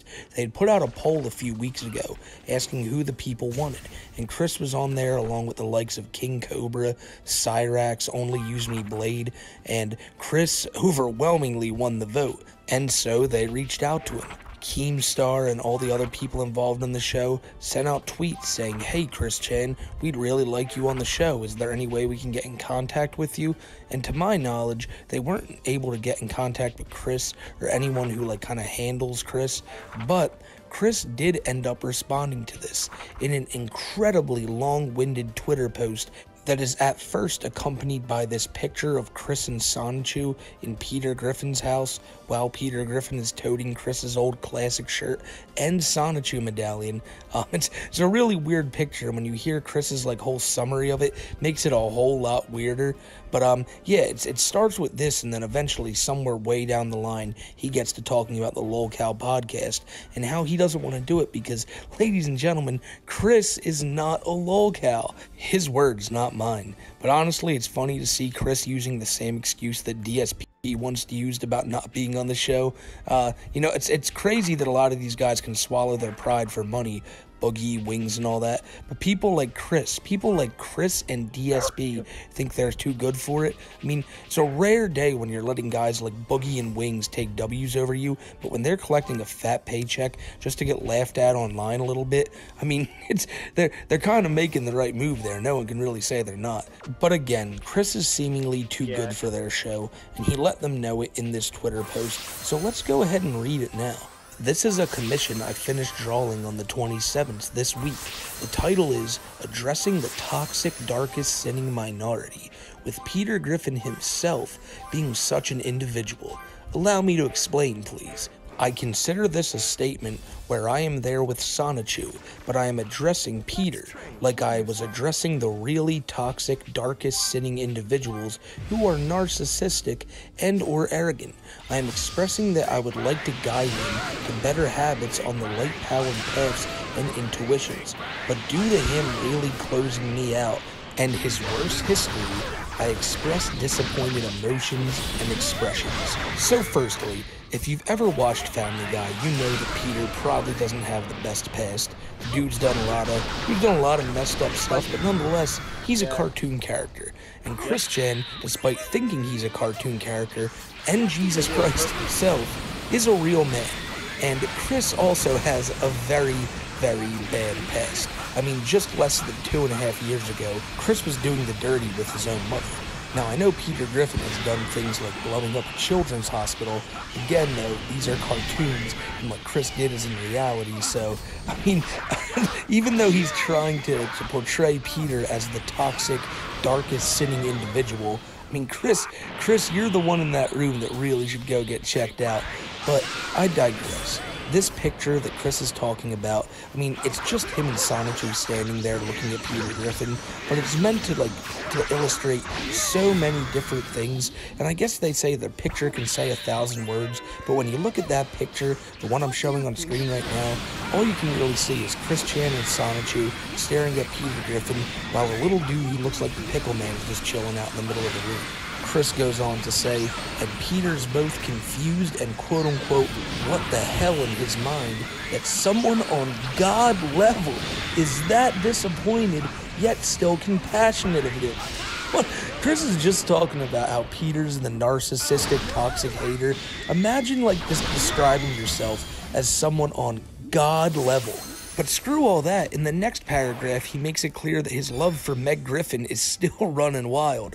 Also, seriously, Megan Marie Griffin is too good for him. Lois and the others in that family, she's been lots of patient with them, and they still lowball her and beat her up over the years. So, I mean, if you know anything about Chris, he's had a crush on Meg Griffin for the longest time. He's never understood why Meg gets the short end of the stick every single time.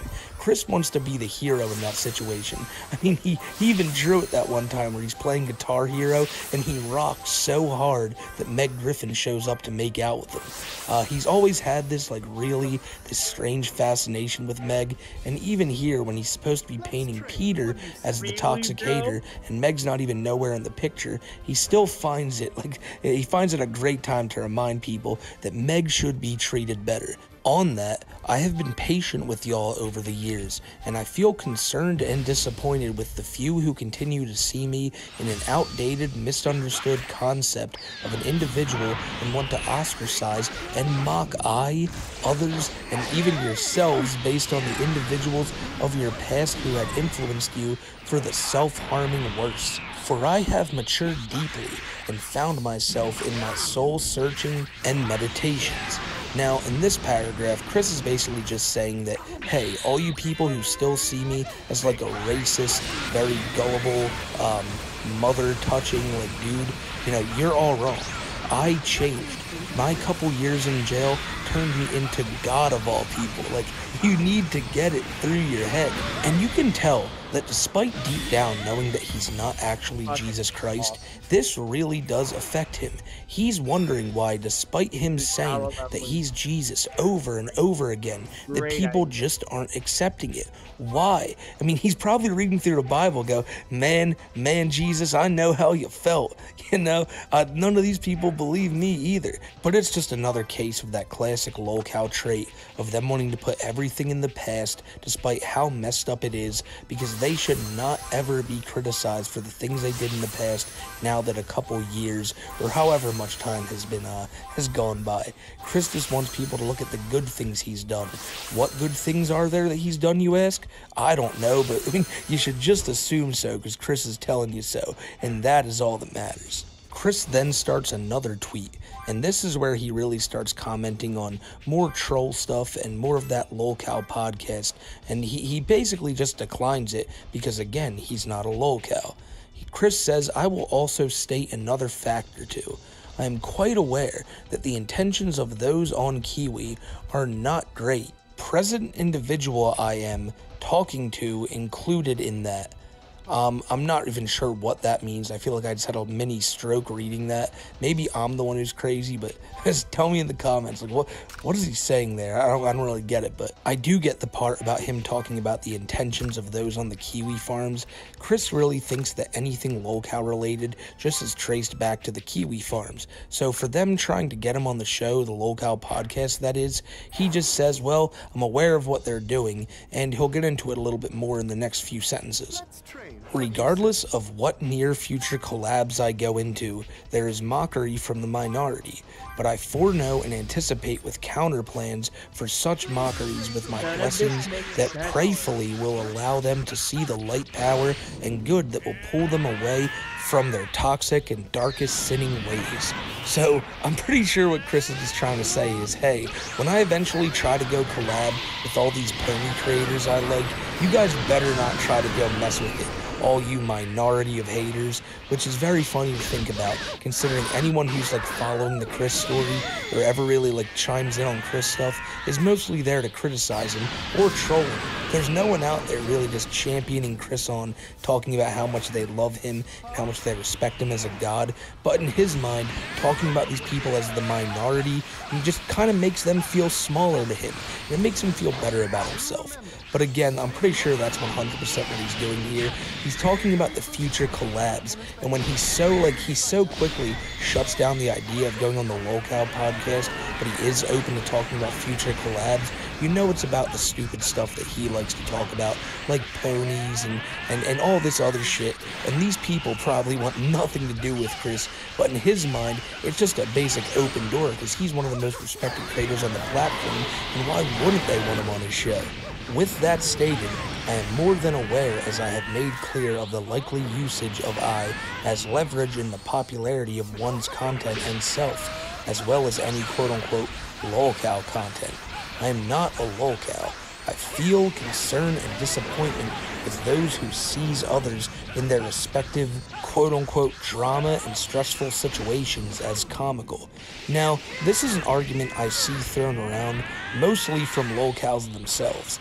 It's only usually the lolcows who say, hey, I hate when people just make content out of others' misery and this, that, and the third, not realizing that the reason people laugh at most of these lolcows is because they're either predators, people who hurt other people, just your run-of-the-mill terrible people are the kind of lolcows I personally cover on my channel. There's probably other ones out there who haven't done things just as bad, but I don't know. I've always fell into the camp that once people just start committing these terrible acts upon others, think Chris doing what he did to his mom, it kind of becomes free reign to just kind of point and laugh. I don't know, that's me though. Maybe people will disagree with that in the comments, but I assume if you've gotten this far in the video, you probably feel the same way I do. But I've always been among the belief that if you're just sitting back and laughing at this stuff and not purposely getting involved and try to make all this stuff happen yourself, well, that's the way to do it. It's always important to remember, don't go touch the poo. These lolcows always end up doing these funny antics anyway, and I mean, I say funny antics because look at the stuff Chris is doing here right now. Talking about Peter Griffin, just defending Meg Griffin like she's a real person, and stomping his feet about he's not a lolcow. I mean, it's a funny thing that Chris is doing, despite him being a terrible person. Chris then says, I feel pity for they who do not have empathy upon the pains of others, including myself. I gotta point that out right there. It's important to remember that Chris does not care about people getting trolled and other people having empathy for others in pain. Chris simply just doesn't want you to mess with him. He wouldn't give a damn if you were out there messing with any other lolcow, but the fact that it's happening to him is why it needs to stop right now.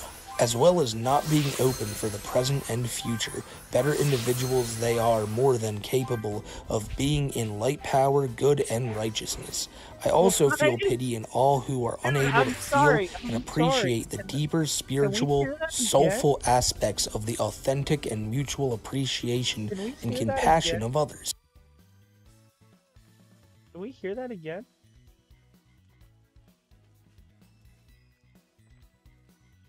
And other people having empathy for others in pain. Chris simply just doesn't want you to mess with him. He wouldn't give a damn if you were out there messing with any other lolcow, but the fact that it's happening to him is why it needs to stop right now. as well as not being open for the present and future. Better individuals they are more than capable of being in light power, good, and righteousness. I also feel pity in all who are unable to feel and appreciate the deeper spiritual, soulful aspects of the authentic and mutual appreciation and compassion of others.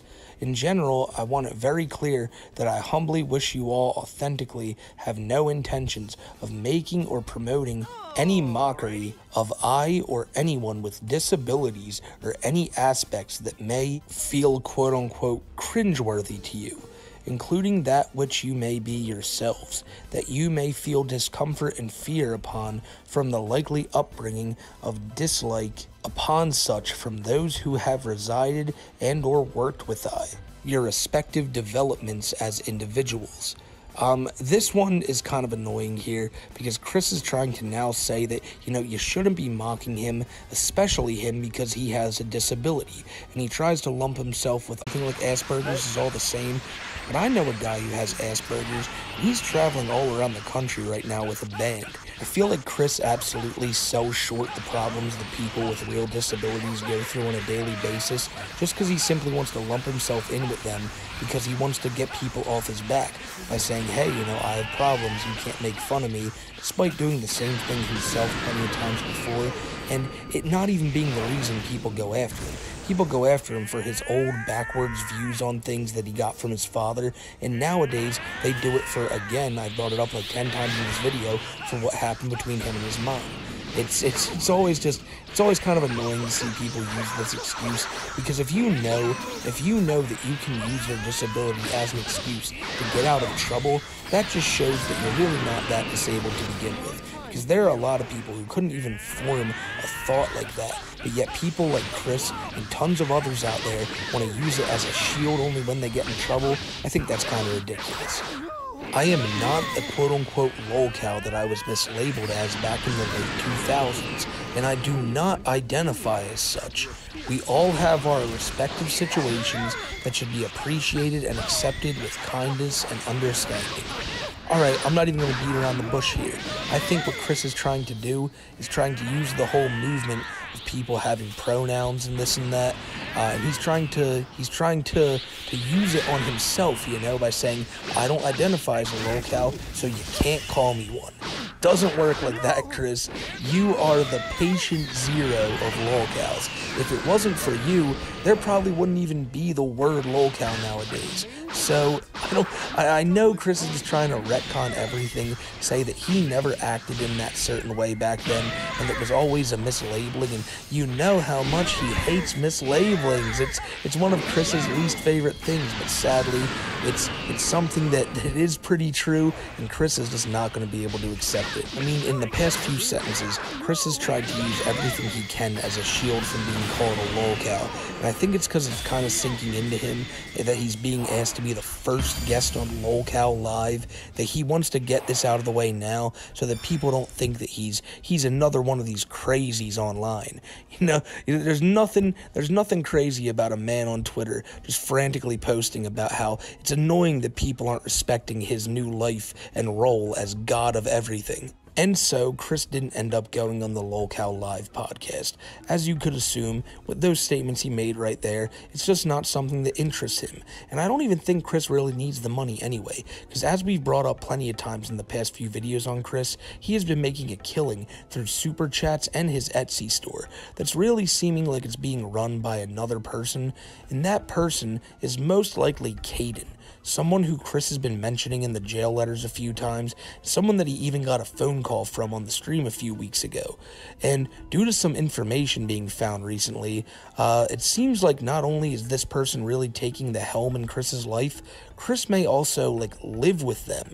And I say this because after a lot of time here, and honestly, I'm surprised it took this long for it to happen, Chris Chan has apparently been doxxed. Now, I'm not going to give any of this information away, as I'm not going to push that stuff, you know. I'm not going to be like, hey guys, here's where Chris is, but it is out there now, and this is seeming I would assume the reason that Chris has stopped live streaming and everything, they're probably putting that stuff on lockdown because they do not want any reason for people to be looking into that house anymore. Anytime Chris does anything, it always gets doxxed. Every time he's out, people take pictures and the location is either posted to places like the Kiwi Farms or Reddit, and the way they found him is through the doorknobs in the house. Chris apparently had shown the doorknob in one of his streams accidentally next to the green screen, and people looked up listings and found the same exact doorknob in a house somewhere where Chris had claimed to be recently. These people online are some of the most crafty people in the world, and you gotta commend them for that. But it's why I made this video to say it's not been a good time for Chris. Obviously, he really thought things were starting to go back to normal. And by normal, I mean how it was 20 years ago before the trolls ever came into his life. And now I think it's all starting to rush back to Chris, that things will never be normal again. He's probably going to have to jump from house to house to house every time the trolls find it. And who knows, maybe they're just laying low to get the heat off them right now so that maybe people forget about this and they can all move on and just keep recording from this house. But I wouldn't be surprised if they're just simply trying to move Chris to a new location. I do think that this is eventually going to start weighing on Chris, and he may even start lashing out more and more. But with these people kind of controlling him, who knows, maybe Chris already is freaking out and they're not letting anyone see it, not letting him post about it, record anything about it, because it really seems like they have Chris on lock and key and he's doing whatever they say.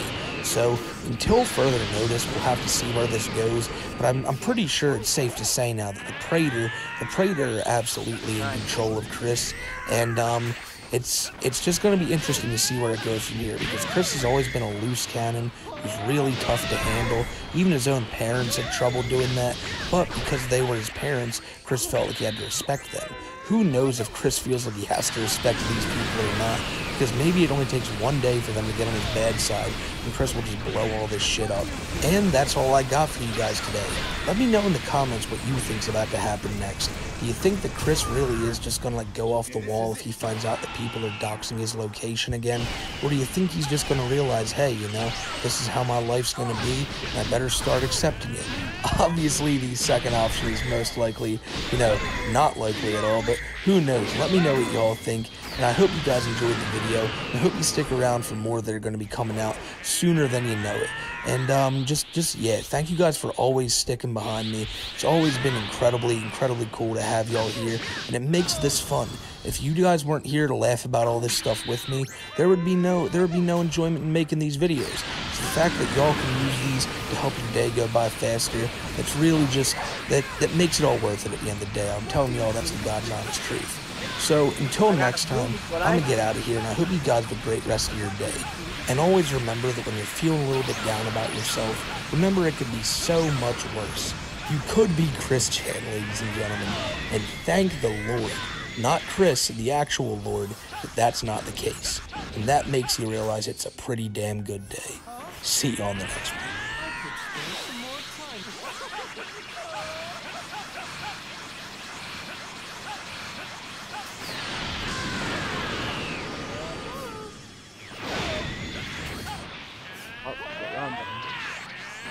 Spare some more time for you. Honestly, I don't know how to feel about Chris Chan, honestly. Alright, what's up, I don't boys know and enough girls? about them to have Got an old school throwback.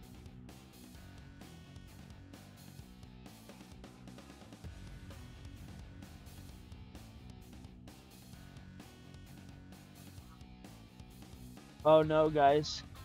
OBS randomly disconnected. That must mean somebody at my ISP is out there attacking my internet. Oh no.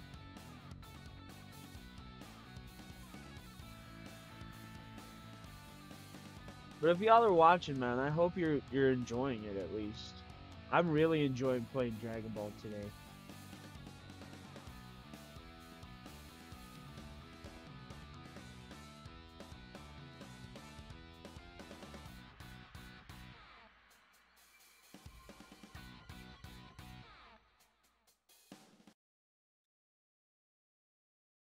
Oh wait, here, let's go back to this one. I want to put on a scary one. A scary one. Alright, guys, let's find a scary video. Newtown Top Spot.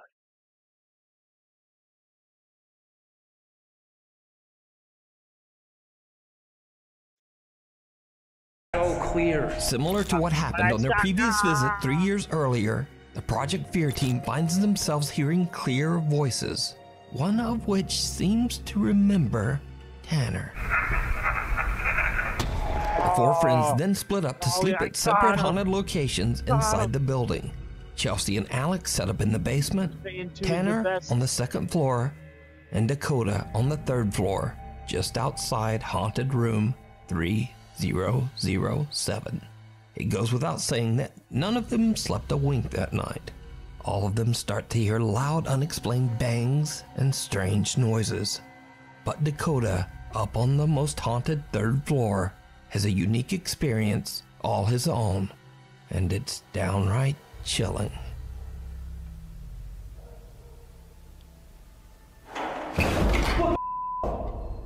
Whoa! Hello?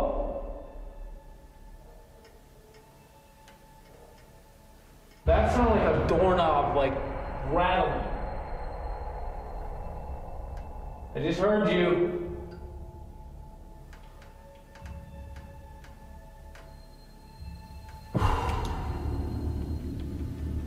Okay. I went down and explored to see if I could find, like, the source of that noise. I have no idea what it was. I looked in a bunch of rooms, but it literally could have came from any single door at any single... What the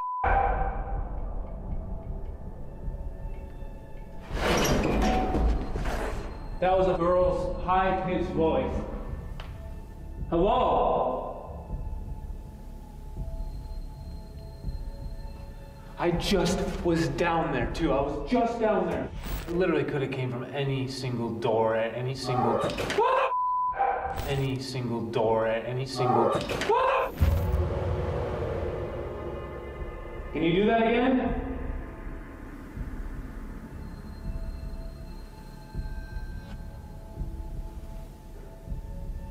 It makes sense to hear like a high-pitched female. Where I'm at right now, the lady in white on this floor.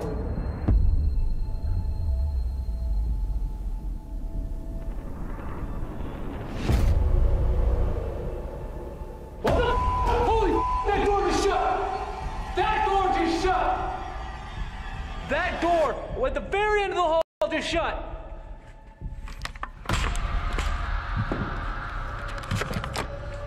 I hope I caught that on camera. No way. No way. Yeah, that door is shut.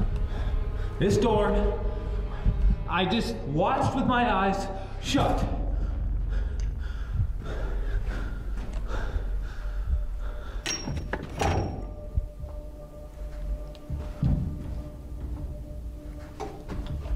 There is no one. A disturbing voice scares Dakota out of his seat, and then a door at the end of the hallway closes by itself.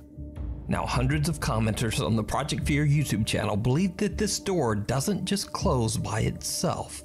But look closely, and what do you think?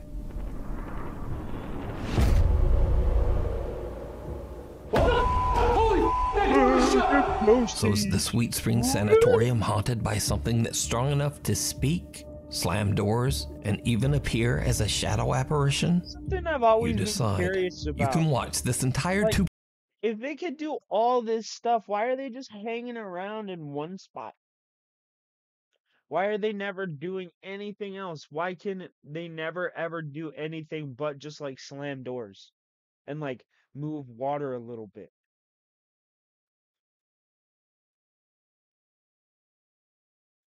Two-part investigation with many more terrifying paranormal moments over on the YouTube channel Project Fear.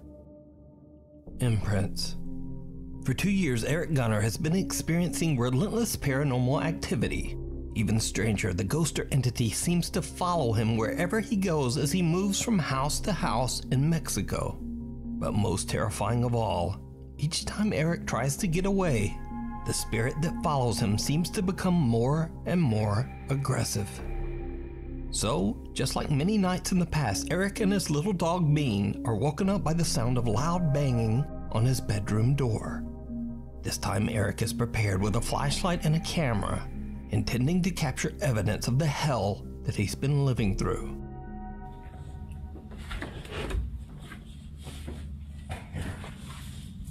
¿Qué pasó?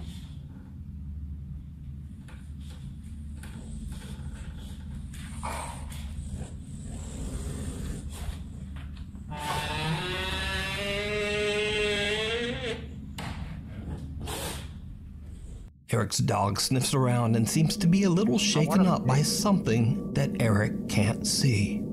Eric decides to leave the little dog safe upstairs in his bedroom while he checks the house.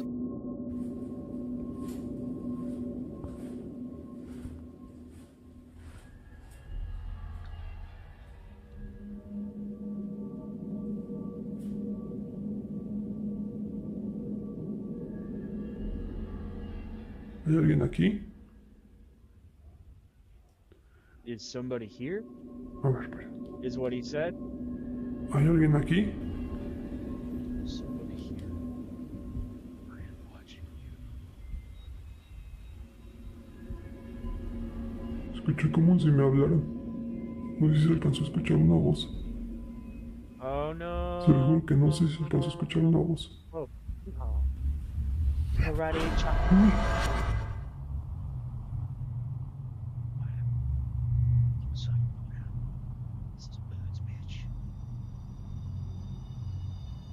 Sentí como si me soplaran en la nuca, no sé. Como si me hicieran así como... Mejor ya no pregunto eso. Eric says he felt something blow on the back of his neck, and his camera actually captures the sound when it happens. Uy.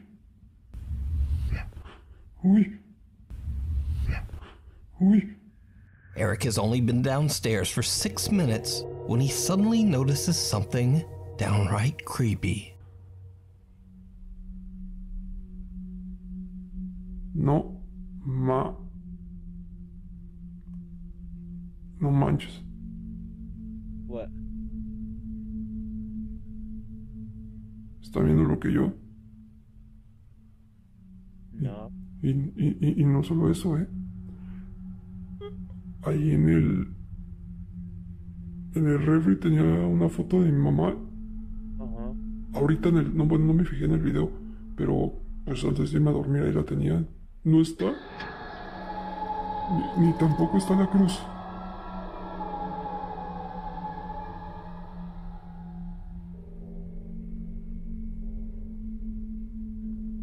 ¿Qué pedo? A cross hanging on the living room wall and a photo that was hanging on the fridge only 6 minutes earlier are now mysteriously gone. What makes this so creepy is that Eric has barely moved and has been standing in the same general area for the entire 6 minutes. No one could have snuck in and taken the cross and photo without being noticed, or at least making a sound. But it's what happens next that is truly terrifying. Alright guys, hold on. Pause. I'm gonna go make a cup of coffee. I hope you guys are enjoying the stream today. I'm having a lot of fun playing some Dragon Ball. I'll be right back. I'm also gonna make a bagel. Make sure you're eating, guys.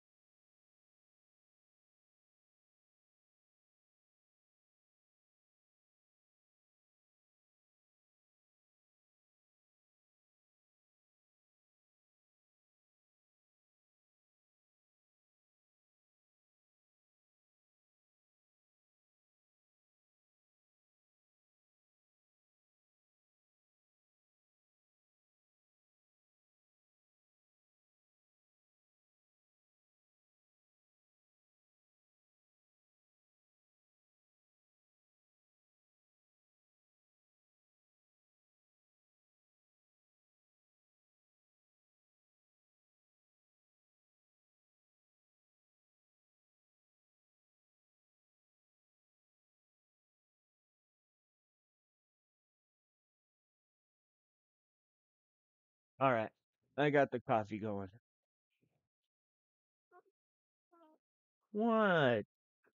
Come on. One up? Come here. Come on. Oh yeah.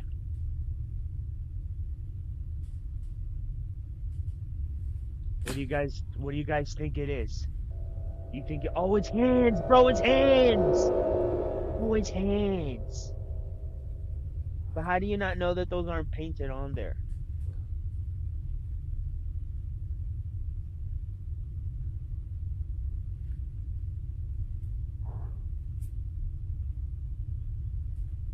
Hola. No? Ay, chinga tu madre. Ah, my face. Mami. Oh god, I'm being attacked. Two little childlike hands press up against the glass windows and door. When Eric gets closer, a bizarre face emerges from the darkness. Eric has had enough. He runs back upstairs to his dog Beans and doesn't sleep for the rest of the night. Ay, chinga tu madre. Just under the surface, a group of fishermen in Aguadilla, Puerto Rico are returning home late one night when they spot something very strange beneath the water's surface. Oh, what? Mira, prendí y apagó. Yo. That could be really fake, though. Well, obviously it is. Submarino. No se le calme mucho. Yeah, no, güey. Ah. Wow, No, ah. Uy, se acerqué.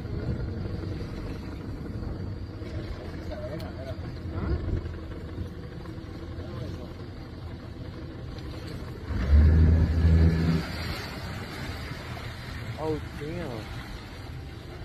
A strange bright blue light seems to be strobing in uneven bursts beneath the ocean waves. Oh, God. The guys head in for a closer look, and this is when things start to get really weird.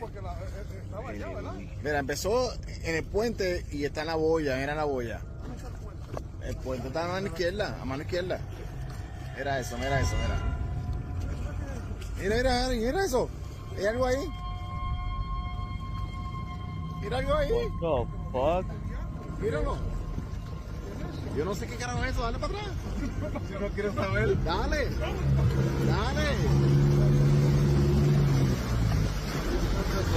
Dale. Follow it. Quiero saber. No quiero saber, dale. It looked like it was following. No. Dale. Sí, eso. Peter, move, dude. I'm trying to watch this. I'm gonna keep you fluff. Oh, I'm gonna fluff you up. Oh.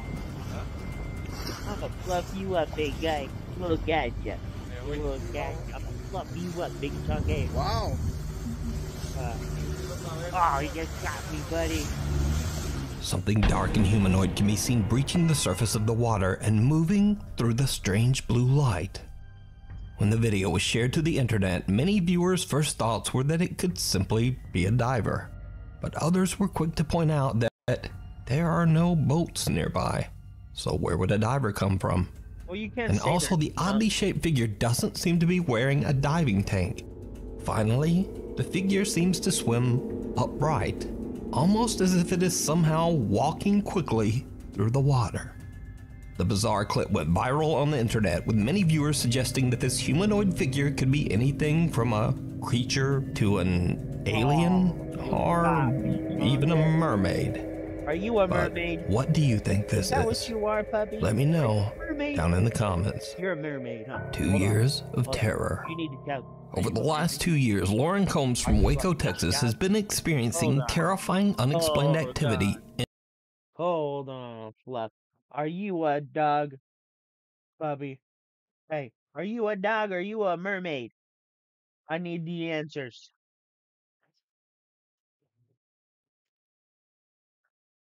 Fine. You swindled me.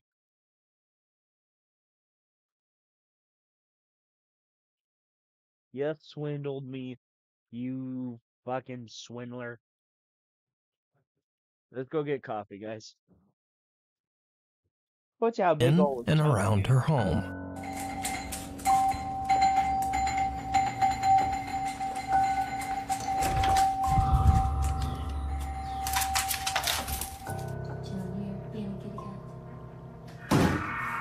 Did you do that?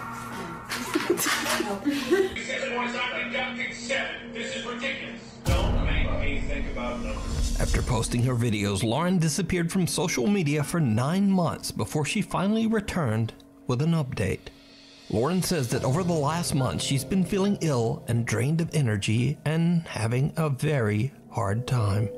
But strange things continue to happen around her home.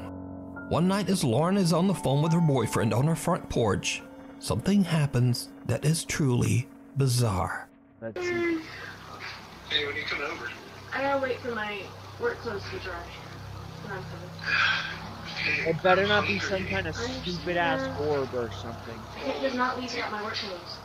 Okay, that's fair. Well, do you want me to just make something here? Come on. I mean, like pizzas or maybe chicken nuggets, nothing crazy. Are they 5? No. Actually, can you pizza bring and your chicken lunch? nuggets. Dude, my f***ing door just closed. Oh shit. Is that the slam sound? Yes. And it's locked. I just got locked out of my house. What's going on there? Yes, nobody's here. That's kind of scary. Where are the dogs? Luna! Luna's inside by herself. I don't even see her in there. My dog sticks to me like glue. Hang on, hang on, hang on. Take Rash. Baby? Hello? No, you can come in. She's nudged.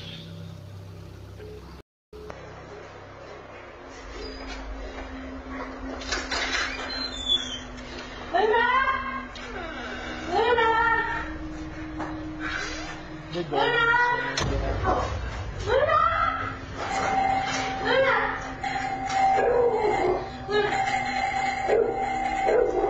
Lauren's front door suddenly slams shut, locking Lauren out of her home with her dog still somewhere inside, all alone. Lauren panics and hurries around her house to get inside through her back door. As she enters, then that door suddenly slams shut as well, and her doorbell begins to ring over and over all by itself. Lauren says that she eventually found her dog mysteriously trapped in the back room. The dog was a little shaken up, but otherwise, he was completely fine. Good. Now, We don't want cut to hear 2 about months dogs. later. One night when Lauren is in bed, she is woken up by her dogs a little after midnight.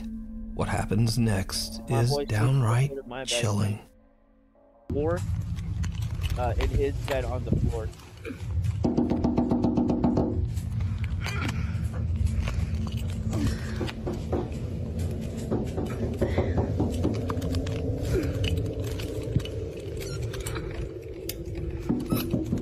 Luna, come here.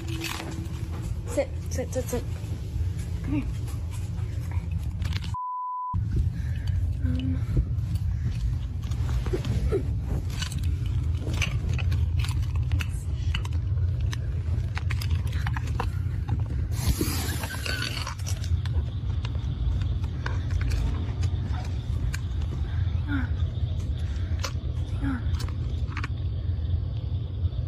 Can't see.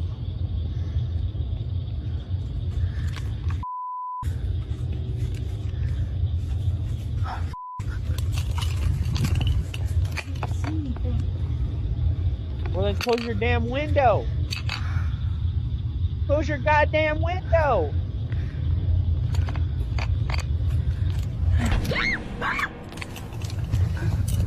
Someone knocks on Lauren's window, but when she opens her window to look into her backyard, there's no one there.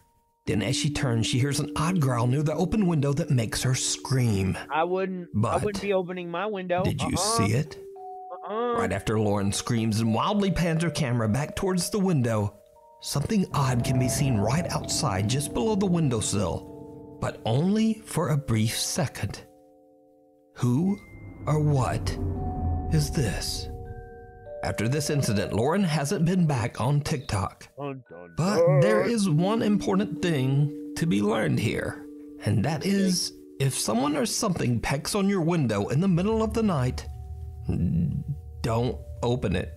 Like, why? Why would you?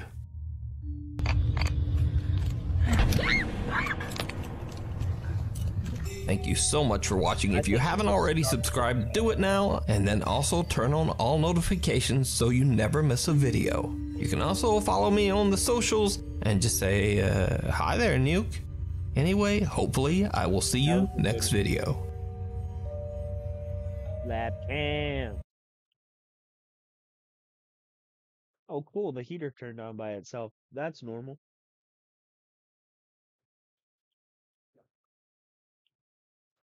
On a timer. How you doing? I'm Callan and this is Slapped Ham. Today we're looking at some super creepy things that have been caught on camera that are starting to freak the internet out. So hit that subscribe button and get ready for more creepy content. Just like this.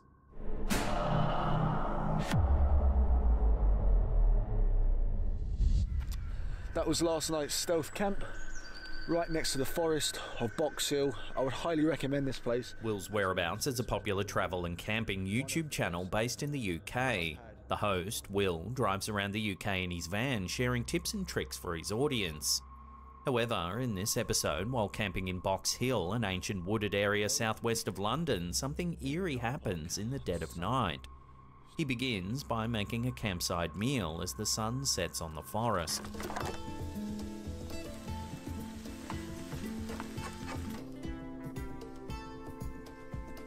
Will then settles in for the night and tries getting some sleep.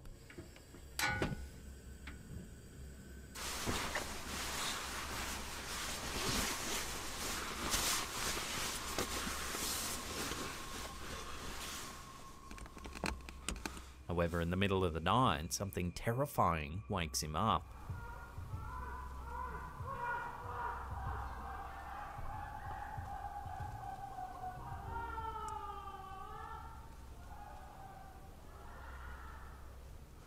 I don't think I'm going to be getting much sleep tonight. Screaming can be heard in the distance. So, here's something that I don't think much people are going to care about. But Marvel settled rights for Spider-Man, Doctor Strange, and other characters that Steve Ditko helped create. That's fucking great. For years, Marvel only gave credit for Spider-Man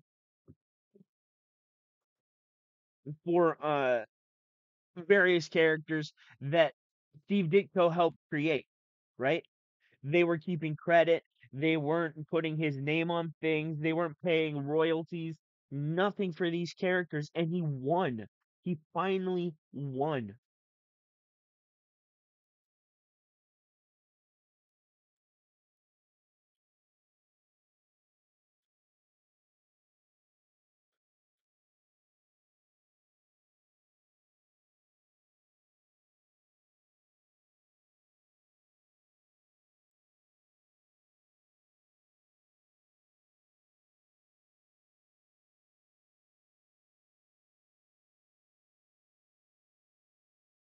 That's fucking great. That's great. That's great.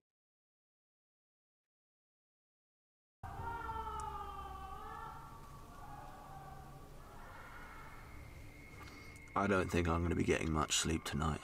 Initially, some viewers thought it could be a wild buck or some other wildlife. Okay. This could be any number of things, but I remember being high on acid in the forest at 3 in the morning and just laying on the forest floor looking up at the sky. I saw the trees move, bro. I saw them move. And obviously it was a hallucination, but still, I saw trees move, bro. There's nothing out there that will hurt you if you just, keep to yourself. Don't act like a fucking weirdo. like those people yelling in the fucking woods. But Will says he thinks there were a few cars parked not far off in the distance in the park. And some people screaming. The screams sound like an eerie blend of pleasure and pain, and one has to wonder just what was going on deep in the woods in the middle of the night.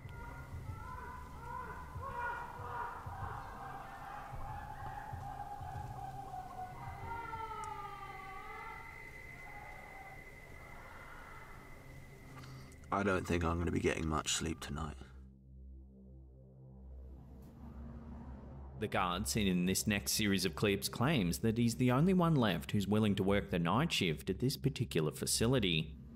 In the footage uploaded to TikTok by Tim Saver, we see the guard's perspective as he makes his rounds through the empty building.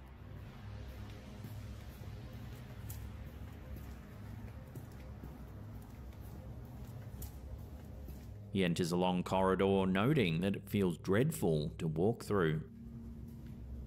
Okay. So this is just like anxiety. He's getting anxious. That's all it is. It's just anxiety. He then mentions that something bad happened here, but doesn't elaborate any further. He says that strange things happen in the facility and that the next walkthrough is scheduled for 3 AM, a time when things are most intense. The next clip begins in much the same way as the first. We see the guard as he makes his way along the corridor. Suddenly, it looks like he's pushed from one side of the hallway to the other before falling to the ground.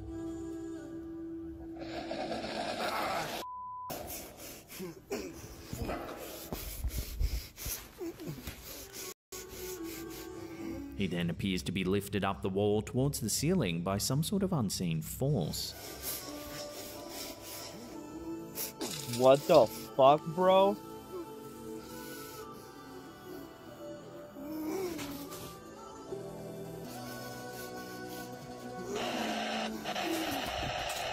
At the beginning of the clip, the guard mentions that this is actually not the first time that this sort of thing has happened, and that when he showed the footage to the company, they promised to send help, but were not all that surprised by what they saw.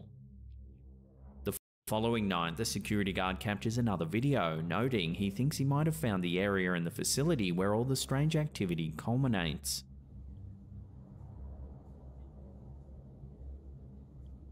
I can't believe He decides to leave his phone recording while he finishes his rounds. Take a look at what it captures.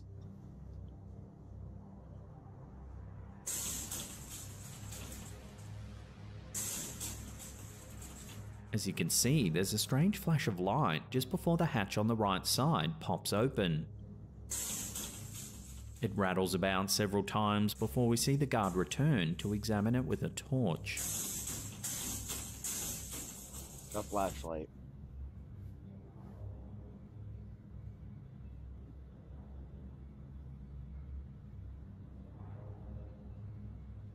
In the next clip, we see the guard making his way up to the hatch. He cautiously opens it up and crawls inside. It's dark, so he only has his flashlight to guide him. Dude, hell nah. If something lifted my ass up off the fucking ground, pulled me along the wall, I wouldn't be sticking my fucking head into a random ass dark hole with a bunch of cables and shit, because it's already shown a willingness and the ability to throw my ass around. So what's stopping it from wrapping a cable around my neck and fucking Hulk slamming me like Loki? Huh? What's stopping him? Dude, get your ass out of there.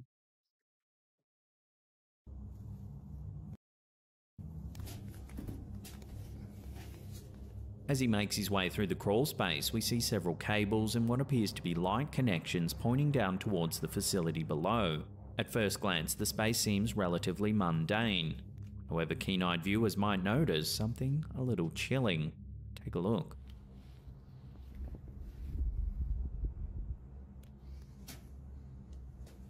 As the security guard searches the area, we can see what appears to be a hand resting on one of the supports. The hand looks motley and discolored. Oh The guard doesn't But seem to why is notice there it. a However, as he statue of continues his Cleopatra search, it can be right seen once more. This time it pulls back into the darkness and the guard quickly returns to the hatch.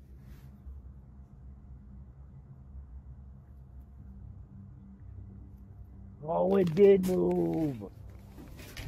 No. So what could be lurking in this dark crawl space? Is it a I don't ghost, care. perhaps some I sort of don't- I other don't paranormal care. entity, They or don't- could it they don't actually be pay a my ass person? enough. I don't This is care. an I'm ongoing out. saga and one that's Fuck well this worth shit, checking I'm out. out. As always, Oh, I'll leave a fuck link to this Tim shit, Saber's I'm out. TikTok account in the Okay. description Fuck box this down shit, I'm below. out. I highly I would recommend checking leave, it bro. out. Look at that. Whoa. Hell nah. I'm letting myself fall into it now. This is getting fun. Hell no. Even no, no, no. Hell to the no. No, man. Captured by paranormal investigators hunting the unknown, this next video might have captured evidence of a ghost roaming the ruins of the Knolltown Church in Dorset, England. The church was built in the 12th century on top of a pagan worship site using stones from the original structure. In the late 15th century, the area saw despair as the population of the then thriving village of Knowlton was struck down by the plague. Those who managed to survive fled the area and the village soon fell into ruin. Despite this, the church remained in use right up until the 18th century when its roof eventually collapsed. Today, those who visit the building are treated to an eerie glimpse into its past, one that's seen more than its fair share of death and decay.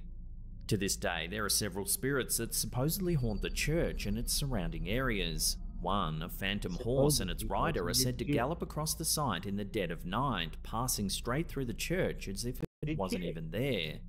A woman and her children who were visiting the church during the day are said to have seen a tall figure dressed in black seemingly appear from nowhere.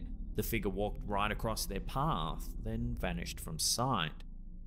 Paranormal groups investigating the site have supposedly heard disembodied voices and even seen strange swirling white mists. In the Hunting Unknowns video, we see one of the investigators attempting to make contact with any resident spirits. Hello, if there's any spirits with us, can you come and touch this device in my hand, please? He holds out the device, and a few seconds later, the meter begins to register activity. You see that? No, what? Spider-Man. I got that on camera. It's went orange. Does Do that again, please, if that was you, so I can see it. Wow. Wow. You flash it to red, please. Wow. Wow. Bravely, the investigators continue exploring the old ruins. Oh wow, that's actually pretty good. The pair then decide to place several motion-sensing balls around the premises, hoping that they'll be able to detect something that their eyes can't see. So where's the balls? You put one out there, yeah? One there, one up there, and one here. So if you stand where you are, and I'll stand here, we can both just ask some questions, yeah? And it isn't long before they begin to light up. Guys, my EMF's in my pocket, and it's going off. Oh, the ball's going off, the ball's going off! The ball's going off! What's going on? Yes, thank you for communicating with her. That was going off. There's no way you could say, ah, it's it's the floor. We're on concrete, mate. That went off. Yeah. Can you touch this device on the windowsill, please? By the window. Who are we communicating with? Oh, it's gone off again, man. There we go. Wow. The investigator then asks if the supposed entity is a child. Sure enough, the light begins to flash once more. There you go, there's two ways you can communicate with us. If you're a boy, if you're a child, can you do both of them at the same time, please? Imagine that. Yeah, that'd be good. Should we do an EVP? Thank you for showing us, eh? Oh, shit, man. I can't believe that. Possibly the best evidence is caught later in the video, however, when one of the investigators manages to capture something quite extraordinary on his camera. Take a look. Camera. Oh, what? Oh man, what the we just caught? What? Look, it's like a kid. Runs off. Over there, behind that.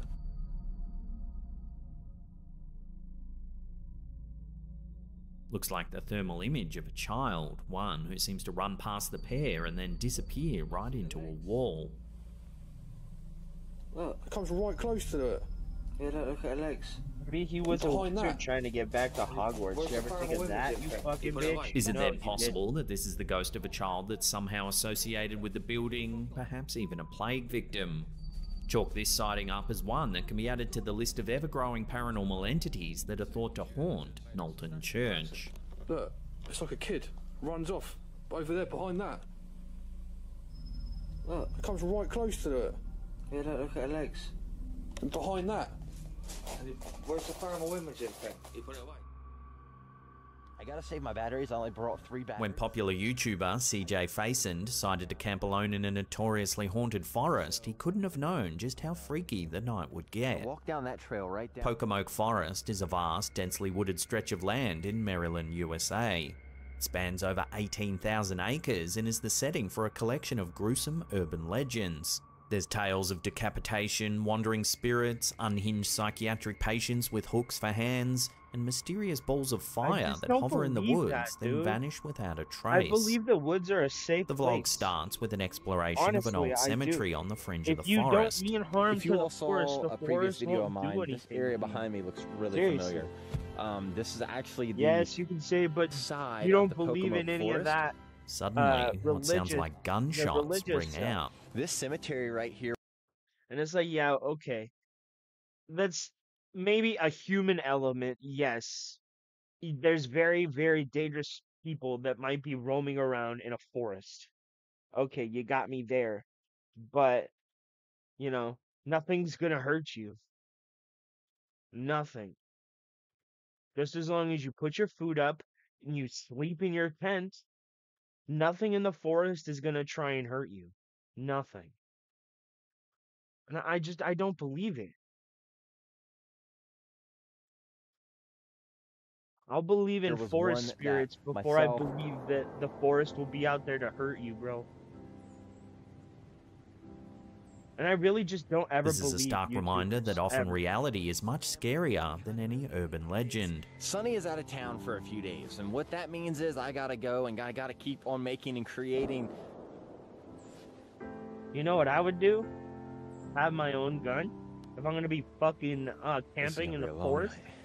The uploader begins by setting up camp and exploring the darkened forest. Again, I want to go to somewhere like super remote, so as you can see, there's a nice little area around me. I walked for probably about 40 minutes or so, and I'm going to show you kind of the way I came from. While out exploring, he spots a light in the distance. Oh, he turns off his torch immediately so as not to give away his position.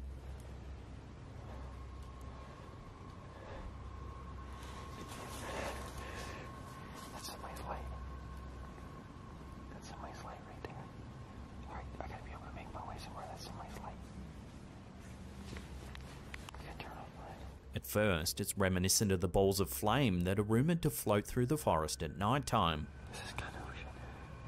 It's kind of been a standoff. I've had my lights off ever since. But it soon becomes apparent that it's another person walking through the woods.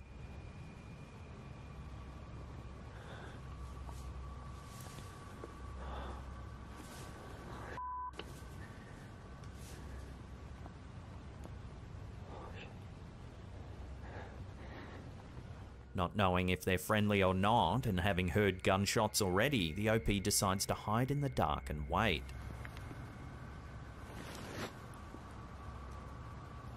It's 1:30 AM and the person just slowly walks through the forest. Bro, get down on the bed. Lay down. I'm gonna die tonight.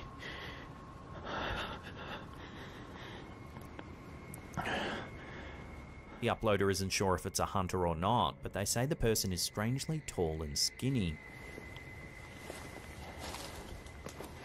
Whoever that person is, they are not a hunter, because there's no way in hell you just keep looking in the same area over and over. Not this late at night, at least. That person was really, really skinny.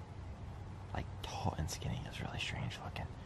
Fake. I'm sure you all... Later, the OP says he can still hear strange noises in the distance, when suddenly, this happens.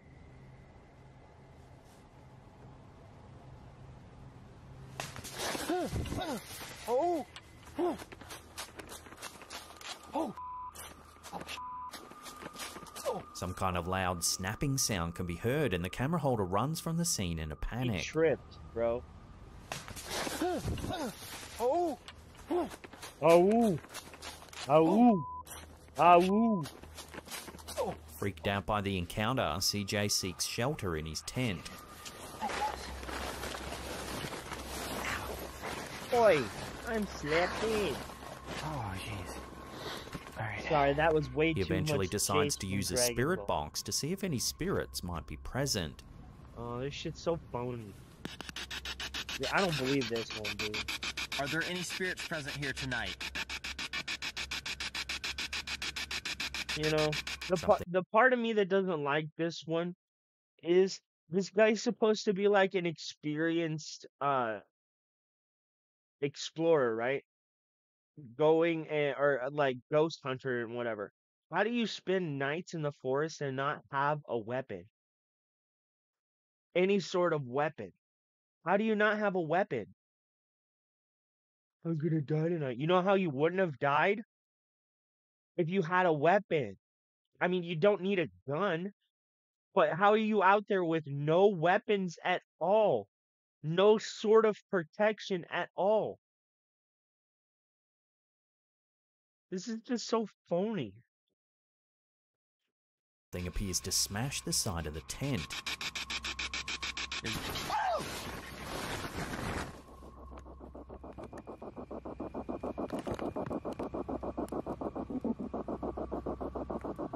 The spirit box still flutters in the darkness. I'm trying to reach you about your car's extended warranty.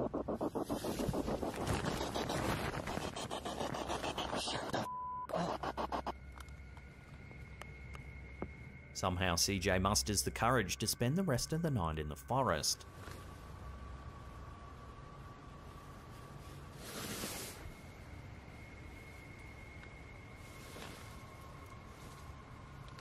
He films a few more updates. But I don't even know if there's anything on the footage, but I heard something just a little earlier, and it almost sounded like I don't know how, like, you know how like antlers like clang together? It almost sound like two deer like fighting with each other. Then, after getting some sleep, this happens.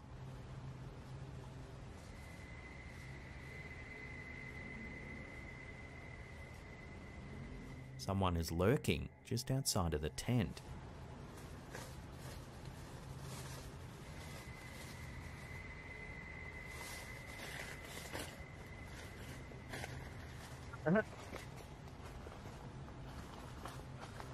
The next morning, CJ hikes out of the woods, happy that the long night is finally over. Fucking moron. What kind of moron, dude? Place. I'm just gonna sleep in the woods with no weapon at all. Mess with my truck. It's more than likely that you were. This next one was captured by the on CCTV somebody's security fucking system private inside of the Felix property. Bulnes Hospital in Santiago, Chile. You It was obviously went uploaded up to the to a Instagram gate. account Paranormal Carlos Martinez for all to see. Whoa, bro, what?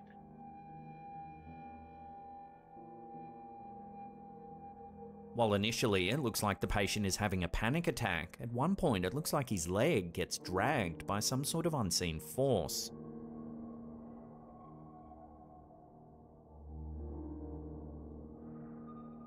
Here it is in slow motion.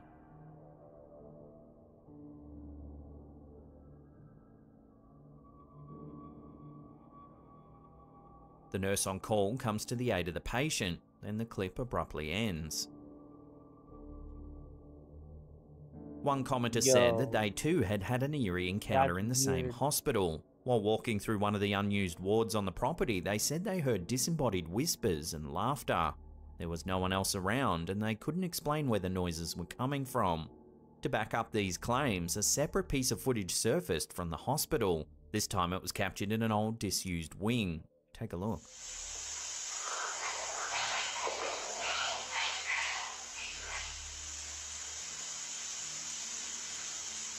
An eerie voice can be heard.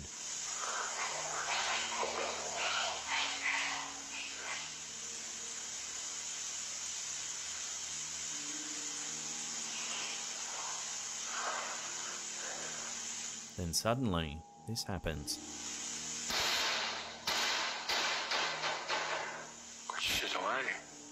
Something rushes by at the end of the darkened corridor. Looks to be some kind of object thrown against the wall. Oh, that could just be light from outside, dude. So is this old hospital in Chile really haunted? Given the first-hand accounts and the separate pieces of video evidence, it certainly does make you wonder whether the souls of former patients might be lingering on the property.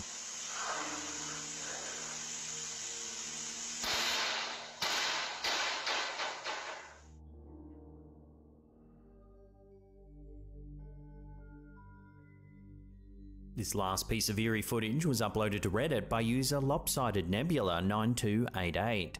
They say it's some security footage that was captured at their workplace. Take a look. A dark figure walks across the yard. Things get a little spooky when it appears to walk.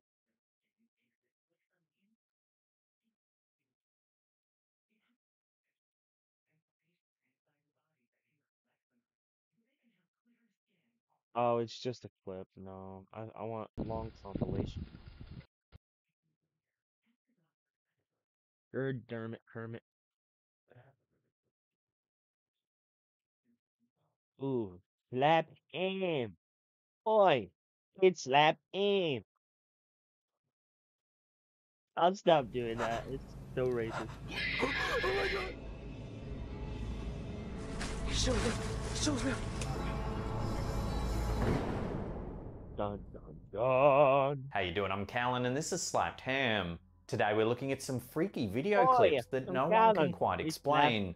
So hit that subscribe button and get ready for more eerie content just like this.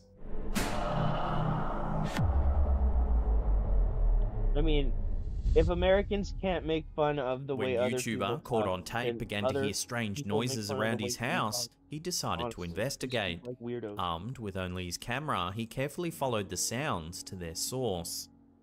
The video begins just as the YouTuber hears some strange noises that seem to be coming from the attic. You hear that? Listen. Since I've been back, most nights I've been hearing noises in my attic.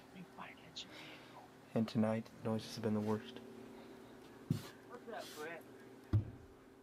In the video's description, he notes that he believes some sort of creature has taken up residence in his home, and judging by the tone of his voice, he certainly seems to be a little scared. Hear that? I haven't been hearing the noises outside as much. And you hear that? Listen. Though a little reluctant, he continues to explore, hoping to capture evidence of the creature on camera.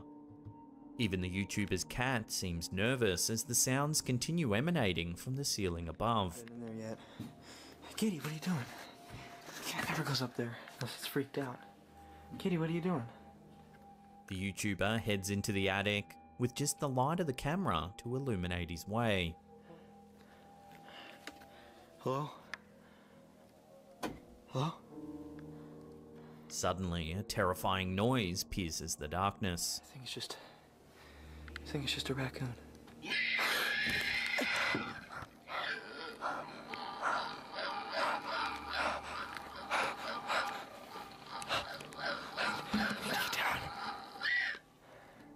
The YouTuber nervously pans the camera around, hoping to capture a glimpse of whatever it is making the horrible noises. Then, as the camera passes a dark nook of the attic, we see something horrifying. Take a look.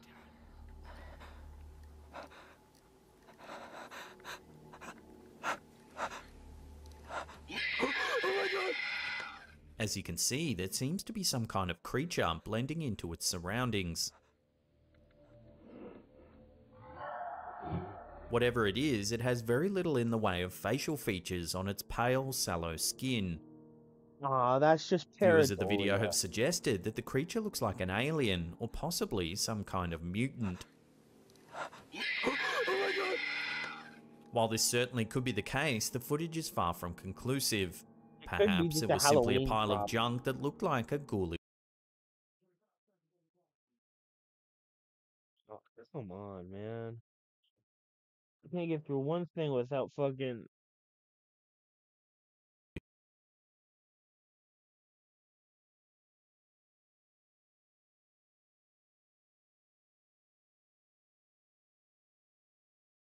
creature. That said, this theory does little to explain the horrifying screeching sounds.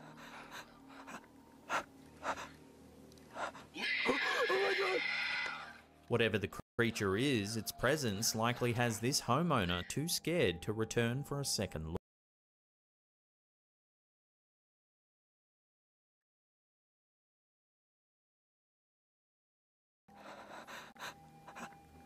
I can't get through one stream without fucking... How long will we have been streaming? 4.5 hours, Are we alone in the universe? Bro? This is a question that has fascinated humankind for centuries. If this video uploaded to the YouTube channel Paranormal Witness is anything to go by, it seems that the answer to this question is no. There's very little accompanying information other than the footage was supposedly captured somewhere in the state of Massachusetts in the United States.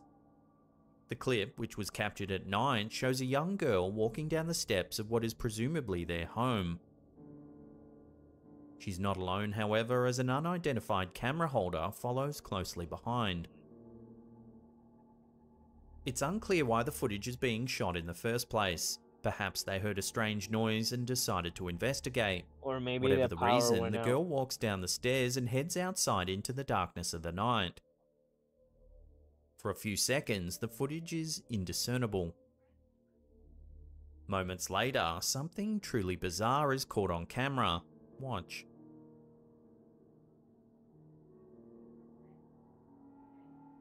Oh. As you can see, they're confronted by a creepy large-headed creature peering out from behind a tree. Its face is pale and it has large dark eyes. Its head is pointed at the bottom, giving its face an inverted triangular shape. There's little denying that the creature certainly resembles the classic depiction of an alien grey. Despite this, some viewers believe that the creature perhaps matches this description too obviously, suggesting it could simply be a human in a mask. One perhaps who planned to scare the little girl as part of a prank. Unfortunately, as there's no other information accompanying the video, it seems that this encounter will have to remain a mystery, at least for now.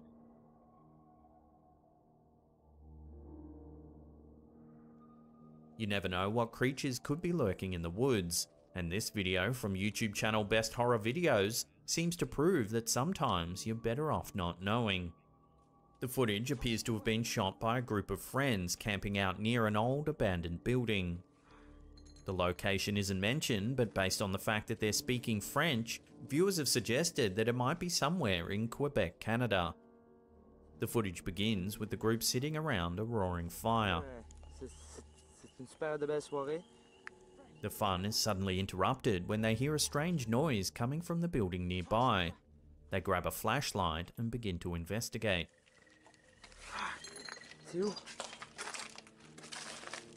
Then, as the light pans past a doorway, something very creepy can be seen. Take a look.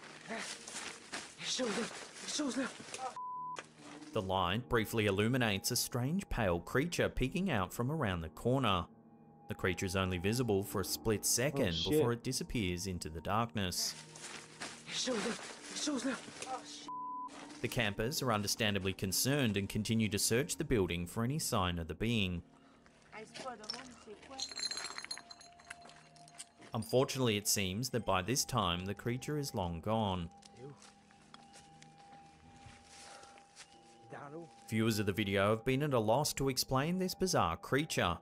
Some believe that the video is fake. However, this doesn't explain how the creature could have seemingly disappeared without a trace. So what do you think that thing could have been? An alien or undiscovered cryptid of some sort? Let me know your theories in the comments section below.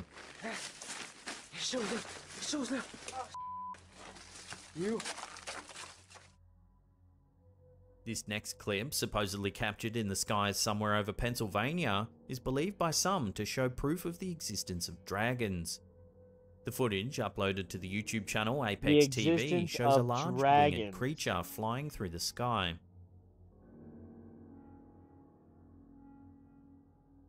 Initially, the cameraman thought it was just a bird. However, when he zoomed in, he noticed how strange the creature actually appeared. Uh-oh. He saw ho-oh. Looks like he gets a wish. Understandably, this video has attracted a lot of attention, with viewers suggesting that the creature seen in it could actually be a dragon or even a pterodactyl. While the footage quality is low, you can see that the creature appears to have ribbed wings, like those that you would typically associate with a dragon. That, and a very elongated tail. Dragons have long been part of the mythology in numerous cultures around the world. In Western cultures, they're depicted as serpent-like creatures with 4 legs, wings, and horns. This particular area of the United States was said to be home to the Kinapiqua, a dragon originating in the Shawnee tribe's folklore. This creature took the form of various different animals over the years before eventually settling on that of a dragon. Could it be possible that this unsuspecting cameraman came across the legendary Kinapiqua? Sure, why not? While this video far from proves the existence of this creature, it certainly does raise several questions. Could it actually be possible that dragons really did once exist? And if so, could they still be alive today?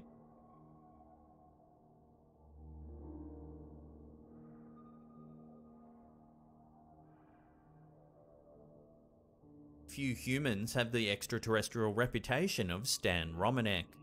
Romanek claims that he's had numerous encounters with aliens, including abductions, telepathic communications, and even forced interbreeding to create alien hybrid children.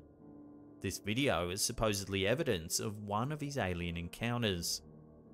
The story goes that on the night this footage was captured, Romanek had fallen asleep at his computer, while his stepson was having a sleepover with some friends.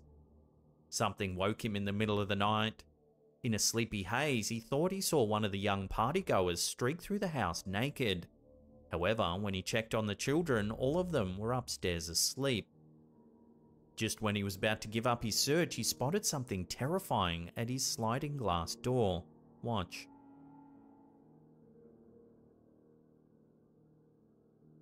As you can see, the creature looks remarkably similar to the one we were talking about earlier in this video. Why is it always around a corner like that, though? If it was really there, why not just stand out in the open? Eyes. Again, much like the typical alien seen in pop culture. It watches motionless from the doorway, even as the camera is pointed straight at it. So what do you think? Are Romanek's claims that he's had close encounters with extraterrestrials the real deal? This video has been analysed by numerous experts, but the jury is still out as to its authenticity.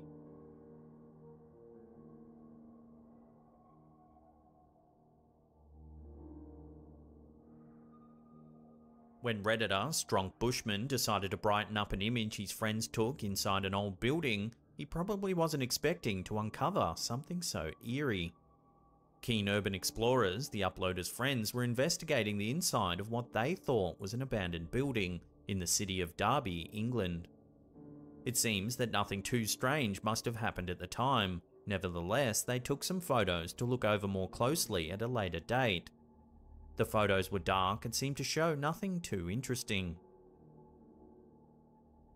That was until Strong Bushman adjusted the exposure.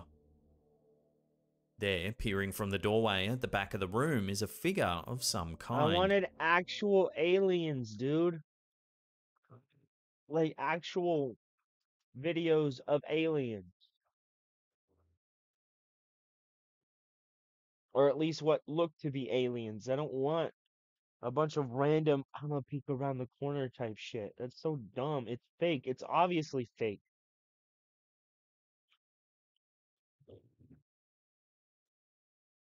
No, excuse me.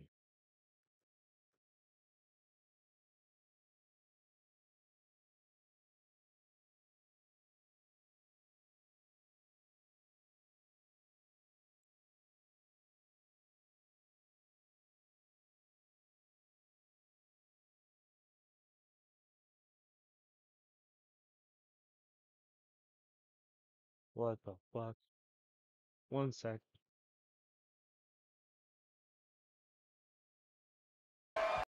Well, let me tell you something, brother. Snort, snort, snort. Kogan. Drip. Snort, snort. I got the drip. Go. Alrighty, so today is Friday, the 8th of December, 2023. I'm Darkside Phil. I welcome you here to the Level 1 podcast. And today, of course, will be a hefty show. Because today is the Game Awards Decompression Show. Now, as you know, I've told you guys this every single year. The Game Awards are not official. The Game Awards do not represent anything official whatsoever. Just because a game won or lost or ranked but didn't win at the Game Awards doesn't mean a game is good or bad. They have absolutely no bearing on anything. In fact, the Game Awards are actually voted on majority by journalists, and we all know that games journalists are actually not in line with what most gamers want. Therefore, we actually have absolutely nothing to talk about today. So that is it for the podcast, and I'll see you all tomorrow.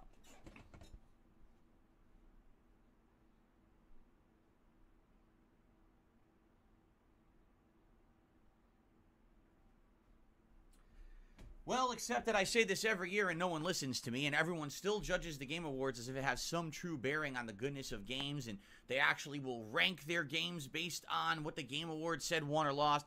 So I end up having to talk about it every year regardless. I really wish that people would not give it as much weight or merit, because quite frankly, I feel like a lot of great games get overlooked and a lot of bad games get overhyped because the Game Awards are focused mostly on games journalism, which I completely disagree with. We've all been talking about how in the last 5+ years, there's been a big divide between common opinion of video games and what games journalists are saying about them.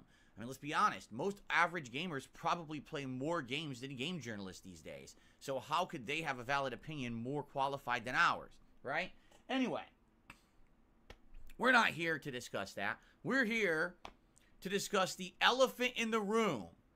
Because, ladies and gentlemen, if you can believe it, the biggest surprise shocker ever just happened at the Game Awards 2023. Are you ready for this? This is what everyone wants me to talk about. This is the burning topic that must be addressed right now before we get to anything else. Game of the Year was not given to Starfield. And that is an absolute atrocity. We all know that Starfield was definitively, without a doubt, without any kind of criticism or commentary possible, it was the indisputable best game of 2023, hands down. How could anyone possibly say something differently? And the fact that it didn't win Game of the Year just proves that it was complete sham. This is just a bunch of people who are trying to push agendas. It's absolutely ridiculous, right? We all know there's an Xbox tax out there. No matter what, if a game's exclusive to Xbox and not on PlayStation, it'll never win at the Game Awards, and that's just a bunch of baloney. Of course, I'm being completely facetious with that. That's complete bullshit, right?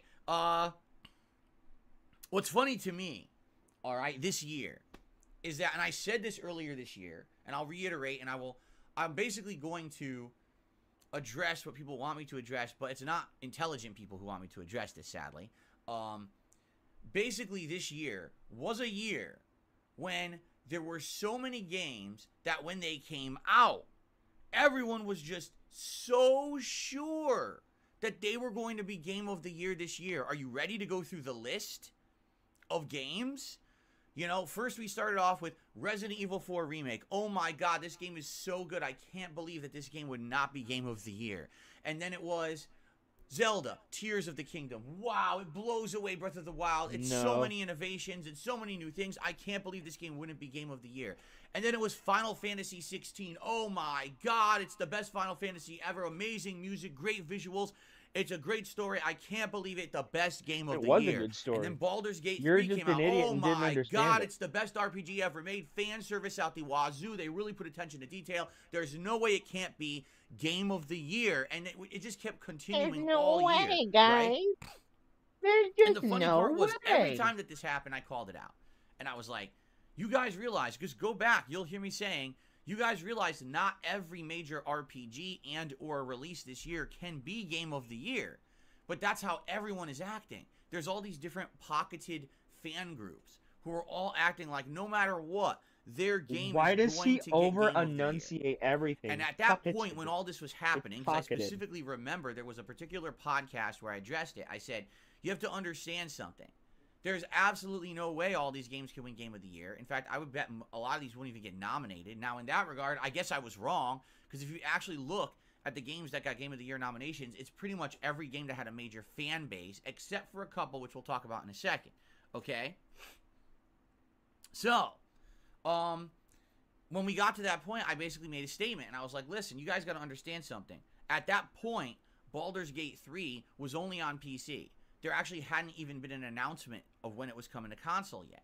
And everyone on PC loved it. But I said, you got to understand something. There's a couple factors here. Number one, if it's only a PC game, that's an isolated audience. If it's not mainstream available, there's going to be people who are not going to be able to play the game. That's going to be a hard sell for Game of the Year. You know, take a look at previous years, a game like Divinity 2, right? Which everyone absolutely praised and loved. But a lot of people never even talked about because it was PC only for the longest time until it finally got console ports. Right? I mean, that's a sure case of that from the past. Now, in addition to that, at that time, because we're talking around the summertime, there were still big releases on the horizon, like Starfield and Spider-Man 2 and a few others that people were eyeballing, and particularly, it was actually Starfield that we were eyeballing at that time.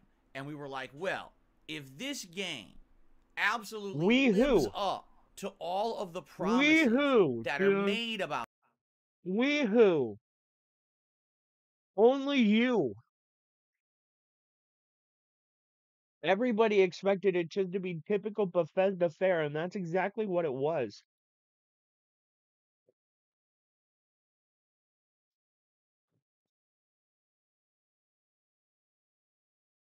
this game, okay? Absolutely, this game could be Game of the Year shoo-in, right? It's a make-or-break game for Bethesda.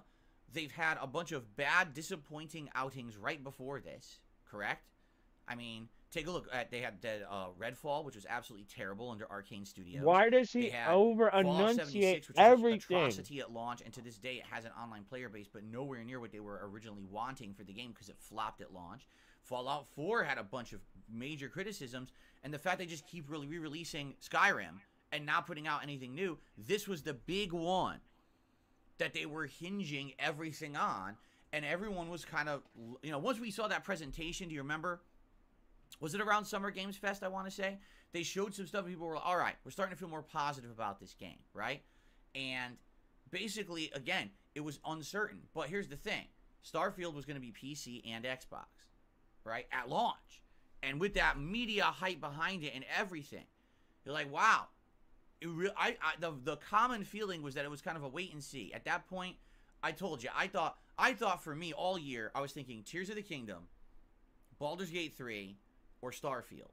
At that point, that was my thoughts. Those are going to be the big three that'll likely be contention for Game of the Year. But knowing how journalists lean towards Nintendo, because I never thought that Breath of the Wild would have won, and it did. Okay, you're such a goddamn journalists idiot. Go Phil. with height, and if Starfield was good, then he probably would have leaned right towards that. You know what I'm saying? I thought for sure those would have gotten favor. Okay, but here's what happened. I need to make up a whole bunch of shit to validate my invalid good, right? opinion. Starfield is a huge disappointment. I mean, I talked about it in the credits of the playthrough. I gave you my review of it. It's just incredibly underwhelming. Doesn't live up to any of the promises. Actually looks like more like a joke than anything else. Looks like a photocopy of previous games they've made. And how when you make a copy of a copy of a copy, it starts to lose its focus, its sharpness. It looks more blurry and fuzzy and shitty, and that's exactly what Starfield looks like. When you made the same game 10 times, the 10th iteration isn't as good as the first 3. Everyone wants to go back and play the 3 classics. I don't want to play the 10th clone, and that's exactly what Starfield feels like. It lost its unique identity along the way of being an awesome Bethesda RPG and just feels like, oh, paint by numbers, and that's bad. So, because of that, all right, that completely changed the landscape of what possibly would have been considered Game of the Year. Honestly, I was shocked when Alan Wake 2 got nominated for Game of the Year. Personally, I loved Alan Wake 2, And I was It very was happy so to see it get all bad. the I'm recognition sorry. it did Alan last Wake night at the 2 Game was Awards. garbage. That was really nice to see It that was game fucking that normally terrible. a game like that would have been overlooked, but it It got should have been a tons of Netflix recognition. I was like, series. wow, It was I'm not shocked it got a as much as it fucking did. video game. But then when it got nominated, I was like, could it possibly win? I don't think so. I didn't ever really felt like it could. Spider-Man 2, I never thought was going to win. Honestly, like that, I would have had my jaw it was a good game, though. dislocate and People jump are out of wrong my about skin it. and land on the floor if that won, because journalists just aren't about the superhero games. They're just not. Oh, you know? shut up! It got but universal once, acclaim. You essentially, fucking Starfield moron! sucked and was not even nominated for Game of the Year. Yeah, I think that the top two games that it was between was Tears of the Kingdom and Baldur's Gate 3. And I said as much. But the funny part is, people out there who are morons like to take one moment in time and act like that moment in time is eternal, that nothing ever changes. If you take my quote from many months ago that said, Baldur's Gate 3 is not going to win Game of the Year because it's PC-centric, and right now with everything else going on, those other games, like I even said, Starfield is a shoo-in for Game of the Year if it's as good as people are saying it's going to be. And what happened? Well, Baldur's Gate 3 released for console. People absolutely loved it on console. As good as people were saying it was going to be. But you just got done Starfield saying how they didn't care how good it Only was, a very dude. hardcore fan base of Bethesda and Xbox players are all over it. Everyone else is like, wow, what a disappointment. Didn't even get nominated for Game of the Year. So basically exactly the qualifying situation that I considered to happen, happened. And now Baldur's Gate 3 is kind of the, like I said, it was either between Baldur's Gate 3 or Zelda. I really was worried. Because you guys know me, I didn't love Zelda that much. I didn't like this new Zelda either. But I didn't love it. And I thought it with leaned Breath of the too Wild much winning into Game the of the Year many gimmick years like ago. Skyward And I was like, Sword dude, if did. Zelda wins, this is going to be bullshit. Because there's so many better games this year better than Zelda. And I didn't Thank really God care that for what didn't they win, did with the right? story. But that's They absolutely just what I said. turned What it into a happened is basic now it would be bitch between those two shonen games. manga. But no one will say that. No one will look And at my if I want to play a opinions shonen from, like, the manga, I'm last just gonna couple of fucking weeks to play months Dragon Ball. and take that If as I fact want the and just wanna power go of back 5-6 friendship, months I'll watch before any of this fucking information Yu-Gi-Oh. was available. You know? When I made a prediction back then, I don't and play say that was Zelda my prediction, it's wrong. for the power yes, of my friendship. outdated prediction before Starfield came out, before Baldur's Gate 3 hit console, was wrong. You're right. Once more data was given, I changed my prediction. But why don't you talk about that? Because you're a bunch of fucking morons. And all you want to do is talk about Phil was wrong, Phil was wrong. Nobody cares. You were You're a bunch of wrong. losers. You were wrong. You were okay? wrong. You were So, wrong. Wrong. Here's the deal. Today we're going to talk about the Game Awards a lot. Wrong. All right? What I'm going to do is briefly go through my schedule. But then we're going to talk about the Game Awards, and what we're going to do is we're going to approach this in an open format where you guys are going to be able to ask me questions. I'm just going to say, hey, what do you guys want to talk about? Ask me a question live on stream about the Game Awards, and I'll answer it. Ask me about a certain game or a certain announcement, and I'll talk about it. But you're saying, well, why aren't you going to do an in-depth recap? I shouldn't have Because the done Game that on Awards the- were on the 3.5 mic, guys. I'm hours so long, sorry about and that. that's too fucking long. That's longer than E3. That's longer than any press conference ever. The Game Awards are way too drawn out, and sadly, They're way get too super drawn out, boring. guys. The last hour of the Game Awards, it's hard to stay awake. It's just not entertaining anymore. It gets really too just stupid. And quite frankly, if you want my overall opinion on the Game Awards, I'll just tell you right now, they were incredibly underwhelming. There were far too few interesting announcements. incredibly There were too many indie underwhelming, games guys. no one's going to fucking care about by seeing a little snippet about it at the Game Awards. It was a complete waste of everyone's time.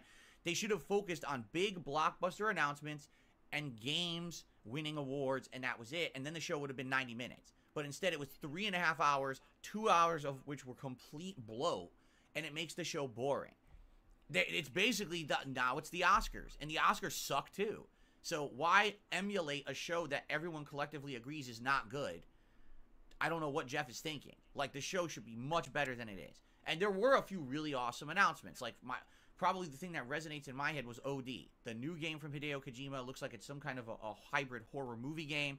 Interesting, something unique. That stands out to me as something awesome, right? So if they had like 5 big announcements like that and then all the Game Awards, the show would have been great. But instead they have insane amounts of bloat and nonsense crammed in that makes it boring. I didn't like it overall. Here we are 3.5 hours at night and we're fast forwarding through shit. Like, I don't fucking care about the next bullshit generic shooter that looks exactly the same as 17 other shooters. Oh, look, another fantasy RTS. Fast forward. It's like, fuck this. They're all the same shit. I don't need to even see half these announcements. They're non-announcements. Yet they probably all paid to be there, which is sad because no one's gonna fucking end up getting any kind of notoriety because they were on those Game Awards like that. That's not true. Indie developers get a lot of notoriety from showing up at so the here's Game what we're gonna do. Awards. What the fuck are you talking Let me about, dude? briefly go through I my would have schedule. never known about Then I'm going to Dead field Cells questions about the Game if Awards, it wasn't and you guys will for be able the to Game ask me Awards. directly questions about it. Okay, and we'll see what you guys want to talk about today. Fair enough, about the Game Awards. I know that's just the hot topic for today. It's what everyone wants to talk about. So then when we come back on Monday, and here's the big announcement, ladies and gentlemen. As a direct result of your request, as a direct result of the Game Awards, and as the direct result of the generosity of viewers, because I received a donation on Monday on the daytime stream, starting right then at 12:45 p.m. Pacific time, for the first time ever, right here, live on DSP Gaming, because you want it, for all the months that you've asked for it, and told me that I was wrong for skipping it. On Monday, we're starting Baldur's Gate 3. God, I hate him. And let me tell you something. I hate him. If this so isn't the much. best RPG I've ever fucking played in my life, if it's overhyped, if it feels underwhelming, if it's a slow-paced piece of crap, I'm going to be pretty pissed off because you guys keep telling me it's the best RPG ever, and I'm so wrong for skipping it. If this game isn't great, I'm going to call you out. Any support, guys. Don't support this fucking pig. I'm not going to unfairly judge this game. I'm not. I'm going to be fair, and I'm going to be calm, and I'm going to judge it for itself fairly as we play it. But my God, you guys have ridiculously doing that was easier than pressing the start button. Every time that I've asked the question, how is this game the best RPG? No one can answer. Well, it's got a great story. So do other RPGs. Oh, well, it's good combat. Other RPGs have great combat. Oh, the atmosphere. Yeah. Oh, well, the devs listen to the fans. Other devs have listened to fans. Can you definitively explain to me what exactly it is in this game that makes it stands out? The bear sex scene. That's the dumbest fucking thing I've ever heard. You're telling me the game is good because it has a bear sex scene. What are you, 5 years old? Yep. Dude. That's what I mean. Fuck like, when you, everyone man. says it's the You're best, not allowed but to no sit one here can and say, actually what are explain.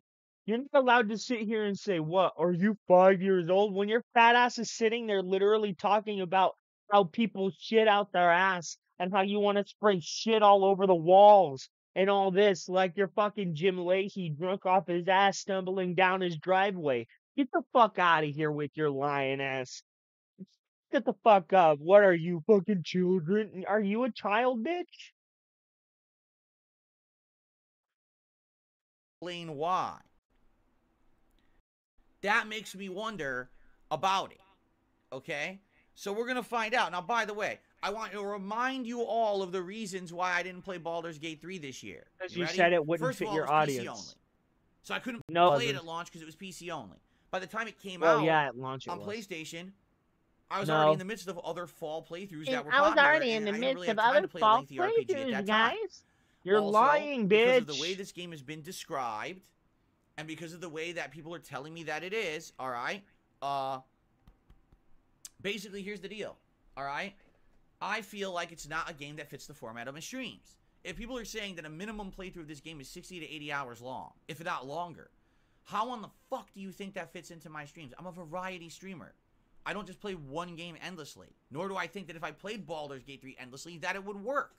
I think people would get bored. I would get bored. The whole point is to play a variety, and that way everything always feels fresh, right? But I also got to play games that keep moving. That way, you don't feel like when you play a game 3 times a week, you've barely made a snail's pace of progress. You want to feel like you had something significant happen, right? If I play RoboCop for 3 hours today, hopefully we get some story developments, we get some side missions, some fun stuff happens. Not, oh, I moved one bookcase, right, in 3 hours. Well, that could be Baldur's Gate 3 because from what I'm being explained about the game, it is a slow-paced game with tons of narrative, which is great, except people want progress. They don't want to sit here for hours on end and nothing happens, right? Now, again, I'm not trying to set the game up for failure. I'm a realist. Yes, you are. All right? I'm telling no, you're you, not. I already figured you are not a realist. A realist does not live in delusion. A realist does not live in fantasy fucking let's make believe my life delusion. If you were a realist, you would recognize the fact that you're in a failing business. You're struggling to keep your head above water, making $120,000 a year, if not more than that. You're not a realist. You live in delusion. You're a fucking fantasist. You're not a realist, bitch. Get out of here. You live in a fantasy. About this game. I don't think it would work for my streams. But I'm listening to your feedback. You want it. It won Game of the Year. All right? And basically it's been donated now. So every factor has lined up. I have no excuse to not play it. I'm going to play it. All right? In fact, I actually think at this point, there's been so much demand. There's been so much stuff that people have asked for. I'll give it a shot. All right? I'm a fair guy. 200. So No many people wonder yell I'm at me about it, struggling. right? I'll do it. So we're starting Monday. Notice how he's starting to do the more than the or the or the approach it. He's changing his laugh with deliberately. an open mind like any other game. Literally, I will not be a dick about it. I'm not going to be, a negative asshole to the game. That's not how you say it. I'm going to approach it like an open RPG. Bitch. I think people say character creation is pretty cool. We'll jump in. We'll see how the plots are. By the way, and here's the really cool part about it. I know nothing about this game. I've never played a Baldur's Gate game before. So I don't know the plot, okay, at all. I've gotten zero spoilers about it because I don't understand. I never played one. I don't know. How could you spoil me? You know what I'm saying? So this is 100% cold turkey for me to jump into this game. All right? So let's find out how it's going to go. Now, yes, I will be very honest with you up front. If I play this game within 2 to 3 streams, everything is falling off. People aren't showing up. People are disengaging. He's already setting it up for a wage quit, bro. He's already setting up the wage quit. No one cares about the game. No, I'm not going to fucking play this game for 100 hours. No. Absolutely not. The thing is, if it's good, if I'm hooked on it, and I really like it, and you guys are liking it, and we're all engaged, we're having a good time, and it ends up being a great stream, I am happy to play this. But I want that atmosphere. I don't want, oh, everyone wanted it, but it was a trick because it's a fucking game that everyone knows won't work for streams. Then I'm not playing it. Fuck off. You know, it's that simple. He's already setting it up for failure, dude. He is already setting it up for failure. But maybe, you know what? I would like to be proven wrong. I would love to be proven wrong. Here's the thing, I love RPGs. Did you know this? No, you don't. I grew up playing RPGs. It's one of my favorite genres of game. The problem is, RPGs are very hard to retain attention. They just are. They're hard to retain an audience, okay? And by the way, I already saw, are you ready for this? I already saw people in chat already setting the stage for failure. You ready? Oh, well, if he plays the game now and it doesn't do well, you can't blame the game because it's 4 months later. Bullshit. It's an RPG. I can play whenever the fuck I want. I didn't play every Elder Scrolls but game no, bitch. No, bitch. No, bitch. They're saying if the game doesn't bring in the revenue that you want, you can't do the thing that you always do and sit there and blame the fucking game. It's not the game's fault that you're fucking boring. When a game gives you the tools to do whatever the fuck you want, and you sit there and you do absolutely fucking nothing but side quests, it's your fucking fault for being fucking boring. It's you, bitch, not the game. Fucking bitch. Did I play that? What the Man, fuck are you talking about? No, you. if it's such a good RPG, it should be good whenever I play it. No excuses that because it's 4 months later, oh, now people won't watch it. Fuck you. Stop trying I love RPGs. I'm literally sitting here playing an you're afraid it's not going to, a pseudo RPG right now. I'm not taking those excuses. It just so happens to be one of my favorite properties of all time. If the game is good, it's good forever. Let's see if it's good starting on Monday. It's that simple. No, fuck you, because then you're gonna judge it based off how much money you fucking make, bitch. And I'm not gonna sit here and let you demean the reputation of fucking well-regarded developers because you can't play their masterpiece and you make it look like a fucking hill of shit. You do the same thing to Elden Ring. I'm not about to let you sit here and do the same fucking thing to fucking Baldur's Gate. 3 is going to win Game of the Year, and then it won. I would say I was completely wrong. Dave. No, I said that ages ago before all the qualifying things happened to make it look like it was going to win. And I was asked recently, would it win? I said, yeah, it's either Baldur's Gate or Zelda. Those are the 2 games that are going to win Game of the Year, one or the other, right? So, no, you don't get to say no gotcha moments on me. I see you said it wasn't going to win. Yeah, that was like 6-7 months ago. Shut up. No, you said it wasn't going to win, bitch. In this case, you said it wasn't going to win. Hey, if it works for my streams, if it's a great game, I will be happy. Do you understand? I will actually be happy to be proven wrong. I would be. I would love to have a great game in my streams. Now, I want you to understand something. We are opening a big can of worms with this, and here's why we're opening a big can of worms. In January, there's 2 big RPGs. Persona 3 Remake and Like a Dragon Infinite Wealth, both of which are ginormous, both of which are highly anticipated, both of which everyone wants to see. How the fuck do I keep playing Baldur's Gate 3 with those games? I can't. That's the answer. I can't. There's no way that I can already saying I'm not going to play it for very RPGs long, and I'm just going to rage quit the shit. You understand that, right? So, I don't know what to say about that. Again, this game is so lengthy with my variety schedule. This is also kind of setting myself up for disaster. I don't see how I could be playing that many. Oh, damn, he hit me hard out the gate, bro. It's absolutely Reese is ridiculous. like, I see you. I see you with that spirit bomb going as his fucking glue with the fucking. Now, all Oh, of a God, sudden, eat my it's shit. like now we have to make a Reese. decision. Well, crap, what games am I See, skipping? What games am I he playing? doesn't And I love think this is gonna game. come more into He play because doesn't. on the Christmas He Marathon, doesn't. December 23rd. Like, I which is can coming see up, the by way. It's validity about 2 in weeks from Baldur's tomorrow, Gate right? and still say That's when that's we're gonna not go a through the game game for schedule me. for I don't have 2024. to sit here We're and gonna say, look oh, week by week what Baldur's games Gate are coming sucks out, because it's and we're not gonna as determine which action ones are packed as interesting that Dragon you Ball want to see Z me play. Kakarot. And once we figure this out, Dragon Ball Z Kakarot you is an know, action we're gonna have to game. make tough decisions. It's an action This is gonna be focused a tough one. RPG I'm gonna have to game. drink. Whereas I'm gonna have to Baldur's start Gate drinking is an eggnog and RPG whiskey to focused make these tough decisions about the RPG schedule game. because And I the love reason these I say games. it's an It's gonna be sad RPG to say I just focused can't play them all RPG game because, you know, I'm because one it's man. literally just You know, Dungeons what are we and gonna fucking do? Dragons. So it's gonna be a rough one. From what I've seen. We'll have to talk about this and figure this out together. All right.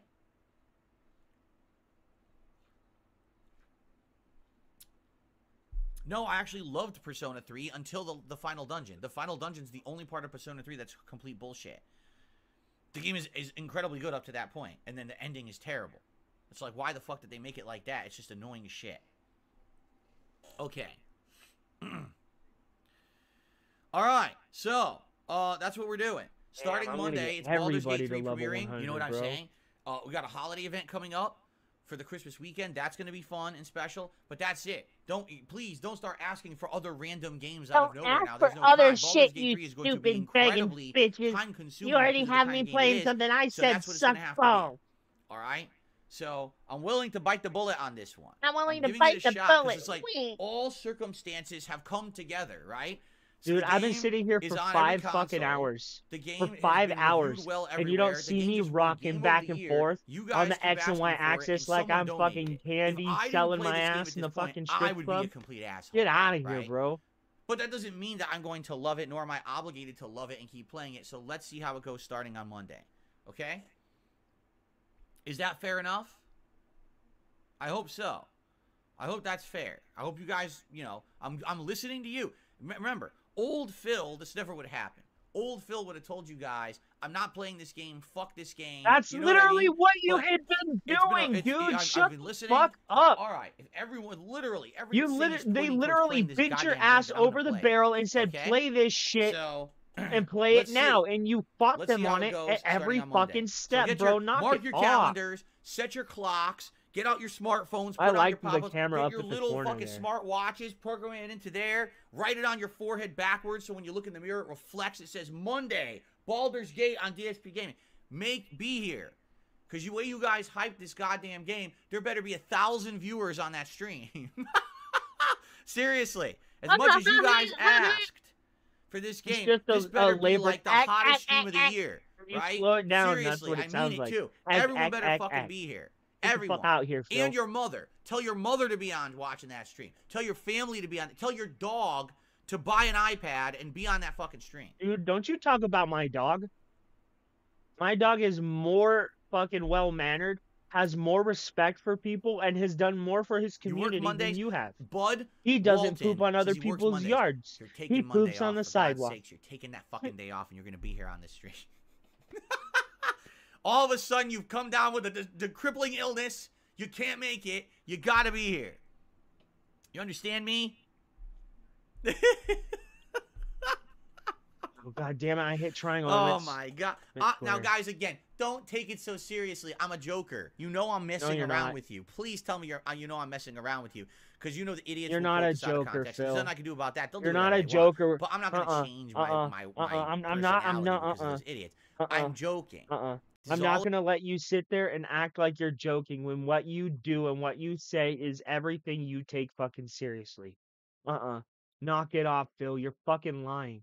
You're lying, and I don't appreciate being lied to when I know the truth. A joke. It's meant to be silly. I hope you understand. But I really appreciate that you guys gave me the feedback you gave me this year. I do.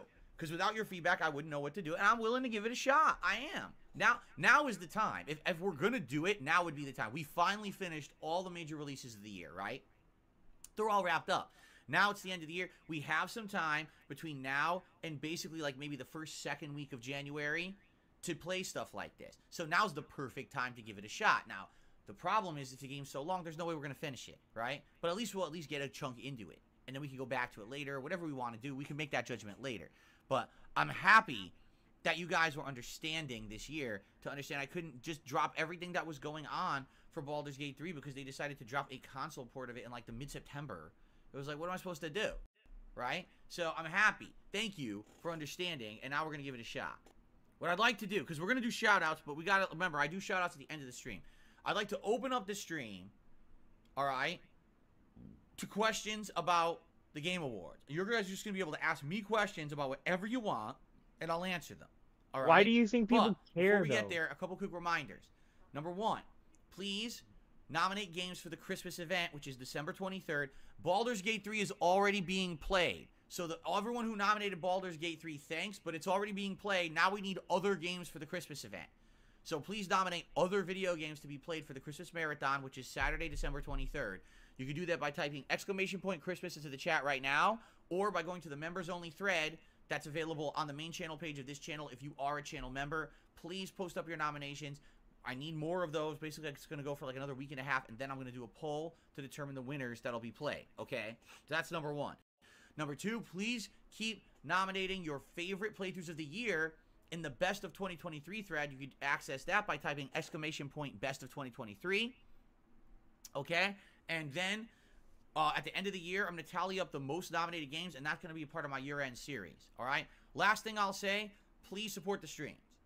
As you can see, sadly, we had a dip in members. 40 members lost during my one day off. We were at 620, and then a big dip. It sucks because we had great momentum. We're heading, you know, higher and higher. Please consider becoming a member or gifting a membership today. And as you know, every stream I try to hit the tier 1 tips goal. If we can exceed that, today, great. Saiyan But thank you in 2 advance for Goku. any contributions on the stream. Probably my All right. favorite version of Goku. Amon to the super chat. Why do you shout, swear, and insult viewers that disagree with you? I don't. You do. I don't.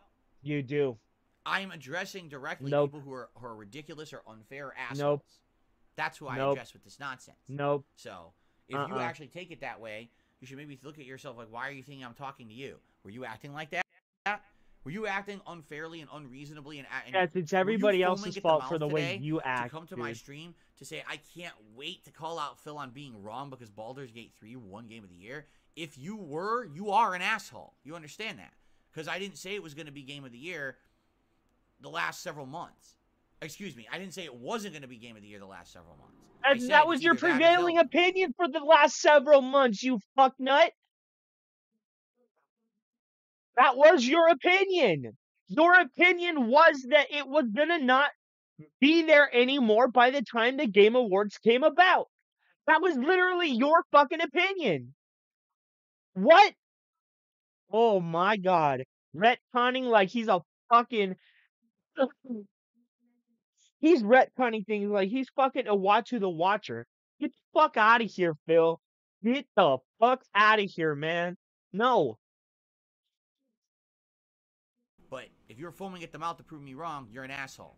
Sorry, you are. Can't help you there. I got the drip going. I got the drip going. I got the drip going. I got the drip going. I got the drip going. I got the drip going. I got the drip going. Like okay, I think just a couple more and then so we can go and do... Have a mute button that every second I'm tapping the mute button just in case I'm going to have to clear... Like, this is what I mean, these dumb kids. This is what it is. It's dumb kids. Yeah, base Goku's not going to do much. There we go. We'll get into this form. I'm dying. No.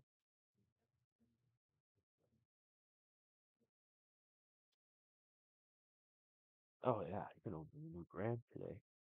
I haven't opened a new gram all day. What should I do? I think I'm gonna go to Pineapple Deville.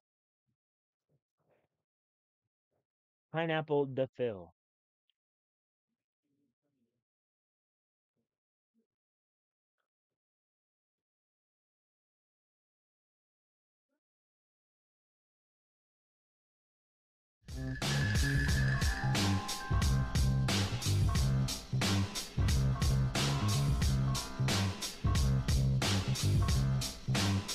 Do do do do do do do do do.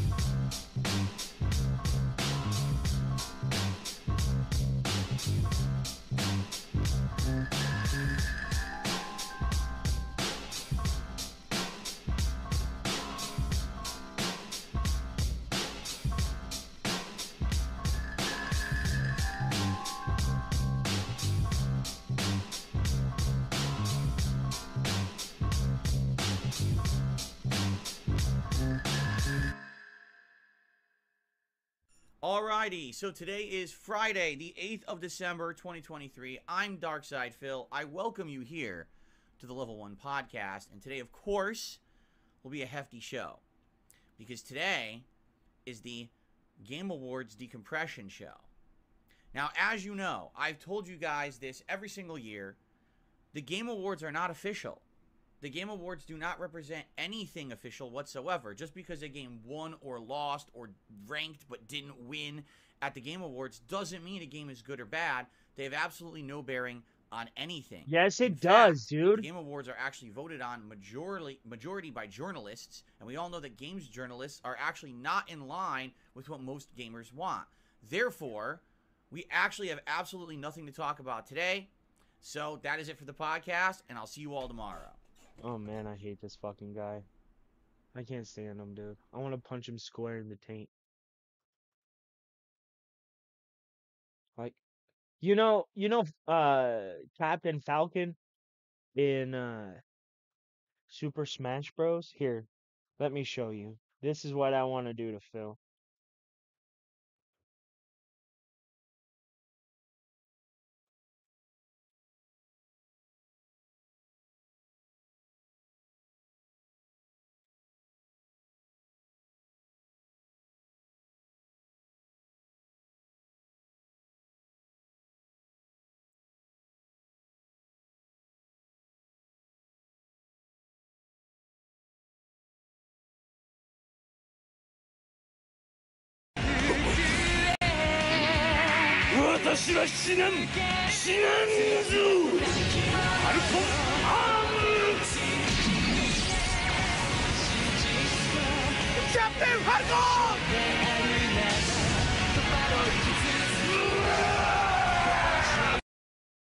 That's what I want to do to Phil. A Falcon punch square to the middle of the face.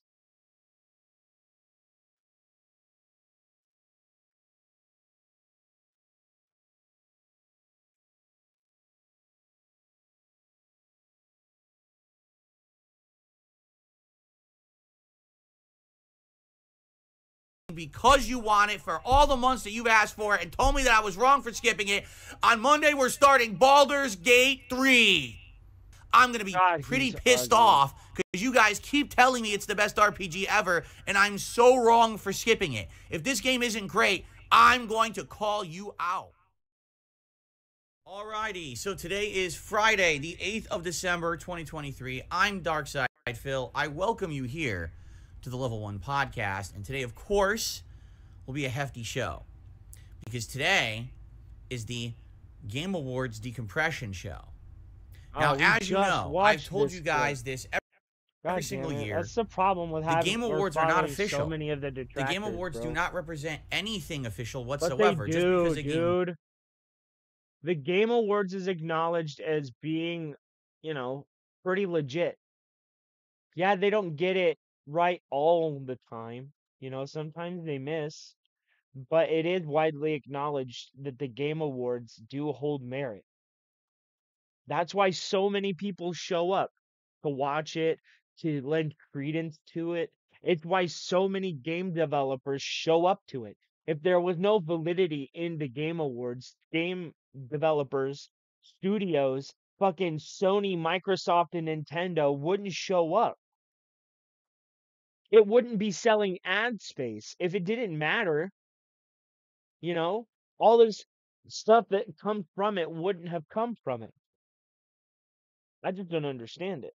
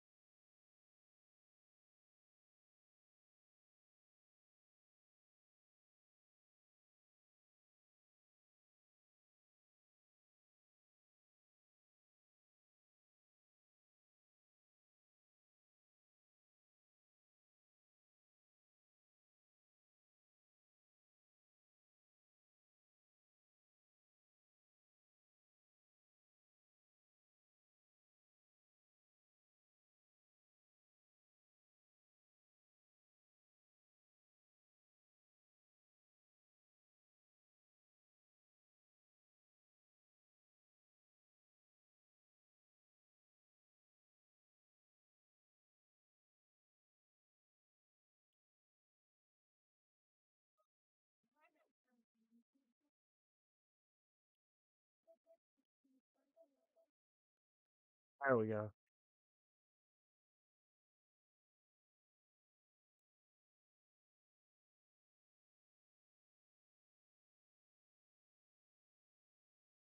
Oh, I think you're cheating.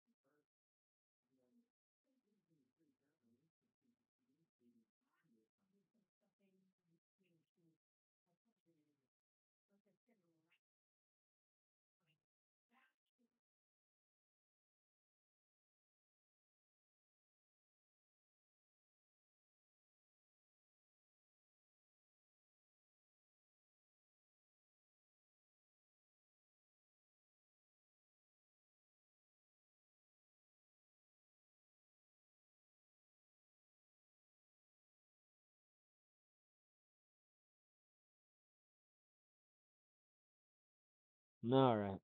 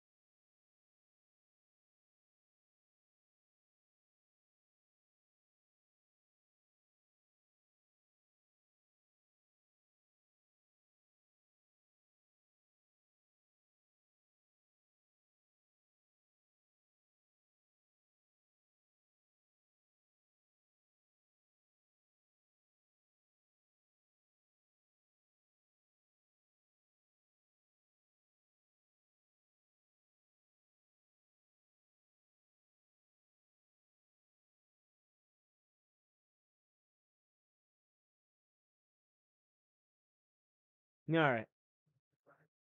I think we can get back into the Frieza Resurrection F saga.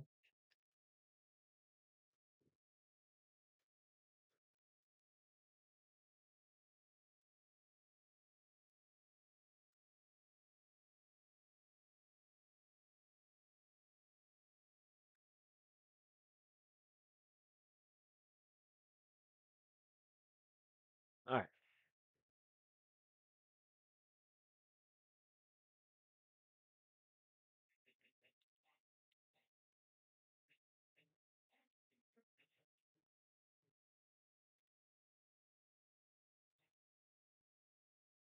Alright.